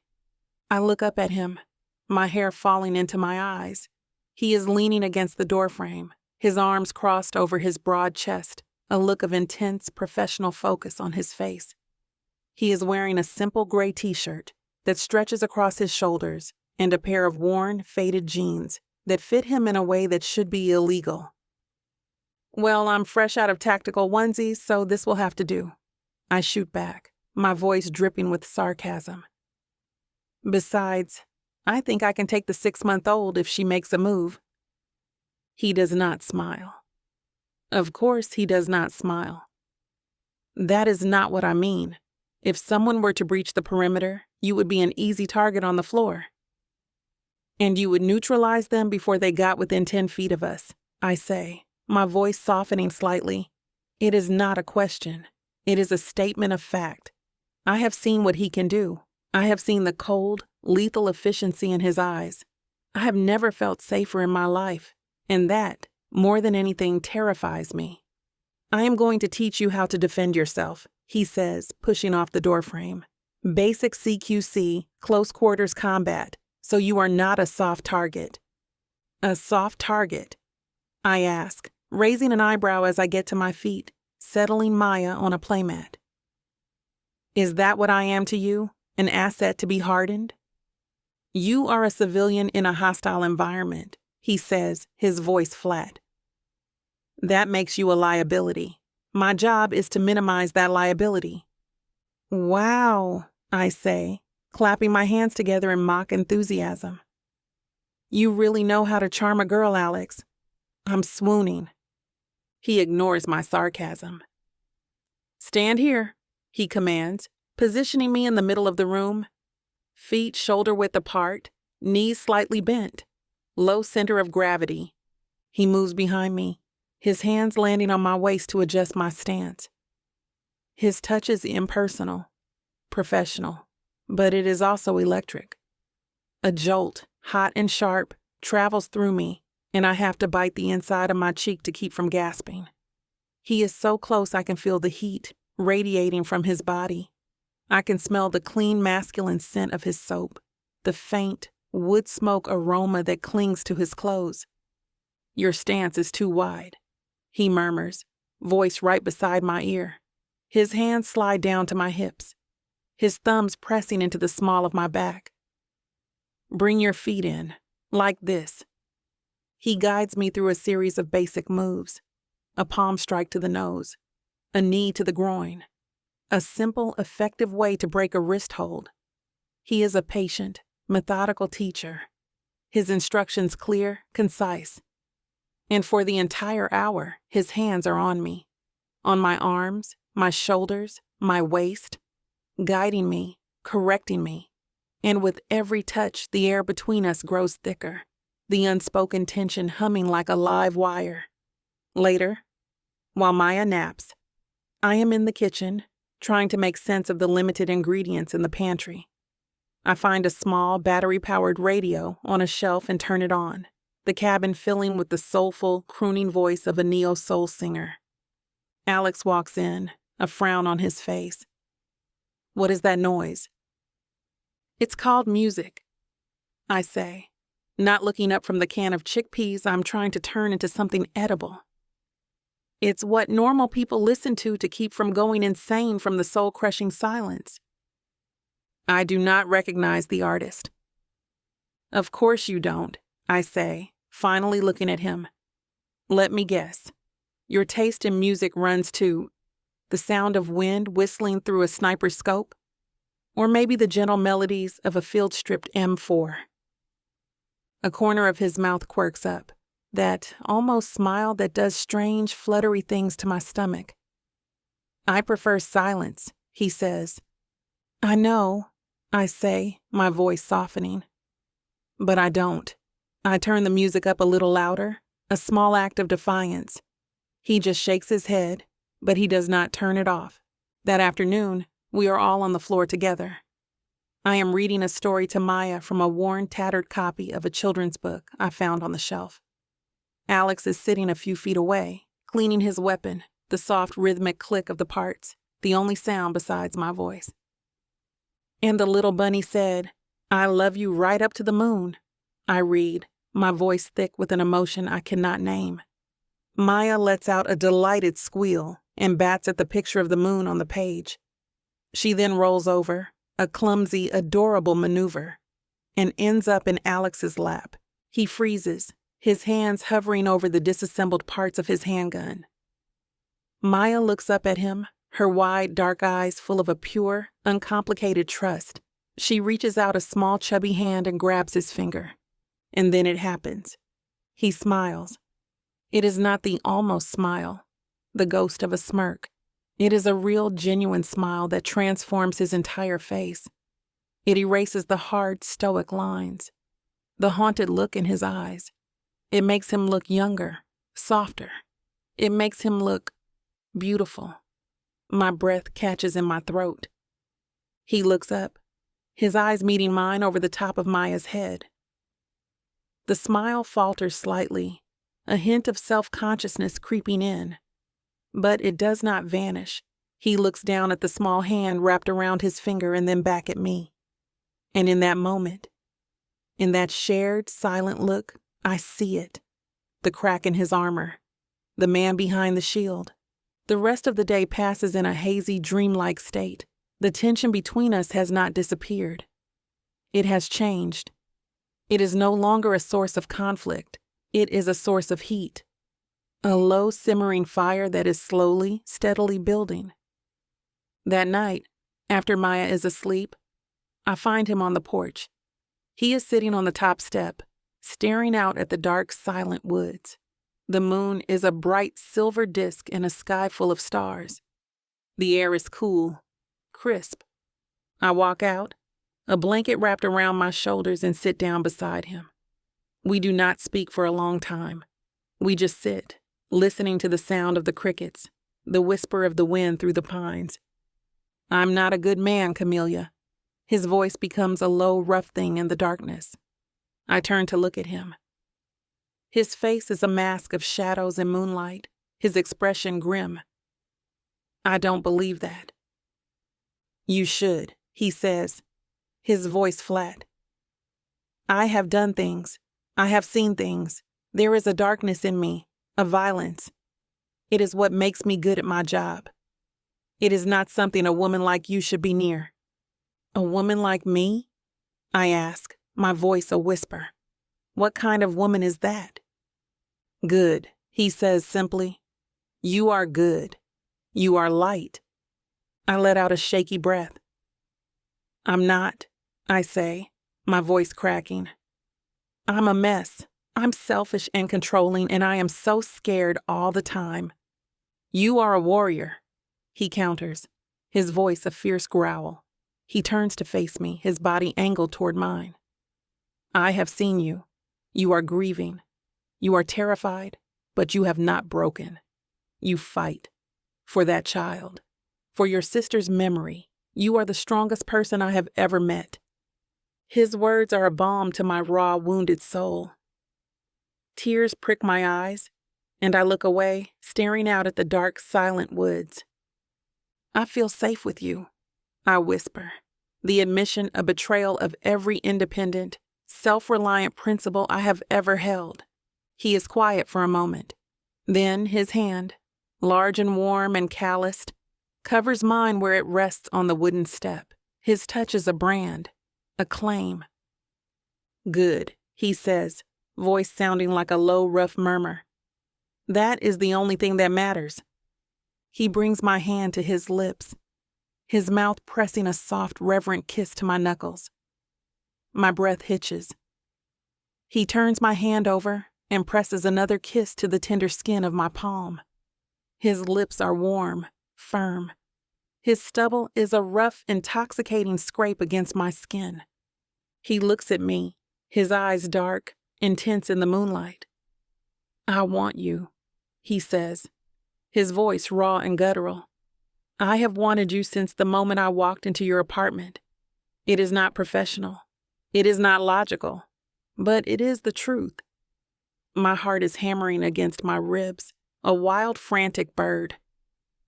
I want you too, I whisper, the words a surrender, a confession. He stands, pulling me to my feet.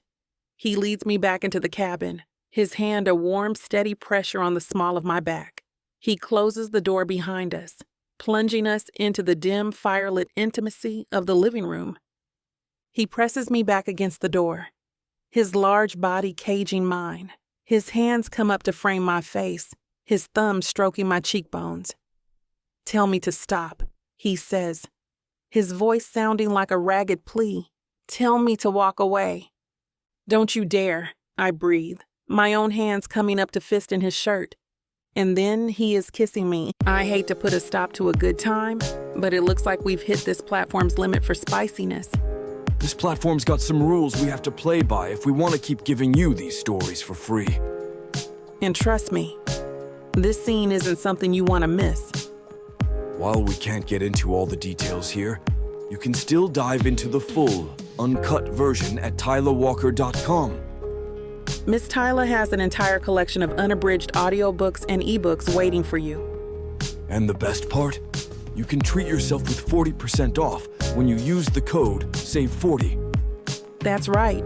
You'll save on any digital product, even bundles that are already discounted. Miss Tyla would never let anyone feel the kind of disappointment you must be feeling right now. So why wait? Treat yourself with Miss Tyla.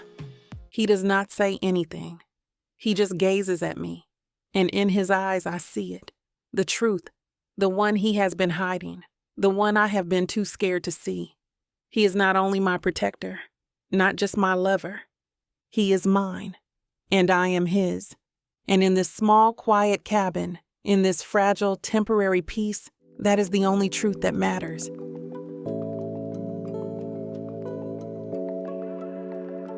Chapter 16. Rodriguez. The morning after is a quiet revelation. I wake before dawn, the habit of a lifetime ingrained in my bones. But for the first time in a decade, I do not wake alone. Camellia is asleep beside me, a warm, solid presence in the vast expanse of the king-sized bed. She's curled on her side, facing me, her breath a soft, even rhythm against my chest. Her hair, a wild, beautiful storm of dark curls, is splayed across the pillow. One of her hands rests on my stomach, her fingers slightly curled, a gesture of unconscious trust that makes my own heart, a muscle I thought long dead, give a slow, heavy thud. I lie there unmoving, and I watch her sleep. The moonlight filtering through the small window traces the elegant line of her cheekbone, the soft curve of her lips.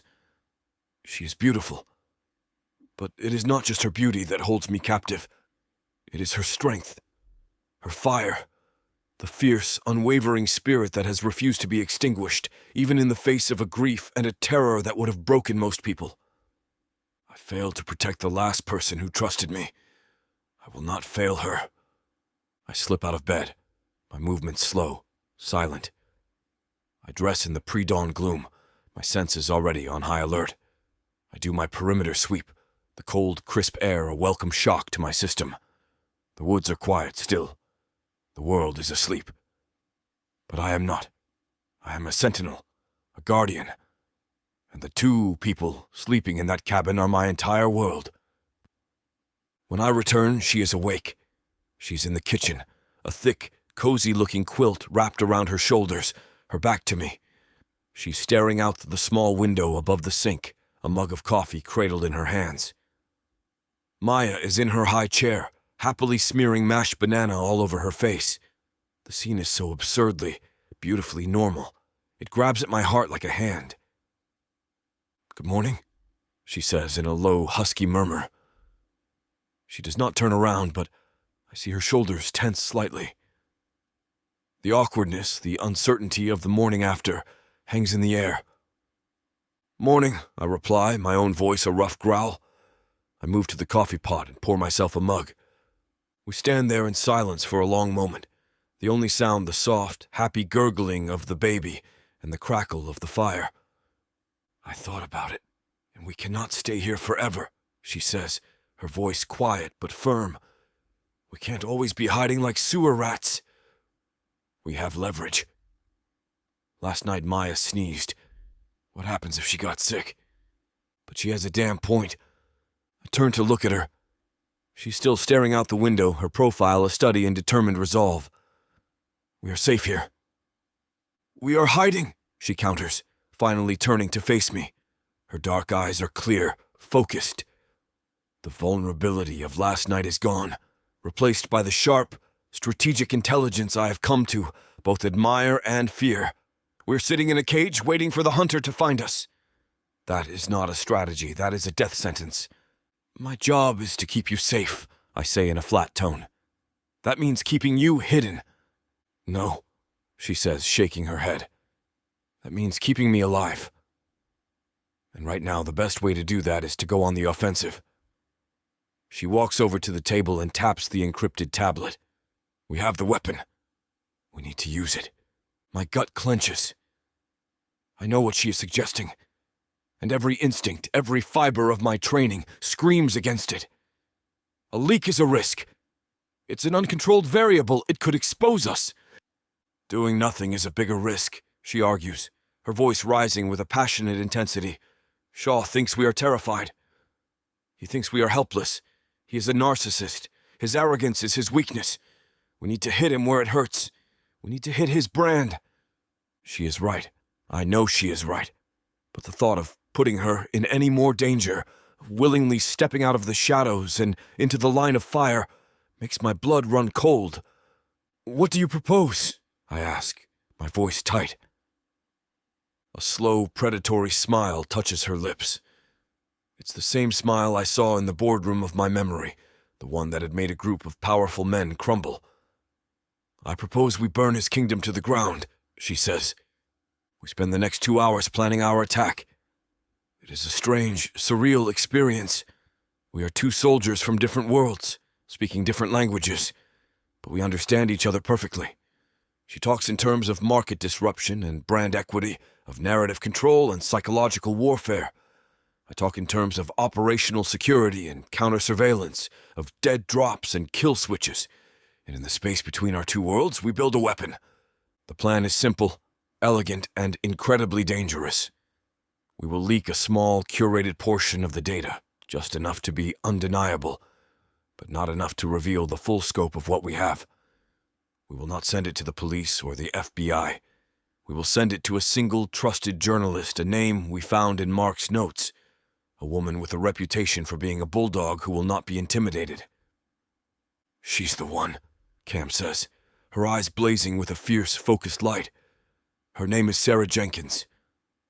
Mark trusted her. He was going to give her the story before. Her voice falters for a moment, the grief a shadow that passes over her face. But then it is gone, replaced by a cold, hard resolve. We will finish what he started. The execution is a tense, nerve-wracking ballet. We cannot use our own network. We cannot use any traceable hardware. We need to be ghosts. "There is a small town 20 miles from here," I say, pulling up a map on my own encrypted device. "It has a public library, a public Wi-Fi network. It is our best option." "It's too risky," Cam says, shaking her head. "We'd be exposed. There will be cameras." "We will not go into the library," I explain.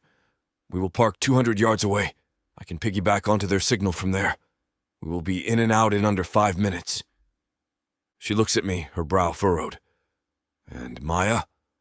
"She stays here," I say, voice firm, "with Henry's wife, Martha. I will call them. They can watch her for a few hours. It is the only way. She hates it. I can see the war in her eyes. The fierce maternal instinct to never let Maya out of her sight versus the cold, hard logic of the mission. Logic wins. 2 hours later, we are parked in a beat-up old pickup truck I borrowed from Henry, 200 yards from a small brick library in a town that looks like it has not changed in 50 years. The air in the truck is thick with tension. Cam is in the passenger seat, a burner laptop open on her lap. I'm in the driver's seat, my own device connected to a small, powerful antenna I have mounted on the dash. "I am in," I say, voice a low murmur. "Their network is a joke. No firewall to speak of. I create a secure, encrypted tunnel, routing our signal through a dozen different servers in a dozen different countries." "You have a 3-minute window. Go." Her fingers fly across the keyboard. She has already crafted the email. It is a work of art. Concise, compelling, undeniable. She attaches the small, curated data file. She hits send, and then we wait. It is the longest 90 seconds of my life. I am scanning the street, my eyes darting from face to face, my hand on the weapon holstered at my side. Every car that passes, every person who walks by is a potential threat. "It is sent," she whispers. She closes the laptop, her hands shaking. "Wipe it," I command. She runs a program that erases the hard drive, then erases itself. The laptop is now a clean, untraceable brick. "Let's go," I say, starting the engine. We drive back to the cabin in a tense, humming silence. We've just thrown a rock at a hornet's nest. Now we have to wait to see if the hornets come for us. We spend the next 24 hours in a state of suspended, agonizing animation. We do not talk. We do not sleep. We watch the news. We watch the stock ticker. We watch the baby. And it happens. It starts as a small tremor on a financial news network, a rumor of a data leak at Omnicorp. Then Sarah Jenkins's story breaks. It is a bombshell, a meticulously researched, brilliantly written piece of investigative journalism that lays bare the company's corruption. We watch, mesmerized, as the world catches fire. Omnicorp's stock plummets. The CEO issues a frantic, unconvincing denial. The FDA announces an immediate investigation. The name Marcus Shaw is mentioned. His face, a handsome, arrogant smirk, flashes across the screen. Cam lets out a sound that is halfway between a sob and a laugh. She throws her arms around my neck, her body trembling. "We did it," she whispers, her voice thick with a raw, triumphant emotion. "Oh my God, Alex, we did it!" I hold her, my own body rigid with a tension I cannot release. It is a victory. But I know, with a cold, hard certainty that chills me to the bone, that it is not the end of the war. It is just the first battle. And we have just made ourselves the #1 target. The days that follow are quiet, eerily quiet. There are no suspicious cars, no drones, no threats. It's as if the world has forgotten we exist. We allow ourselves to breathe, to hope. The fragile truce between us blossoms into something else, something deeper, more real. We are no longer just soldiers in a foxhole. We are a team. We are partners. We fall into a new kind of domesticity, a real one. We cook together, our bodies brushing in the small kitchen. We take turns rocking Maya to sleep, our voices a low, humming duet in the quiet of the night. We sit on the porch in the evenings, watching the stars come out, our conversation easy, comfortable. We talk about everything and nothing, about her childhood, about my time in the army, about the sister she lost, and the man I could not save. We share our ghosts. We share our scars. And one night, after Maya is asleep, we are sitting by the fire, a comfortable silence stretching between us. She's curled up on the sofa, a soft woolen blanket wrapped around her shoulders, her dark eyes full of a quiet, contemplative light. She looks at me and her gaze is so full of a raw, unguarded emotion, it is a physical blow. "Thank you," she says, voice a low whisper. "For what?" "For seeing me," she says. "For not just seeing the liability or the mission, for seeing me." I do not say anything. I just look at her, and in the warm, flickering glow of the fire, I know that I am lost. I have spent my life being a shield, a weapon, a ghost. But as I look at this woman, this fierce, brilliant, beautiful woman who has fought her way through hell and has come out the other side, I know that I am something else entirely. I am hers. I will burn the world to the ground to keep her safe. This is not just a mission anymore. This is my life. Chapter 17. Cam. The witching hour. That's what my sister used to call it. That deep, dark pocket of the night when the world goes silent and all your ghosts come out to play. For the past month, the witching hour has been my enemy, a time for pacing and panic. But tonight, for the first time, it feels different. It feels peaceful. I'm lying in bed, the moonlight a soft silver wash over the rustic bedroom. Alex is asleep beside me, his large body a solid, reassuring presence. He sleeps like he does everything else, with a quiet, coiled stillness. He's on his back, one arm thrown over his head, the other resting on the space between us, his fingers just inches from mine. The moonlight catches the silver in his short, dark hair, traces the hard, elegant line of his jaw. The scar that cuts through his eyebrow is a faint, pale line in the darkness. He looks younger in sleep. The haunted, watchful look in his eyes is gone, replaced by a deep, profound rest that he so rarely allows himself. My heart does a slow, painful clench in my chest. This man, this stranger who has become my shield, my confidant, my lover, he is carrying so much, and I have just added my own considerable baggage to the pile. Maya lets out a soft, sleepy sigh from her bassinet, and I turn my head to look at her. She is a small, perfect bundle in the darkness, her chest rising and falling in the steady, even rhythm of an innocent sleep. My daughter. The thought is still a strange, foreign thing, a role I am still trying to grow into. But when I look at her, a fierce, primal wave of love, so intense it is almost a physical pain, crashes over me. I will burn the world to the ground for her. In the man sleeping beside me, I know with a certainty that has nothing to do with logic would help me strike the match. A fragile, tentative hope. A feeling I thought had been extinguished forever. begins to bloom in the quiet darkness of my heart. Maybe we can survive this. Maybe, when the storm has passed, there will be something left for us. Something real. I inch my hand across the cool sheet, my fingers brushing against his. He does not stir, but his fingers twitch, a subconscious response. I lace my fingers with his large calloused hand, a warm, solid anchor in the darkness. And for the first time since my sister died, I close my eyes, and I do not feel the crushing weight of being alone. The shrill, jarring ring of the satellite phone shatters the peace. My eyes fly open, my heart immediately kicking into a frantic, panicked rhythm. Alex is awake in an instant. He does not startle. He does not even flinch. He simply moves, a fluid, silent motion, from a state of deep sleep to a state of absolute lethal alertness. He is out of the bed, the phone in his hand, before the second ring. "Rodriguez," he says, growling in the darkness.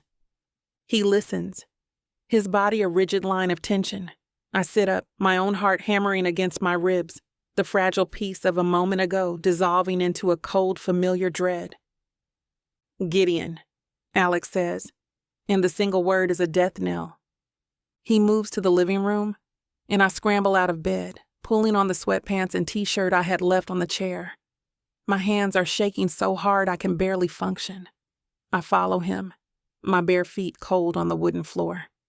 He is standing in the center of the room, the phone pressed to his ear, his back to me. The fire has died down to a bed of glowing embers, casting the room in a dark, ominous red. "Say that again," Alex says, his voice dangerously quiet. I can hear the tinny, frantic sound of Gideon's voice on the other end, but I cannot make out the words. "That is not possible," Alex says, his voice a low, flat thing. "Natalie is the best. Her system is a fortress.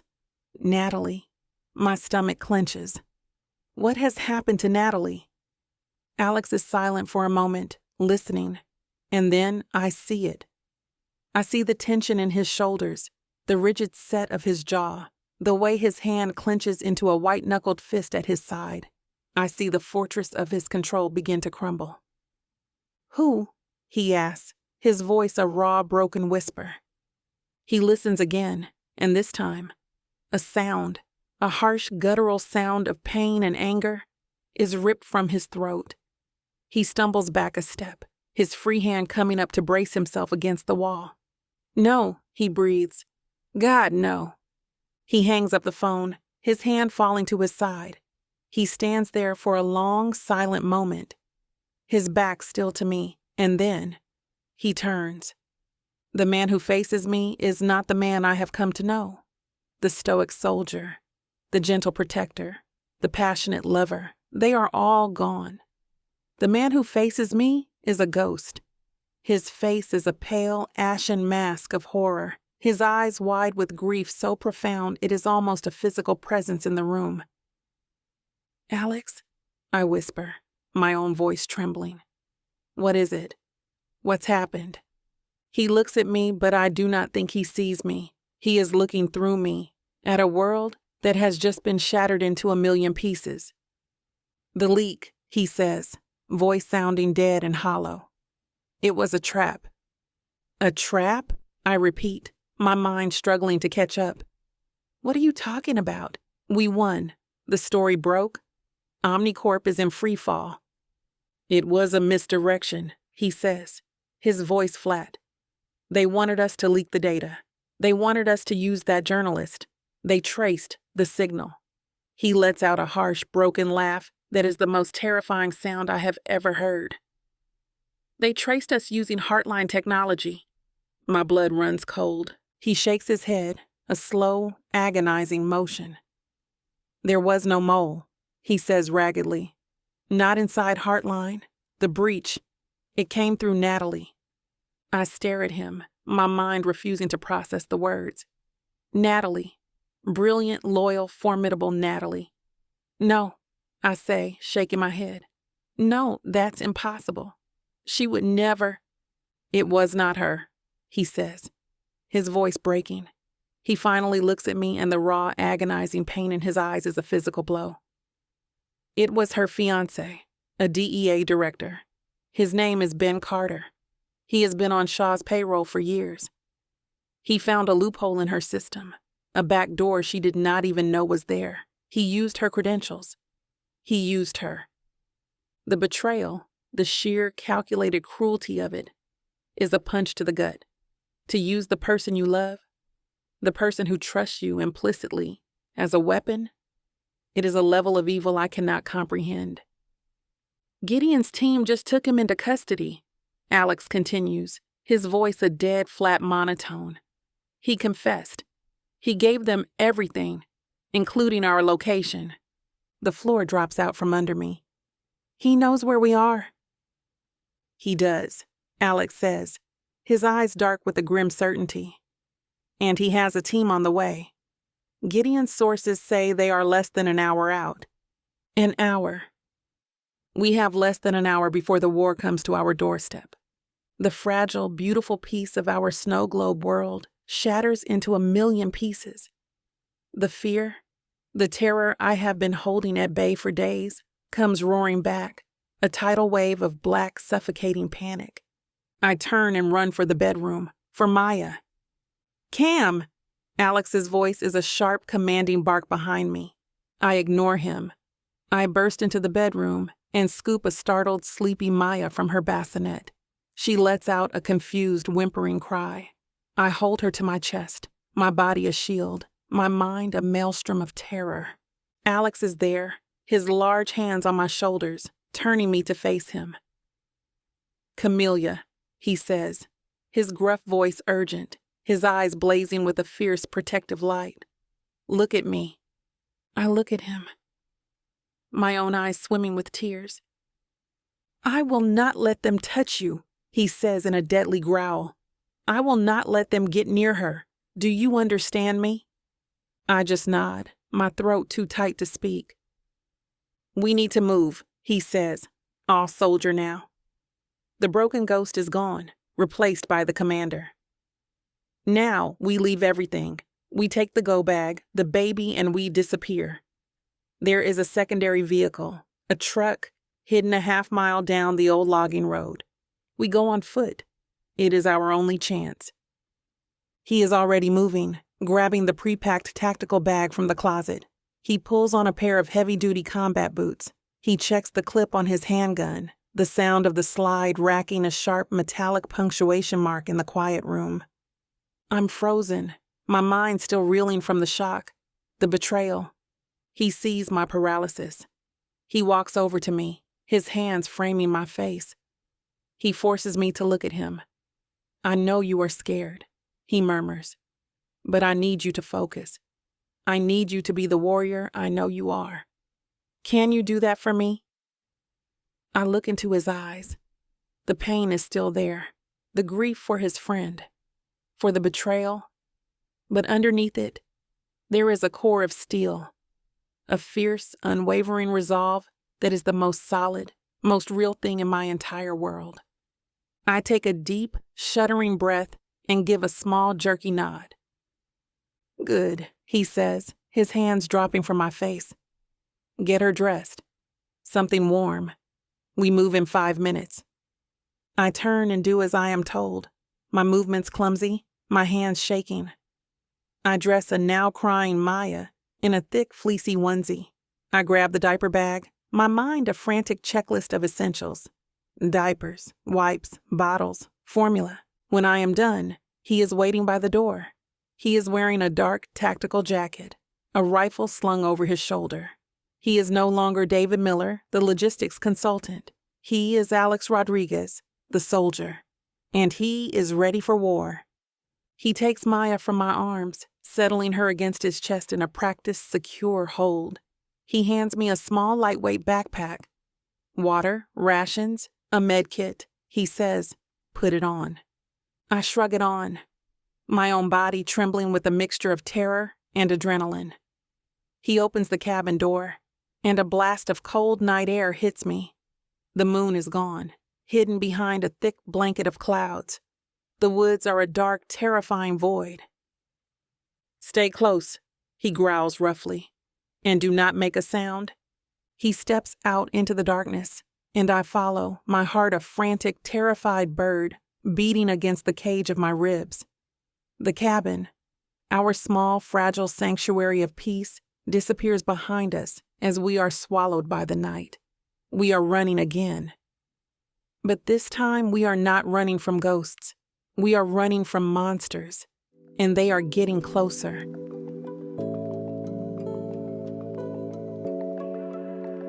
Chapter 18. Rodriguez. The darkness of the forest is absolute. It is a living thing, a black, suffocating presence that swallows sound and light. Every snap of a twig under my boot is a gunshot. Every rustle of leaves in the wind is the whisper of an approaching enemy. My world has narrowed to this. The solid, warm weight of the sleeping child against my chest, the sound of Camelia's ragged breaths behind me, and the cold, hard certainty of the rifle in my hands. We move in a crouch, following the barely there game trail that runs parallel to the old logging road. The air is cold, sharp with the scent of pine and damp earth. It burns in my lungs. I have Maya strapped to my chest in her carrier, my tactical jacket zipped up around her, creating a small, warm cocoon. Her small body is a constant, precious weight against my heart, a reminder of what is at stake. "How much farther?" Cam whispers from behind me, her voice a thin, reedy thing in the overwhelming silence. "Quarter mile," I murmur back, not breaking stride. "The truck is hidden in a ravine just off the main path." We are making good time. It is a lie. We are moving too slow. The terrain is a nightmare of tangled roots and slick, moss-covered rocks. Behind us, I can feel them. I cannot see them, I cannot hear them, but I know they are there. Shaw and his men, they are hunters, and we are the prey. A branch whips across my face and I barely flinch, my eyes constantly scanning the darkness, my senses on a razor's edge. I am a machine built for this. I'm a creature of the night. But the fear, a cold, alien thing, is a knot in my gut. It is not for myself.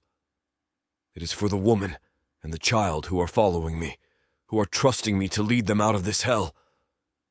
Suddenly, a sound cuts through the night, the distant, unmistakable roar of an engine. And then another. They have reached the cabin. "Damn!" Cam breathes from behind me. "They're here!" "They are faster than I anticipated," I say, my voice dropping to a low growl. I pull her behind a massive ancient oak, its trunk a solid wall of darkness. I press my back against the rough bark, my rifle raised, my gaze sweeping the woods behind us. "Stay here. Do not move." We wait, our bodies pressed together in the small space, the silence stretching into a taut, humming wire. I can feel the frantic, terrified beating of her heart against my back. I can feel the warmth of her breath on my neck. Then the woods erupt in light. Beams from powerful flashlights slice through the darkness, sweeping across the trees in a chaotic, searching pattern. They are coming. They are on foot. And they are close. "We have to move," I whisper, my voice urgent. "Now. We leave the path. We go deeper. Gideon's team are on the way. Don't worry." I grab her hand, her fingers cold and trembling in mine, and I pull her with me, away from the trail, into the tangled, unforgiving heart of the forest. We are no longer moving with stealth. We are running. Branches tear at our clothes, at our skin. The ground is uneven, a treacherous landscape of hidden roots and sudden dips. We run for what feels like an eternity. My lungs are on fire. The weight of the baby is a heavy, precious burden. But I do not slow down. I cannot. We finally stumble into a small, rocky outcrop, a shallow cave carved into the side of a hill. It is not much, but it is cover. I push her inside, my body a shield at the entrance. "Stay here," I pant, my breath coming in ragged gasps. I will draw them away. No, she says in a fierce, protective hiss. She scrambles to her feet, her hand closing on my arm, her grip surprisingly strong. You are not leaving us. We are in this together. That's the deal. I look at her. In the faint ambient light filtering through the trees, I can see her face. It is streaked with dirt, her hair a wild, tangled mess. But her eyes are blazing with a fire that takes my breath away. She is not the terrified woman from the cabin. She is a warrior. Before I can argue, we hear them. Voices. Men moving through the woods, their voices low, professional. They are close. Too close. I pull her down, pressing our bodies flat against the cold, damp earth at the back of the shallow cave. I shift Maya on my chest, my hand coming up to cover her mouth, my heart a frantic, terrified bird in my chest. If she cries, if she makes a sound... The flashlight beams get closer, sweeping across the entrance to our hiding place. I hold my breath. I can feel Cam's body trembling beside me. I can hear the frantic, terrified thrumming of her heart. A beam of light hits the rock just above my head, and I see the silhouette of a man, a rifle held at the ready, not 20 feet away. He stops, his head cocked, listening. Do not cry. I plead silently to the small, warm bundle on my chest. Please, do not cry. The man takes another step, his boot crunching on a dry leaf. The sound is a cannon shot in the silence. He's going to find us. He is going to kill us. Then a voice, sharp and clear, crackles over a radio. All teams, fall back to the primary location. Shaw wants a full sweep of the cabin. Now. The man hesitates for a moment, his flashlight beam still dancing over the rocks. And then, he turns and disappears back into the darkness. We lie there for a long, silent moment, the only sound the frantic, ragged gasps of our own breaths. We are safe. For now. I finally let out a breath I did not even know I was holding. I remove my hand from Maya's mouth. She lets out a small, confused whimper, but she does not cry. I push myself up, my body trembling with the aftermath of adrenaline. Cam does the same, her eyes wide with a terror so profound it is a tangible presence in the small space. Why? She whispers, her voice a broken thing. Why is he doing this? It's not just about the data, is it? This is personal. Tell me your complete connection to Shaw. I know what I heard at the safe house. I look at her, at the raw, desperate need for answers in her eyes. And I know that I cannot lie to her anymore. I cannot protect her from the truth. Yes, I say in a rough growl. It is personal. I tell her everything. I tell her about Kandahar, about Peterson, about the mission that went wrong. I tell her about Shaw's arrogance, his recklessness, the way he blamed me for his own failure. The words come out in a clipped staccato rhythm, the confession of a ghost. When I am done, she is silent for a moment. She studies me, her dark eyes full of a deep, profound empathy that I do not deserve. He is not just hunting you, she finally says, her voice a whisper. He is hunting a memory. He is trying to kill the man you were, so he can justify the man he has become. Her words are a blade that cuts through the layers of guilt and shame I have carried for a decade. She sees me. She sees all of it. The darkness, the violence, the failure.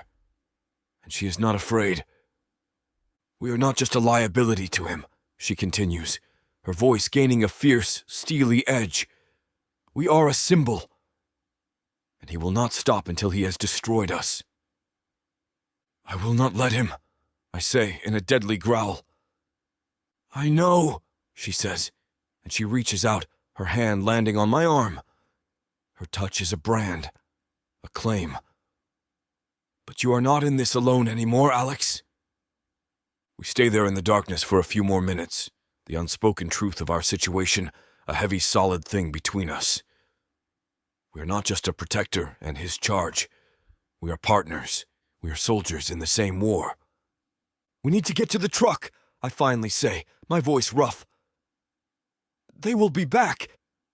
She just nods, her eyes reflecting a grim, unwavering resolve. We move through the woods, our pace faster now, more urgent. The fear is still there, a cold, hard knot in my stomach. But it is different now. It is tempered by a new kind of strength. The strength of two people who have faced the darkness and have chosen to fight back, together. We finally reach the edge of the logging road. The truck, a beat-up old Ford, is hidden in a shallow ravine, just as I left it. It is a beautiful, ugly, perfect sight. We are 50 yards away when I see them. Two men standing by the side of the road, their rifles held at the ready. They are guarding our escape route. They were waiting for us. Damn, I hiss, pulling Cam back behind a thicket of ferns. What is it? She whispers, her voice tight with fear. Two of them, I say, my mind racing, assessing the options. There are none. We cannot go back. We cannot stay here. We have to go through them. You need to go, I say like an urgent command. Take care of Maya. Protect her. She looks at me, eyes wide with the dawning horror. What are you going to do? I'm going to create a diversion, I say, voice flat. I will draw their fire. When I do, you will run. You will run for that truck, and you will not look back. Do you understand me? No, she says, her voice raw, emotional. No, Alex, you can't. They will kill you. My job is to protect you, I growl. I cup her face in my hands, my thumbs stroking her cheekbones. I will not fail. Not again. I kiss her. It is a hard, desperate, brutal kiss. It is a goodbye. It is a promise. I pull back, my forehead resting against hers. Go, I whisper. Tears are streaming down her face, but she doesn't argue. She just nods, her body trembling. I take a deep breath. I check the clip on my rifle, and I stand. I step out from behind the ferns, into the faint, pre-dawn light. Hey! I yell, my voice a raw, defiant roar that echoes through the silent woods. The two men spin around, their rifles coming up. And as the first shots ring out, I do not think about the fear. I just think about her, and I run. Chapter 19. Cam. His lips are still on mine. The ghost of his kiss, hard and desperate and tasting of goodbye, is a brand on my mouth as I stand frozen behind a thicket of ferns. The world has gone silent, my ears ringing. Maya is a solid, warm weight in my arms, her face buried in my neck, her small body trembling. My own body is a statue, carved from ice, my lungs refusing to work. He told me to run, and then he stands. He steps out into the faint pre-dawn light, a dark, magnificent silhouette against the graying sky. He is a target, a sacrifice, and he is doing it for me. Hey! His voice, a raw, defiant roar, shatters the silence. It is the sound of a man who has made his peace with death, and it is the sound that breaks me. The woods erupt in a cacophony of gunfire, muzzle flashes, bright and angry, spit from the darkness. I see him dive, rolling behind a fallen log, his own rifle answering with a controlled, deadly burst. Run. His voice is a ghost in my head, a command I cannot obey. My feet are rooted to the damp, cold earth. I cannot leave him. I will not. But then Maya lets out a small, terrified whimper, and the spell is broken. She is my mission. She is my reason. I turn and I run. I am not a soldier. I am a marketing executive who spends her days in heels and boardrooms. But right now, I am a mother, and I run with a strength I did not know I possessed. The forest is a nightmare of tangled roots and whipping branches. I stumble, my ankle twisting, but I do not fall. I clutch Maya to my chest, my body a shield, my mind a blank white scream of terror. The truck. I have to get to the truck. I burst out of the trees into the small clearing where the old fort is hidden. It is yards away, a lifetime. The sound of the firefight behind me is a constant, terrifying roar. I am halfway across the clearing when a figure emerges from the shadows to my left. A man dressed in black, a rifle in his hands. He is not looking at me. He is looking at the firefight, his attention focused on Alex. I freeze, my blood turning to ice. He hasn't seen me, if I stay still, if I am quiet. But then Maya lets out a small hiccuping sob. The man's head snaps in my direction. His eyes, cold and dead in the faint light, lock on mine. Then he smiles. A slow, predatory smile that is the most terrifying thing I have ever seen. He raises his rifle. I do not think. I just react. I pivot, turning my body, shielding Maya with my own back, and I run. A shot rings out, the sound a deafening crack right beside my ear. I feel a searing, white-hot pain slice across my shoulder blade. I scream, stumbling, but I do not fall. Adrenaline, pure and potent, surges through my veins, numbing the pain. I am at the truck, my hands slick with blood, fumble with the door handle. It will not open. It is locked. The man is coming, his movements calm, deliberate. He is enjoying this. I see the key fob, still in the ignition through the window. Alex left it for me. I slam my elbow against the glass. Pain, sharp and blinding, shoots up my arm, but the window holds. Bulletproof. Thank God for paranoid soldiers. The man is 20 feet away. I can see the cruel, amused glint in his eyes. I do the only thing I can. I turn my back to the door, shielding Maya, and I wait for the bullet that will end my life. A single shot rings out, but it is not from his rifle. It is from the woods. The man in front of me jerks, a small dark hole appearing in the center of his chest. He looks down, a surprised expression on his face, and then he crumples to the ground. Alex, he saved me. I do not waste the opening. I scramble around to the driver's side, the door miraculously unlocked. I throw myself inside, pulling Maya with me.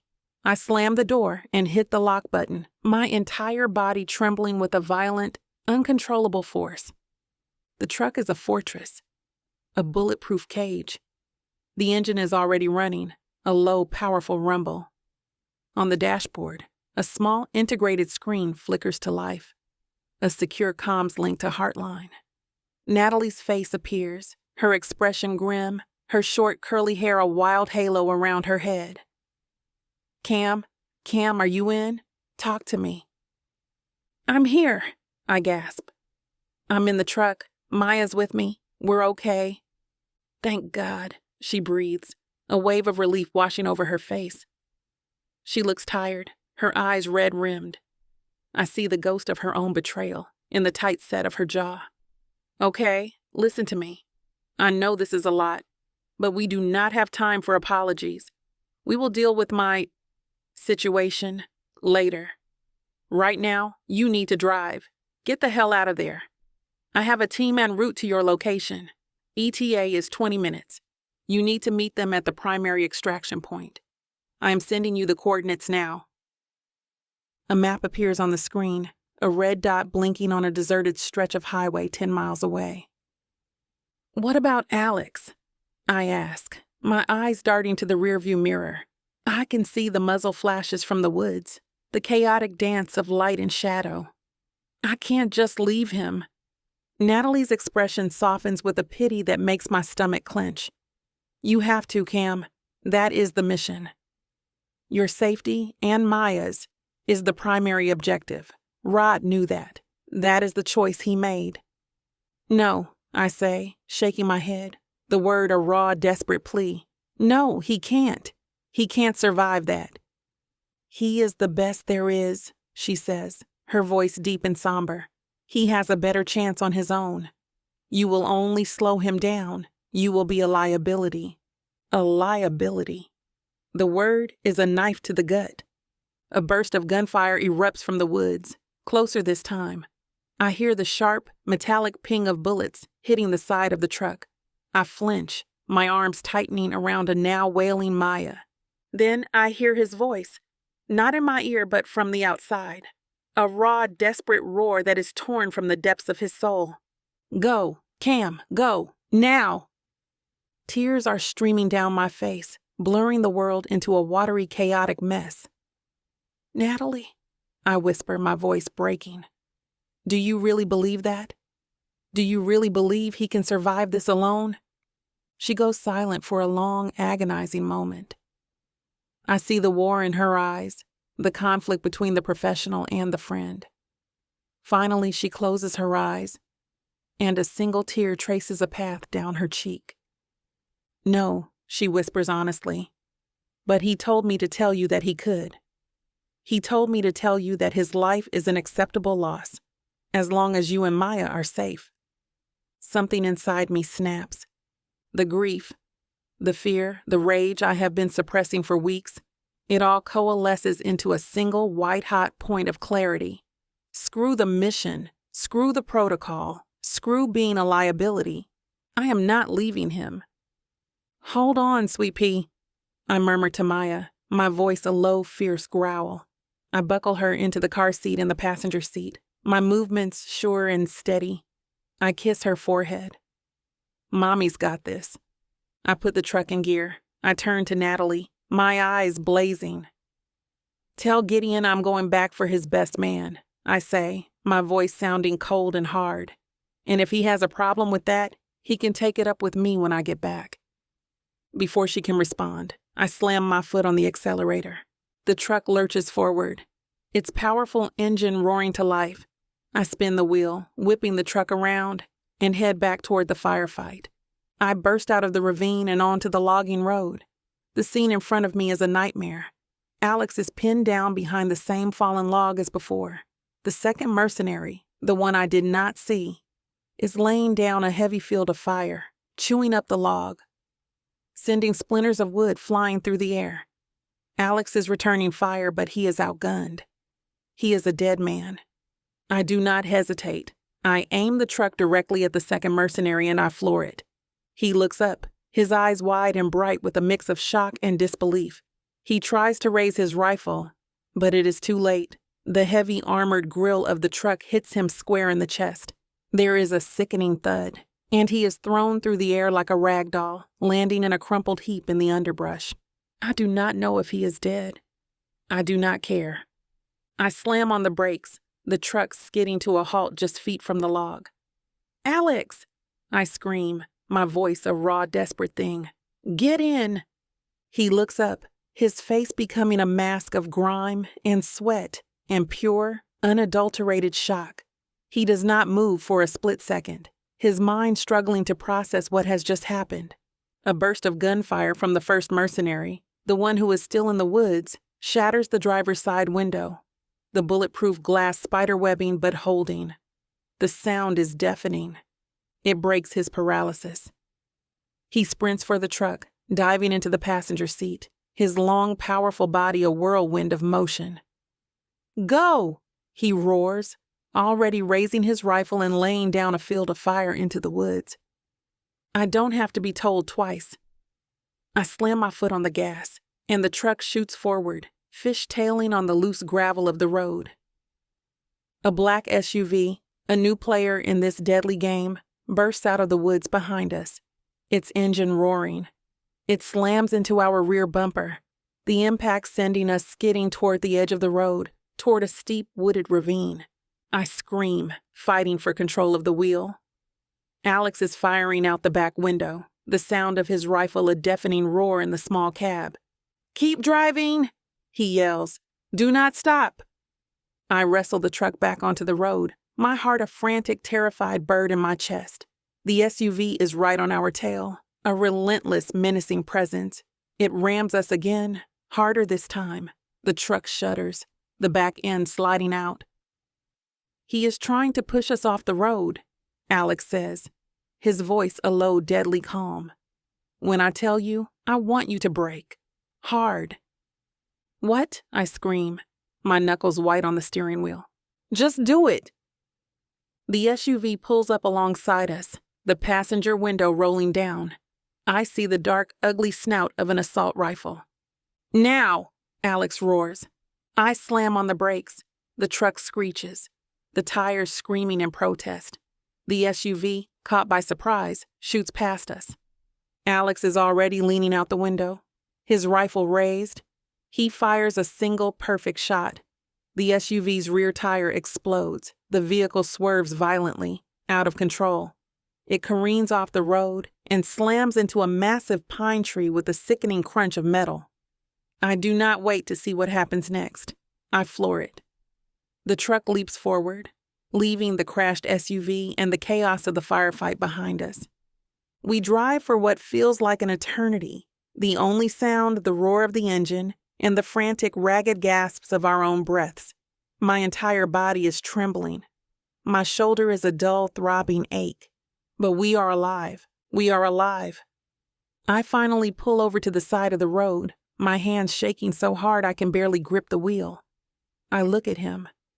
He is a mess. He is covered in dirt and grime. A cut on his forehead is bleeding freely down his face. But he is alive, and he is looking at me with an expression I have never seen before. It is a look of pure, unadulterated awe. "You came back," he says, his voice sounding like a raw, broken whisper. "You're a goddamn idiot if you thought I was going to leave you," I say, my own voice a shaky, tear-filled thing. He just stares at me for a long, silent moment.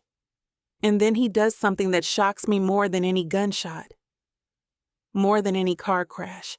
He reaches out, his hand cupping my cheek, his thumb gently stroking my skin, and he smiles. A real, genuine, breathtaking smile. "No," he murmurs roughly. "You are a warrior." And in that moment, in the quiet aftermath of the storm, I know that he is right. I am not just a liability. I am not just a mission. I am a warrior, and I have just found my fight. I thought I was getting a fake marriage, but I didn't know my story was being told by Miss Tyler. This isn't just any fake marriage now, is it? No. You introduced me to the devil. Come on, girl. Jacob isn't that bad. Oh, I love Jacob. His family, on the other hand? Beggars can't be choosers, Nyla. You should be grateful I even let Jacob Stone look your way. I just wanted to save my granddaddy. Is that so bad? Why couldn't you let this be a normal fake marriage? Instead, you put me in a twisty story filled with money, betrayal, power, and lies. Let's not forget love. That's what keeps me going. But not gonna lie, Miss Tyler. This story you got me in ain't the simple fake marriage happy ending I thought it would be. It's not. Where would be the fun in that? Treat yourself to Say Less, I Love You. New releases every Thursday, now with longer episodes. Or skip the wait and grab the full series bundle from TylerWalker.com for up to 85% off. Treat yourself with Miss Tyler.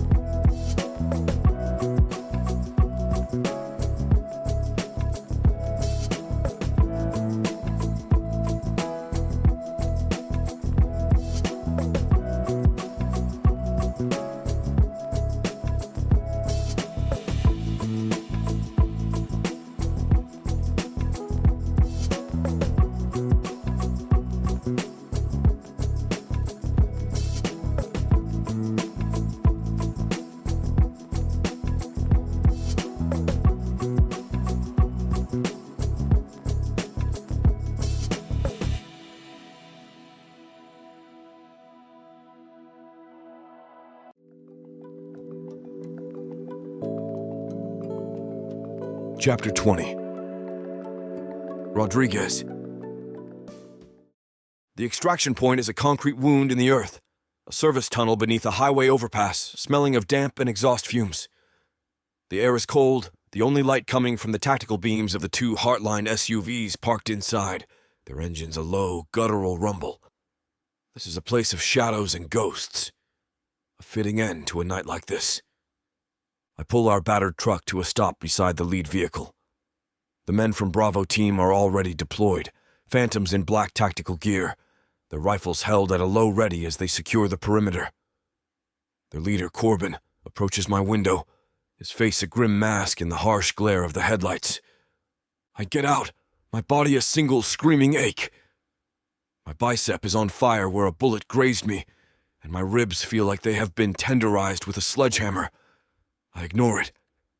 Pain is a constant. It is the background noise of my life. I open the passenger door. Camellia is unbuckling a sleeping Maya from her car seat, her movements slow, deliberate, as if she is afraid that any sudden motion will shatter the fragile peace of this moment. Her face is pale in the dashboard light, her eyes wide and dark, still shimmering with the aftershocks of terror. There is a long, angry scratch on her cheek from a branch, and her beautiful, wild hair is full of leaves and twigs. She is a warrior who has just walked through fire, and she is mine. The thought is a possessive, primal thing that rips through me, overriding every tactical consideration, every shred of professional discipline. Mine. We are here, I announce, my voice a deep, rough thing. You are safe. She looks up at me, and in her eyes I see a universe of emotions. Relief, so profound it is almost a physical thing. Fear, still a live wire just beneath the surface. And something else. Something new. Something that looks a lot like trust. We're safe, she echoes, her voice a raw whisper. I help her out of the truck, my hand on her arm. She's trembling, her body a taut line of exhaustion and adrenaline. Corbin approaches, his gaze sweeping over us, taking in our disheveled state. Rodriguez, he says in a clipped professional bark. Status report. 2 hostiles down at the primary site, I say, my voice flat. At least one more active in the woods. Shaw is the primary. He is still at large. Understood, Corbin says. My orders are to extract the assets and transport them to the secondary safe house. We will handle the cleanup. The assets. The word is a cold, sterile thing. It does not begin to describe the woman standing beside me, the child sleeping in her arms. Good, I say, my gaze still on Cam. Get them out of here. Corbin nods and turns to Cam. Ma'am, if you will come with me, we will get you and the little one secured. Cam looks at me, her brow furrowed in confusion. What about you? She asks, her voice a small, tight thing. I'm not done here, I growl roughly. Her eyes widen, a dawning horror in their dark depths. What? Number? Alex, no, you've done enough. You're hurt. You need to come with us. My mission is not complete, I say harshly. Shaw is still out there. I am going back for him. No, she says, the word a raw, desperate plea. She takes a step toward me, her hand reaching for my arm. You can't. He will kill you. He will try, I say, my jaw tight. This is insane, she says, her voice rising with a frantic, panicked energy. Gideon can send another team. You don't have to do this. You are safe now. We are safe. I look at her, at the raw, desperate fear on her face, and I know that I have to make her understand. I pull her away from the others, into the deeper shadows of the tunnel, away from the prying eyes of Corbin and his men. I press her back against the cold, damp concrete of the tunnel wall, my hands caging her in. We are not safe, I growl fiercely. We will never be safe as long as he is breathing. He will not stop. He will hunt you. He will hunt this child. He will use you to get to me. I know him. I know what he is capable of. This ends tonight. I end him. Or he ends me. There is no other way. Tears are streaming down her face now, silent, glittering tracks in the dim light. "I can't lose you," she whispers, her voice devastated. I just found you." Her words are a knife to the gut. They are a confession, a plea, and they are the most precious thing I've ever heard. "You will not lose me," I say gruffly. I lower my head, my forehead resting against hers. Our breaths mingle in the cold air. "I am coming back to you." "That is a promise." "How can you promise that?" She sobs, her hands fisting in my jacket. "Because I have something to come back to now," I say, my voice becoming a low, guttural thing. "I have you." And then I'm kissing her. It is not a kiss of comfort. It's one of desperation, of a raw, primal need to claim her, to brand her as mine before I walk back into the darkness. My mouth is hard on hers, my tongue plunging, tasting the salt of her tears, the sweetness of her surrender. And that's where we're going to put a pause on pleasure. It looks like the rest of this chapter is just too naughty to put on the air. As much as we'd love to share every little detail, we've got to stick to this platform's guidelines to keep these free audiobooks coming. They've got some rules about what we can show, and we wouldn't want to risk losing the chance to bring you more content. As frustrating as it is to build the tension only to be interrupted, Miss Tyla always knows how to make it up to you.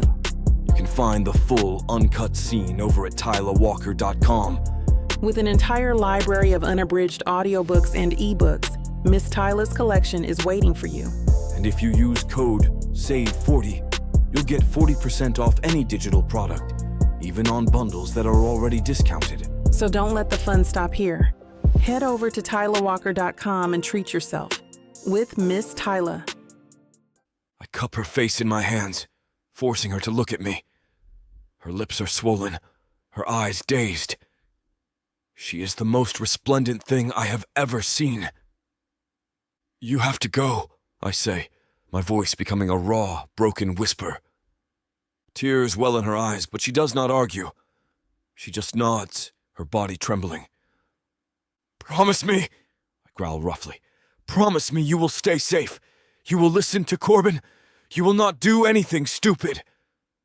"Only if you promise me you'll come back," she whispers, her voice a raw, desperate plea. "I will come back to you," I say. And it is the most honest, most absolute vow I have ever made. I kiss her one last time, a hard, desperate kiss that is a promise, a brand, a prayer. Then I let her go. I turn and walk away, back into the darkness, back toward the fight. I do not look back. If I look back, I will not be able to leave.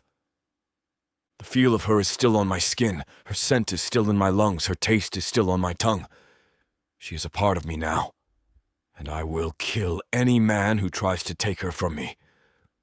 I am a soldier, I am a weapon, I am a ghost, but now I am also hers, and I am coming home. Chapter 21. Rodriguez. The darkness of the forest is a welcome cloak. I move through it, a ghost in the trees, the only sound the soft, steady beat of my own heart. The memory of her is a brand on my skin, a fire in my blood, her scent, her taste, the raw, desperate sound of her voice as she begged me to come back to her. It is the only thing that is real in this world of shadows and death. I am a weapon. I am a shield. But now, I am also a promise, and I am going to keep it. I circle back toward the logging road, my movements fluid, silent. The men from Bravo Team are a disciplined, professional force. They will have secured the perimeter, will be sweeping the area in a grid pattern. But this is not their fight. This is mine. Shaw is not just a target. He is a ghost, my ghost. And tonight, I am going to put him in the ground. I find him where I knew he would be. Not running. Not hiding. He is waiting. He is standing in a small, moonlit clearing. The wreckage of the SUV, a twisted sculpture of metal behind him. He is leaning against a massive pine, a rifle held at a low ready. He is a hunter, waiting for the prey to come to him. He thinks I am the prey. He is wrong. He sees me as I emerge from the trees, a dark silhouette against the faint, pre-dawn light. He does not raise his weapon. He just smiles, a slow, arrogant, predatory smile that I've seen in my nightmares for a decade. "There you are, Alex," he says, voice sounding like a mocking drawl. "I was beginning to think you had run away." Again. The words are a deliberate, calculated strike. A surgeon's blade designed to find the old wound and twist. I do not flinch. I do not give him the satisfaction. I just raise my own rifle, the stock a cool, solid weight against my shoulder. "It is over, Shaw," I say, my voice sounding flat, dead. "Is it?" he asks, his smile widening. "I do not think so. I think it is just beginning." He takes a step forward, into the center of the clearing. "You know, I have to hand it to you." The marketing executive. She is a fighter. I did not expect that. She has a fire in her. I can see why you like her. He lets out a low, appreciative chuckle. I am going to enjoy breaking her. A red-hot rage, a fury so intense it whites out my vision, rips through me. I do not think. I just react. I fire, a single perfect shot that kicks up a chunk of bark from the tree just inches from his head. He does not even flinch. He just laughs, a sound that is all sharp, broken edges. "There it is," he says. "The rage. The anger you've been hiding behind that stoic, silent nonsense for years. Show me, Alex, show me the animal." He opens fire. I dive, rolling behind the twisted wreckage of the SUV, the air around me alive with the angry hiss of bullets. The fight is not a battle of tactics. It is a brawl, a raw, brutal, personal war waged in the dirt and the darkness. We trade fire. The muzzle flashes a chaotic, strobing light show in the pre-dawn gloom. He is good. He is fast. But he is reckless. He is fueled by arrogance. I am fueled by something else entirely. I am fueled by her. I see her face in my mind, her dark, intelligent eyes, the wild cloud of her curls, the way she looks at me when she thinks I am not watching. I feel the memory of her body against mine, the way she had screamed my name in the darkness of the tunnel. "I will come back to you." I use his arrogance against him. I let him think he has me pinned down. I let him advance, his movements confident, cocky. And then when he is close, when he thinks he has won, I move. I burst from behind the SUV, my body low, a dark, charging bull. He's surprised, his eyes widening for a split second. It is the only opening I need. I slam into him, my shoulder connecting with his chest with a force that sends us both sprawling to the ground. The rifles are gone, lost in the darkness. It is just us now. 2 men, 2 ghosts, wrestling in the dirt. It is a brutal, ugly, intimate dance. Fists and elbows and knees. The sound of our grunts, of our ragged, desperate breaths. He is strong, wiry, and he fights dirty. He goes for my eyes, his thumb a sharp, gouging pressure against my socket. I roar in pain, smashing my forehead into his nose. I feel the crunch of cartilage, and he screams, a high, thin sound of rage and pain. I use the moment to roll on top of him, my hands finding his throat. My thumbs pressed down on his windpipe, my vision a red, hazy tunnel. I'm going to kill him. I'm going to squeeze the life out of him and watch the light fade from his eyes. "This is for Peterson," I growl, my voice a raw, guttural thing. He is clawing at my hands, his face turning a dark, ugly purple. He is dying, and I am the one killing him. And then I see her. She is not really there, of course. She is a ghost in my head, a memory, a promise. But she is more real than the man dying beneath my hands. She is standing in the clearing, the moonlight in her hair, Maya in her arms. She is looking at me, and her eyes are not full of love, of passion. They are full of fear. Not fear of him. Fear of me. Fear of the monster I am becoming. "Is this the man you want to be?" Her eyes seem to ask. "Is this the man you want raising our daughter?" "My daughter," Hours. The thought is a wake-up call.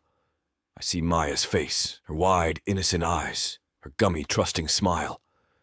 I see a future of scraped knees and bedtime stories, of birthday parties and first days of school.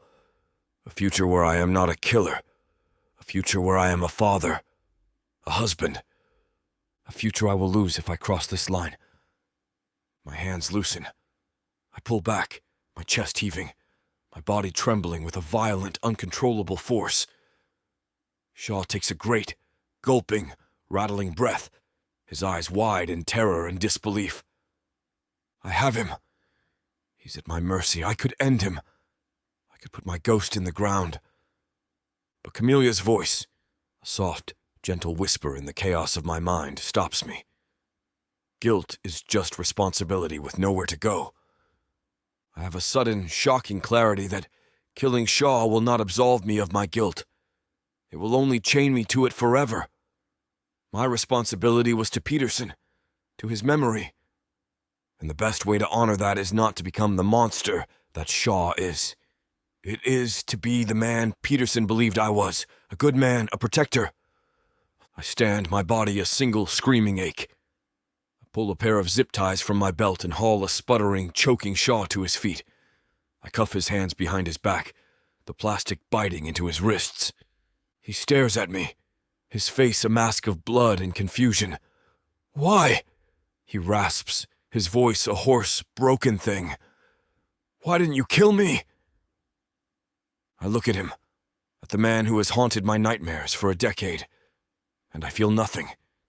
Not rage, not hatred, not even pity, just a vast, empty quiet. The ghost is gone. Because my life is not about you anymore, I say. It is about them. I tie him up, turn and walk away, leaving him there for Bravo team to collect. I do not look back. I walk through the woods, back toward the tunnel, back toward the light. The sun is just beginning to rise, its first faint rays filtering through the trees. The world is waking up, and so am I. I am a soldier. I am a protector, but I am not a killer. Not anymore. I am a man who has been given a second chance. A chance at a life I never thought I deserved. A chance at a family. A chance at a future. I think about Camellia. About the feel of her in my arms, the taste of her on my lips. I think about the life we could build together. The home, the children, the quiet, ordinary, beautiful peace. I want to marry her. The thought is a sudden, shocking clarity in the quiet of my mind. I want to spend the rest of my life waking up next to her. I want to be the man she deserves. The man who is worthy of her love. I am not that man yet, but I will be. I will spend every day of the rest of my life trying to be. I finally reach the extraction point. The sun is higher now, its warm, golden light flooding the tunnel. I see her. She's standing by the side of the truck, her arms wrapped around herself, her face a mask of pale, anxious beauty. She sees me, and her eyes widen. She does not run to me. She just stands there, her body trembling. I walk toward her, my steps slow, deliberate. I stop a few feet away, my body a mess of cuts and bruises, my clothes torn, my heart a raw, open wound. It is over, I say. Tears well in her eyes, silent, glittering tracks in the morning light. Are you okay? She whispers. No, I say, and it is the most honest thing I've ever said. But I will be. And then she is in my arms, her body a warm, solid weight against mine. She's crying, her face buried in my chest, her hands fisting in my shirt. And I just hold her, my own eyes closing, my face buried in the soft, wild cloud of her hair. I'm home. I'm finally home.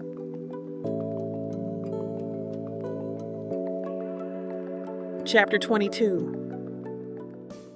Cam. The new house is beige. That's the best word for it. It's a clean, anonymous, furnished rental in a quiet, leafy suburb that Gideon found for us. It has beige walls, beige carpets, and beige furniture that looks like it was chosen from a catalog titled Inoffensive Living. It is a house designed to be forgotten. And after the last few weeks, forgettable is a luxury I never thought I'd crave. It has been 3 weeks since the firefight in the woods. 3 weeks of a fragile, necessary peace after the chaos. 3 weeks since Alex walked out of the darkness, battered and bleeding, and brought our world back from the brink. The physical threat is gone. Shaw is in federal custody, his corporate empire crumbling under the weight of a dozen investigations. Natalie's ex-fiancé, the man who betrayed her and all of us, is facing a laundry list of charges that will put him away for the rest of his life. We are, for all intents and purposes, safe. But the ghosts are still here. They live in the quiet moments, in the way Alex's hand still instinctively goes to the weapon he no longer carries when a car backfires down the street, in the way I still wake up in the middle of the night, my heart hammering, the phantom sound of gunfire ringing in my ears. We are healing, but healing is a messy, ugly, brutal thing. I'm sitting on the plush beige rug in the living room, a mountain of brightly colored plastic rings in front of me. Maya is on her tummy, her small hands batting at a wobbly, half-finished tower. She lets out a delighted squeal as it collapses, a sound of pure, uncomplicated joy that is a balm to my raw, scraped-clean soul. Alex is in the kitchen, his back to me. He's on the phone with Gideon, his voice a low, steady rumble. They talk every day. There are still loose ends to tie up, security protocols to review. He is no longer my bodyguard, not officially. But he hasn't left. He has not even mentioned leaving. He is just here, a quiet, solid, constant presence in the chaos of my new life. He is the sun I have begun to orbit around. Understood, he says into the phone, and then he's quiet for a moment. Yes, she is right here. He turns, the phone in his hand, and offers it to me. It is Harper. My heart gives a small, happy leap. I take the phone, my voice a little shaky. Hey, you. Hey, stranger. Harper's voice is a warm, familiar hug through the phone. How are you, for real? I'm okay, I say, and the word is surprisingly true. We're okay. Maya just discovered that knocking things over is the pinnacle of comedic genius. Harper laughs, a sound that is pure sunshine. Oh, just wait until she discovers she can do it with a bowl of spaghetti. That's a whole new level of performance art. We talk for a few minutes, the conversation easy, comfortable, a small slice of the normal life I have missed so much. She tells me about Ivy's latest school project, about the new puppy they just adopted, and I listen, a fierce, aching longing for that kind of simple, beautiful normalcy filling my chest. As we're about to hang up, the doorbell rings. My entire body goes rigid. Alex, who was leaning against the kitchen counter, is suddenly in motion, his hand instinctively going to his hip where his weapon used to be. We lock eyes across the room.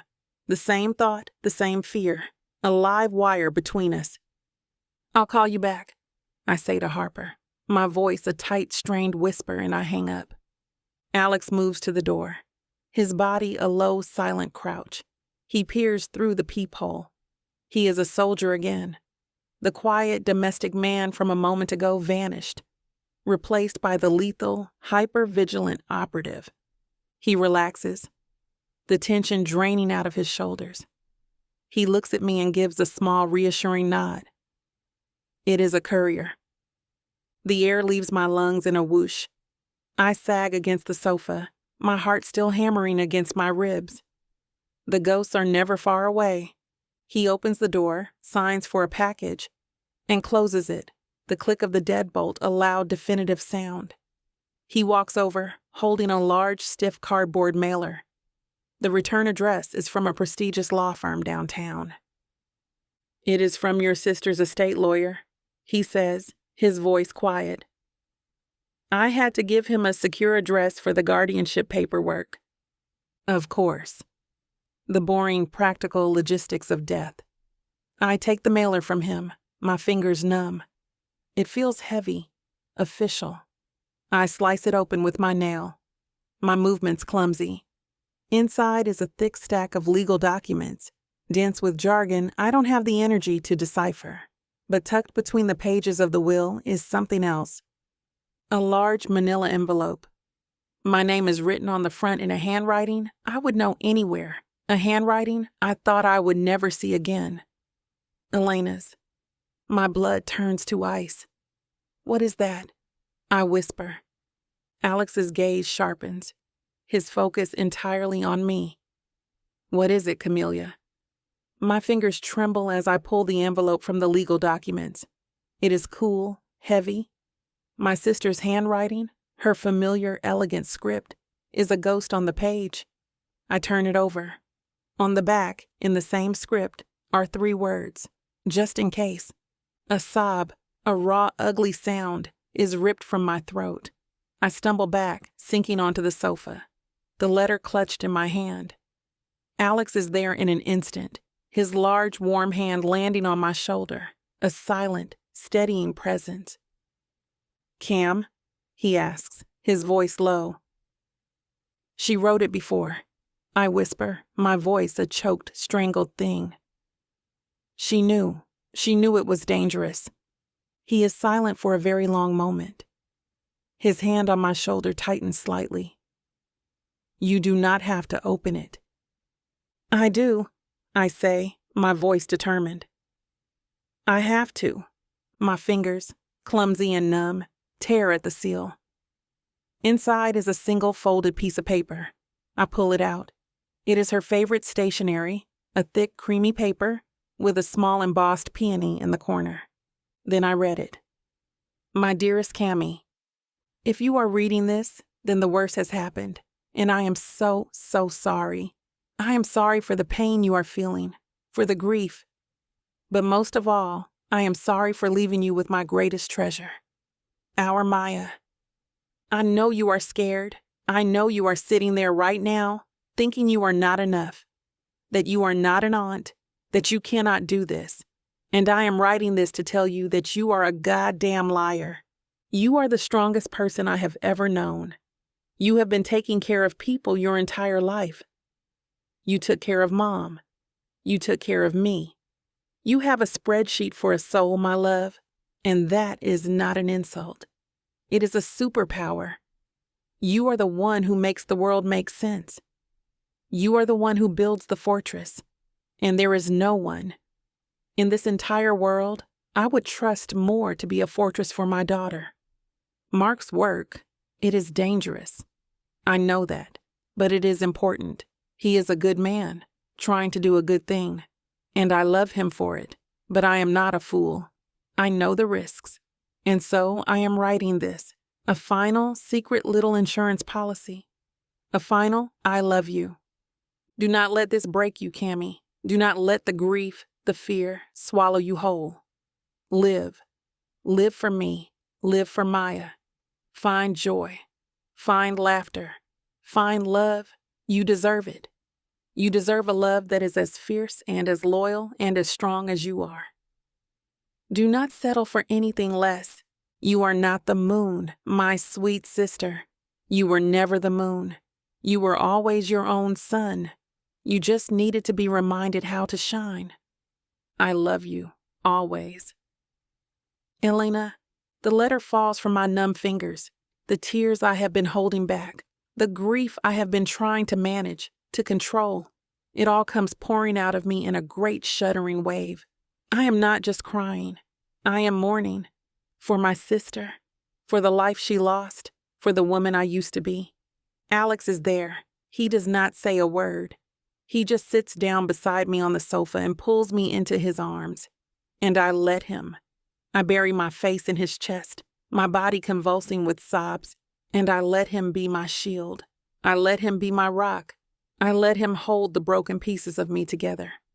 We sit like that for a long time. The only sound, the soft, steady beat of his heart, and my own ragged, broken sobs.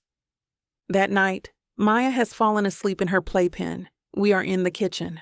I am cooking, real food, a simple pasta dish my sister taught me how to make, The familiar, comforting motions of chopping vegetables, of stirring the sauce, it is a form of therapy, a way to feel normal in a world that is anything but. Alex is at the table, cleaning his weapon. It is a ritual I have come to find strangely comforting. It is his way of imposing order on the chaos. We are not so different, him and I. She gave me permission, I say, my voice quiet in the small kitchen. He looks up, his hand stilling on the slide of his handgun. What? Elena, I say, my voice taking on more strength. In the letter, she gave me permission to be happy, to live. I turned to look at him, a small, watery smile on my face. She told me to find love. He just stares at me, his hazel eyes dark, intense. He does not say anything. I can see the question in his eyes, the hope, the fear. We eat dinner at the small table, the silence between us no longer awkward, but full of a deep, unspoken understanding.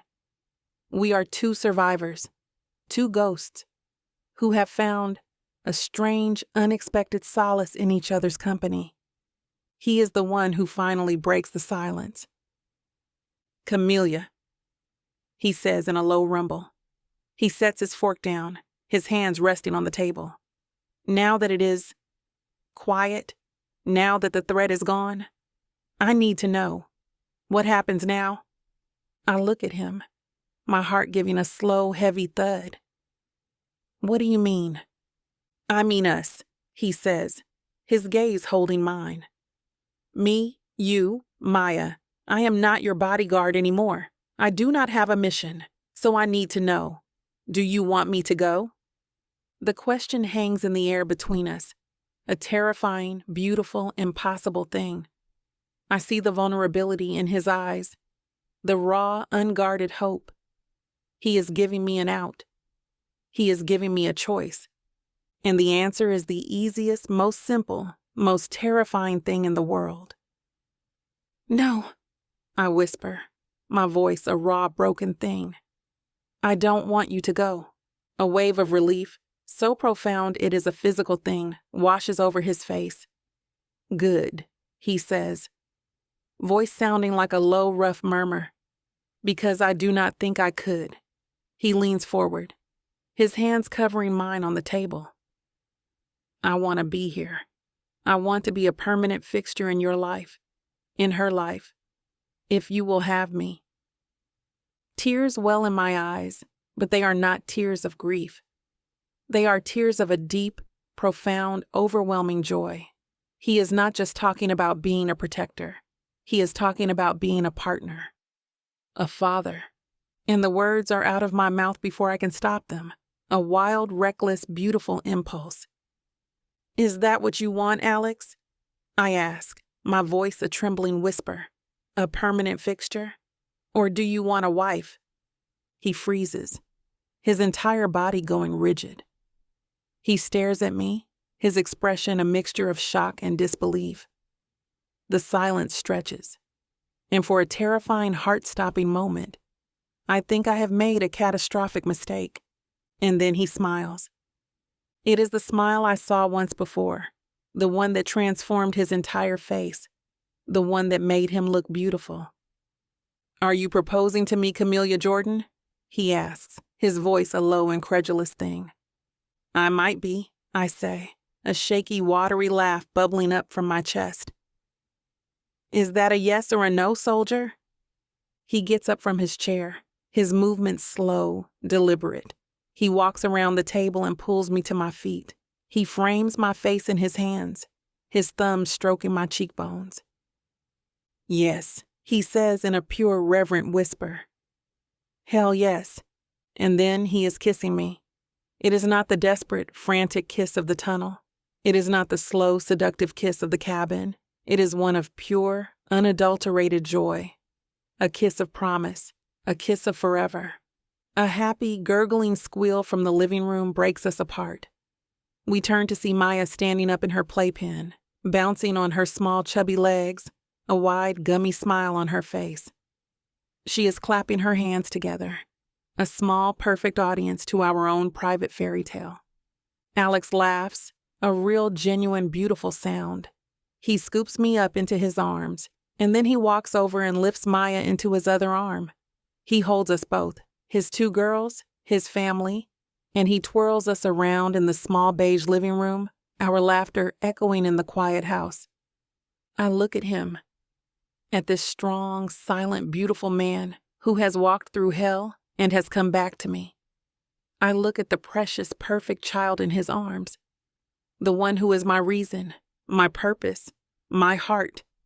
I know, with an absolute certainty that is as absolute as the love that is currently filling every corner of my soul, that my sister was right. I am not the moon. I am the sun, and I am finally shining.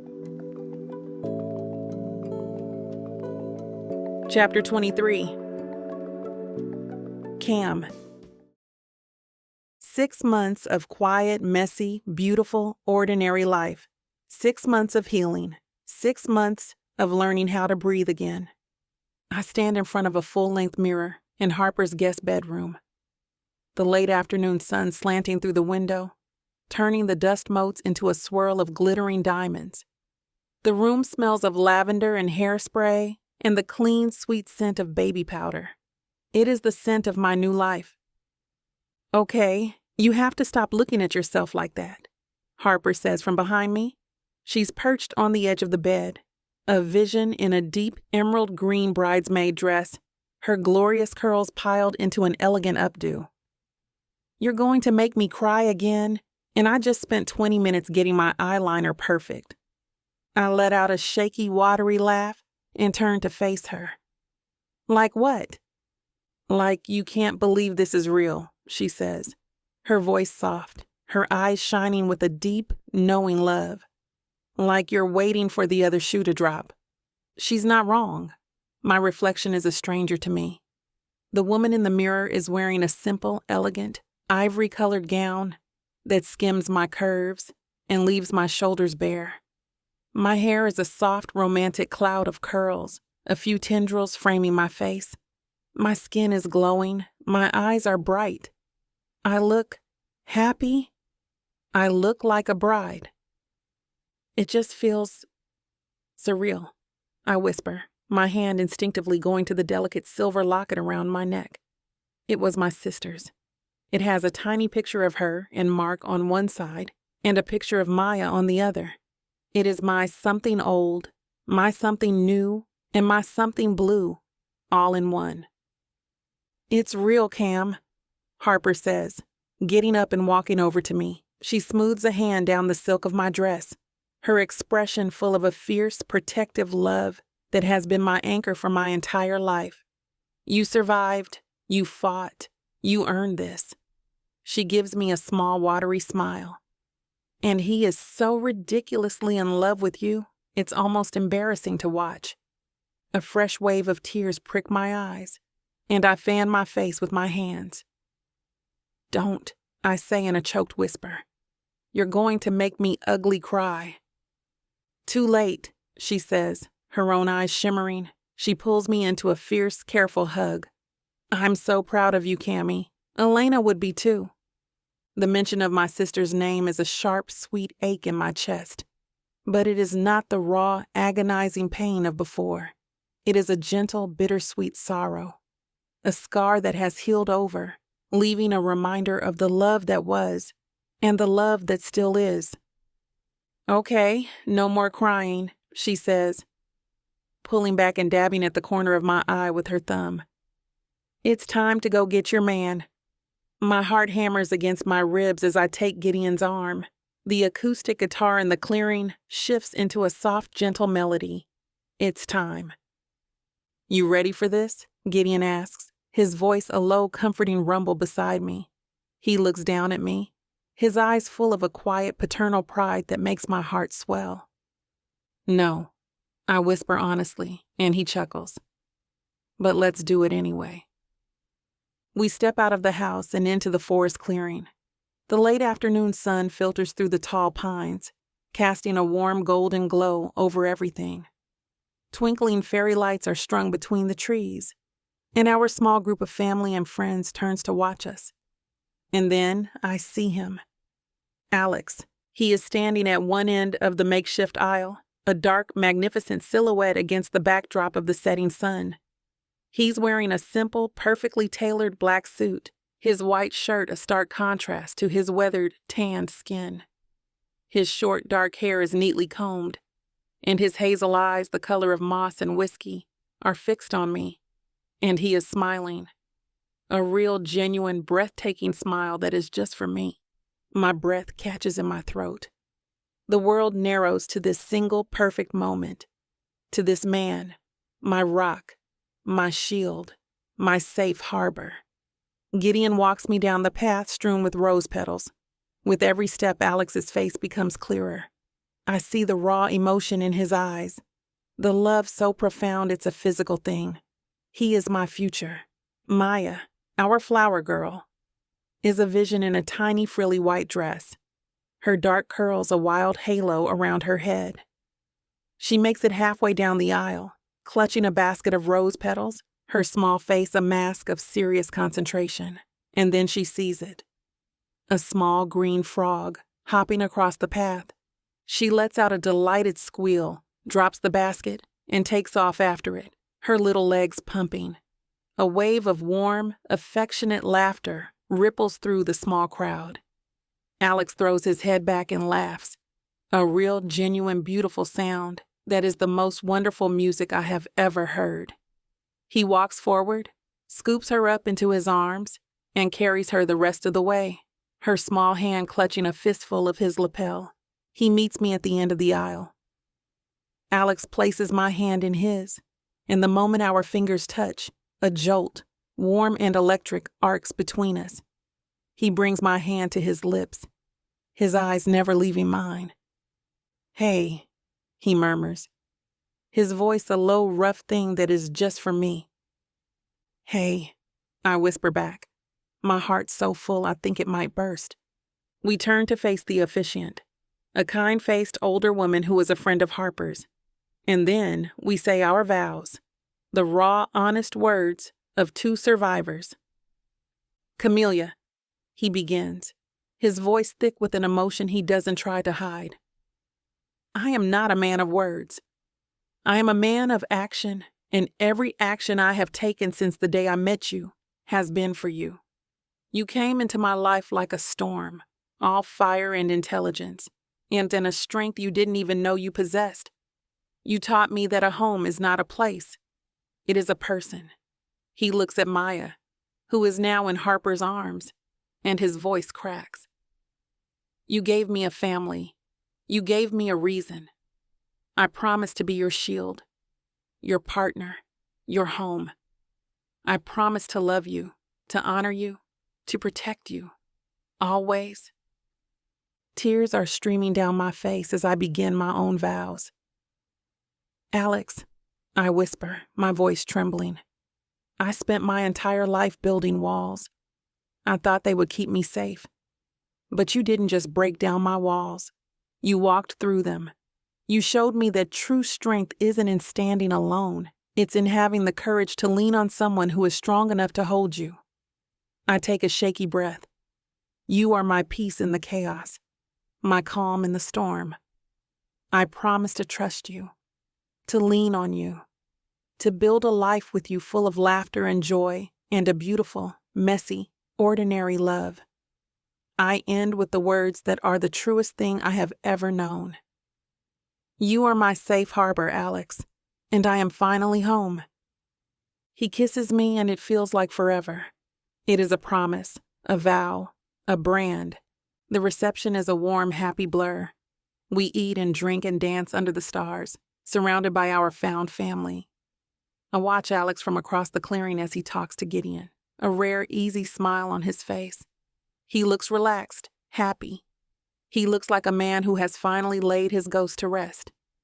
Later, I find him sitting on a log with Maya on his lap, her small head resting on his chest, her eyes heavy with sleep. He is showing her the constellations. His voice a low, gentle murmur in the darkness. My heart aches with a love so fierce it is almost painful. It is late when we finally leave. Harper and Gideon are taking a sleeping Maya for the night, a wedding gift that is the most precious thing they could have given us. We say our goodbyes, a flurry of hugs and kisses and promises to see each other soon. And then we are alone. I hate to put a stop to a good time, but it looks like we've hit this platform's limit for spiciness. This platform's got some rules we have to play by if we want to keep giving you these stories for free. And trust me, this scene isn't something you want to miss. While we can't get into all the details here, you can still dive into the full, uncut version at tylawalker.com. Miss Tyla has an entire collection of unabridged audiobooks and ebooks waiting for you. And the best part? You can treat yourself with 40% off when you use the code SAVE40. That's right. You'll save on any digital product, even bundles that are already discounted. Miss Tyla would never let anyone feel the kind of disappointment you must be feeling right now. So why wait? Treat yourself with Miss Tyla. He does not say anything. He just looks at me, and in his eyes I see it. The truth. The one he has been hiding. The one I have been too scared to see. He is not merely my protector, not just my lover. He is not only my husband, he is my forever. And in this high, glittering tower, in this fragile, beautiful piece, that is the only truth that matters. Epilogue. Rodriguez. I have been shot. I have been stabbed. I've jumped out of perfectly good airplanes into active war zones. I've faced down men who wanted nothing more than to see me dead, and I've done so without my heart rate elevating above a calm, steady 75 beats per minute. None of it prepared me for this. The hospital waiting room is a sterile, beige hellscape designed by a sadist. The air smells of antiseptic and quiet desperation. The chairs are molded plastic, instruments of torture designed to slowly destroy the human spine. I've been pacing the length of this room for 3 hours, and I'm on the verge of a complete tactical breakdown. From down the hall, a sound, a raw, primal scream, echoes through the quiet. It is the sound of my wife, my Camellia. And it is the most terrifying sound I have ever heard. I want to be with her, but Camellia doesn't want me inside to witness her ugly cries. She's the most beautiful when giving life, and I don't care whether she's sweaty, overweight, or looking like a whale. But her wishes comes first. Jesus Christ! A low, familiar rumble says from the chair in the corner. I look over at Gideon. He's sitting there, a picture of calm in a worn leather jacket, his long legs stretched out in front of him. He's scrolling through something on his phone, his expression one of bored amusement. He's a traitor. How are you so calm? I demand, my voice a low, ragged growl. I stop my pacing to glare at him. Your wife's best friend is currently being subjected to a level of agony that is a violation of the Geneva Conventions, and you are looking at memes. He looks up from his phone, a slow, lazy smile spreading across his face. First of all, it's not memes. It's the schematics for a new training facility. Secondly, I have been through this. Twice he leans back, linking his hands behind his head. I have been pinned down by sniper fire in a sandstorm, Rod. I have had to disarm an IED with nothing but a pair of rusty pliers and a prayer. Both of those experiences were less terrifying than the sound Harper made when she was giving birth to Jordan. Another scream, this one higher, sharper, rips through the air. I flinch, my hand instinctively going to the place on my hip where my weapon should be. It is not there. I'm unarmed. I'm useless. This is a tactical nightmare, I mutter, resuming my pacing. There are too many variables. The doctors are a civilian variable. The nurses are a civilian variable. The entire goddamn hospital is a civilian variable. I have no control over the situation. Welcome to fatherhood, my friend, Gideon says, his voice full of a deep, profound amusement. It is a complete and total loss of control. You get used to it. I will not get used to it, I grit out, my boots squeaking on the linoleum floor. The door to the waiting room swings open, and Harper walks in, a vision of calm in a soft, cozy-looking sweater. She is holding the hand of my daughter, Maya, who is now a walking, talking, fiercely independent toddler. Behind her is Teresa, a quiet, steady presence, her kind face a welcome sight in this sterile hell. And trailing behind them all is Harper's son, Jordan, who is currently trying to lick the wall. "Any news?" Harper asks, her eyes full of a gentle, knowing sympathy. "She is still alive," I say, my voice sounding raw, tight. I can hear her screams. They are frequent. Harper smiles, a soft, beautiful smile that reminds me so much of Cam. "That's a good sign," she says. "It means she's making progress." "It sounds like she's being disemboweled with a rusty spoon," I counter, my voice a low growl. Harper just laughs, a bright musical sound that is completely out of place in this chamber of horrors. She ushers the kids over to the small play area in the corner, a sad collection of plastic blocks and worn-out picture books. Maya toddles over to me, her dark curls bouncing. She wraps her small arms around my leg, her face a mask of serious concern. "Daddy sad?" she asks, her voice a small, sweet thing. My heart, a muscle I thought had been hardened by years of combat, melts into a puddle on the floor. I crouch down, my knees cracking in protest, and scoop her into my arms. "Daddy is not sad, little one," I murmur, my voice a rough, emotional thing. "Daddy is assessing the situation." She pats my cheek, her small hand soft and warm against my stubble. "Mommy is a warrior," she says, her voice filled with a deep, profound conviction. It is something I have told her 100 times. "Yes," I whisper, my throat suddenly tight. "Yes, she is." I sit down in one of the plastic torture chairs, Maya a warm, solid weight in my lap. Harper and Teresa have somehow produced a bag of snacks, and the waiting room is now filled with the happy, chaotic sounds of children eating goldfish crackers. It is a small, fragile bubble of normalcy in the midst of the storm, and it is the only thing keeping me sane. Another hour passes, an eternity. I have worn a trench in the linoleum floor with my pacing. I have mentally cataloged every possible exit route, every security camera, every potential threat in a 50-yard radius. I have done everything but what I want to do, which is to kick down the door to that delivery room and neutralize the threat that is causing my wife so much pain.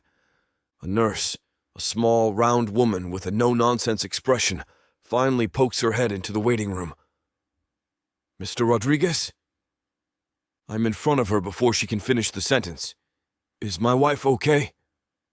Is the baby okay?" The nurse gives me a tired, long-suffering smile. "They're both fine. But she's asking for you." And I quote, "Get my 6'3", muscle-bound, anxiety-ridden husband in here right now before I come out there and kill him myself." Gideon lets out a bark of laughter from the corner. I shoot him a look that could kill a man at 20 paces.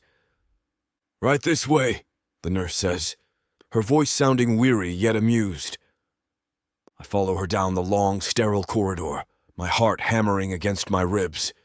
The screams are louder now, closer. They are the soundtrack to my own personal apocalypse. The nurse pushes open a door and I step inside. The room is a whirlwind of controlled chaos. There are machines beeping, nurses moving with a quiet, efficient grace. And in the center of it all, on a bed that looks more like a medieval torture device, is Camellia. She is a goddess, a warrior queen. Her face is pale, slick with sweat, her hair a wild, beautiful storm around her head. Her eyes, when they find mine, are full of a raw, primal fire that takes my breath away. "Where the hell have you been?" she gasps, her voice a raw, guttural thing. She holds out a hand and I take it, her grip so strong it could crush bone. "I am here," I say. "I am right here." I don't dare tell her that she was the one that wanted me outside. "Good," she grits out, her entire body tensing as another contraction rips through her. She squeezes my hand, her knuckles white, and a sound, a low, animalistic groan, is torn from her throat. I look at the monitor beside the bed. A series of jagged green lines are spiking across the screen. I do not know what they mean, but they look hostile. What is that? I ask the nurse, my voice a low, urgent command. Is that normal? The nurse gives me another one of those tired smiles. Those are her contractions, honey. And yes, they're very normal. And very strong. You're doing great, Cam, murmurs soothingly. Cam just glares at her, a look of pure, unadulterated fury in her eyes. Do not tell me I am doing great, she snarls. Get this out of me! The next hour is a blur. It is the most intense, most terrifying, most beautiful thing I've ever witnessed. I've seen men run into a hail of gunfire with less courage than this woman possesses. She's a force of nature, a hurricane in human form. I do my best. I wipe her forehead with a cool cloth.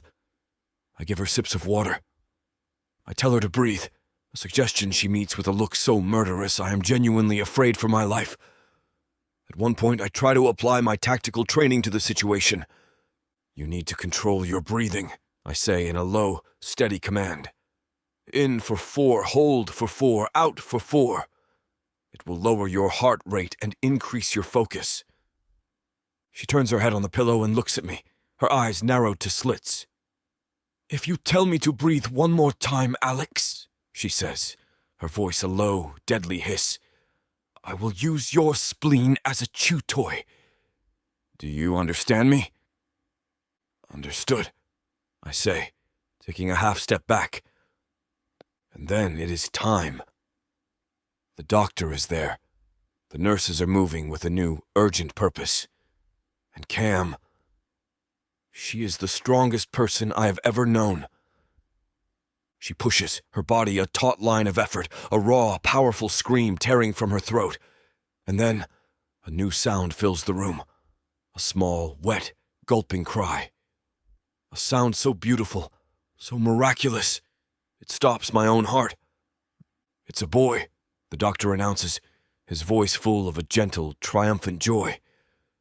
He is here, my son. They lay him on Cam's chest, a small, wriggling, perfect bundle of life. He has all red, wrinkled skin and a shock of dark, wet hair. He is the most beautiful thing I have ever seen. Tears are streaming down Cam's face, but they are not tears of pain. They are tears of pure, unadulterated love. She looks up at me, her eyes shining, and she gives me a tired, watery, breathtaking smile. Hey, Daddy, she whispers. I love you. Both of you. I am a mess. A complete and utter mess. I'm sobbing. Great, gulping, body-racking sobs of a man who has just witnessed a miracle. I lean down and kiss her, my lips salty with her tears and my own. I kiss our son, his skin soft and warm against my mouth. Later, after the chaos has subsided, we are in a quiet, private room. The sun is setting, painting the sky in shades of orange and purple. Cam is asleep in the bed, her face peaceful, exhausted. And I'm sitting in a chair beside her, holding my son. He's so small, so perfect. His tiny hand is wrapped around my finger, his grip surprisingly strong. He has a head full of dark, downy curls, and when he opens his eyes, they are a deep, soulful brown. My wife's eyes. The door opens softly and Harper and Gideon walk in, Maya and Jordan in tow. Maya toddles over to the bed, her eyes wide with a quiet, reverent awe. Baby, Jordan whispers, pointing a small, chubby finger at the bundle in my arms. This is your cousin, I say, my voice a rough, emotional thing. His name is Mark. Cam chose the name for her brother-in-law, a tribute, a promise. Maya reaches out a hesitant hand and touches his cheek. A slow, beautiful smile spreads across her face.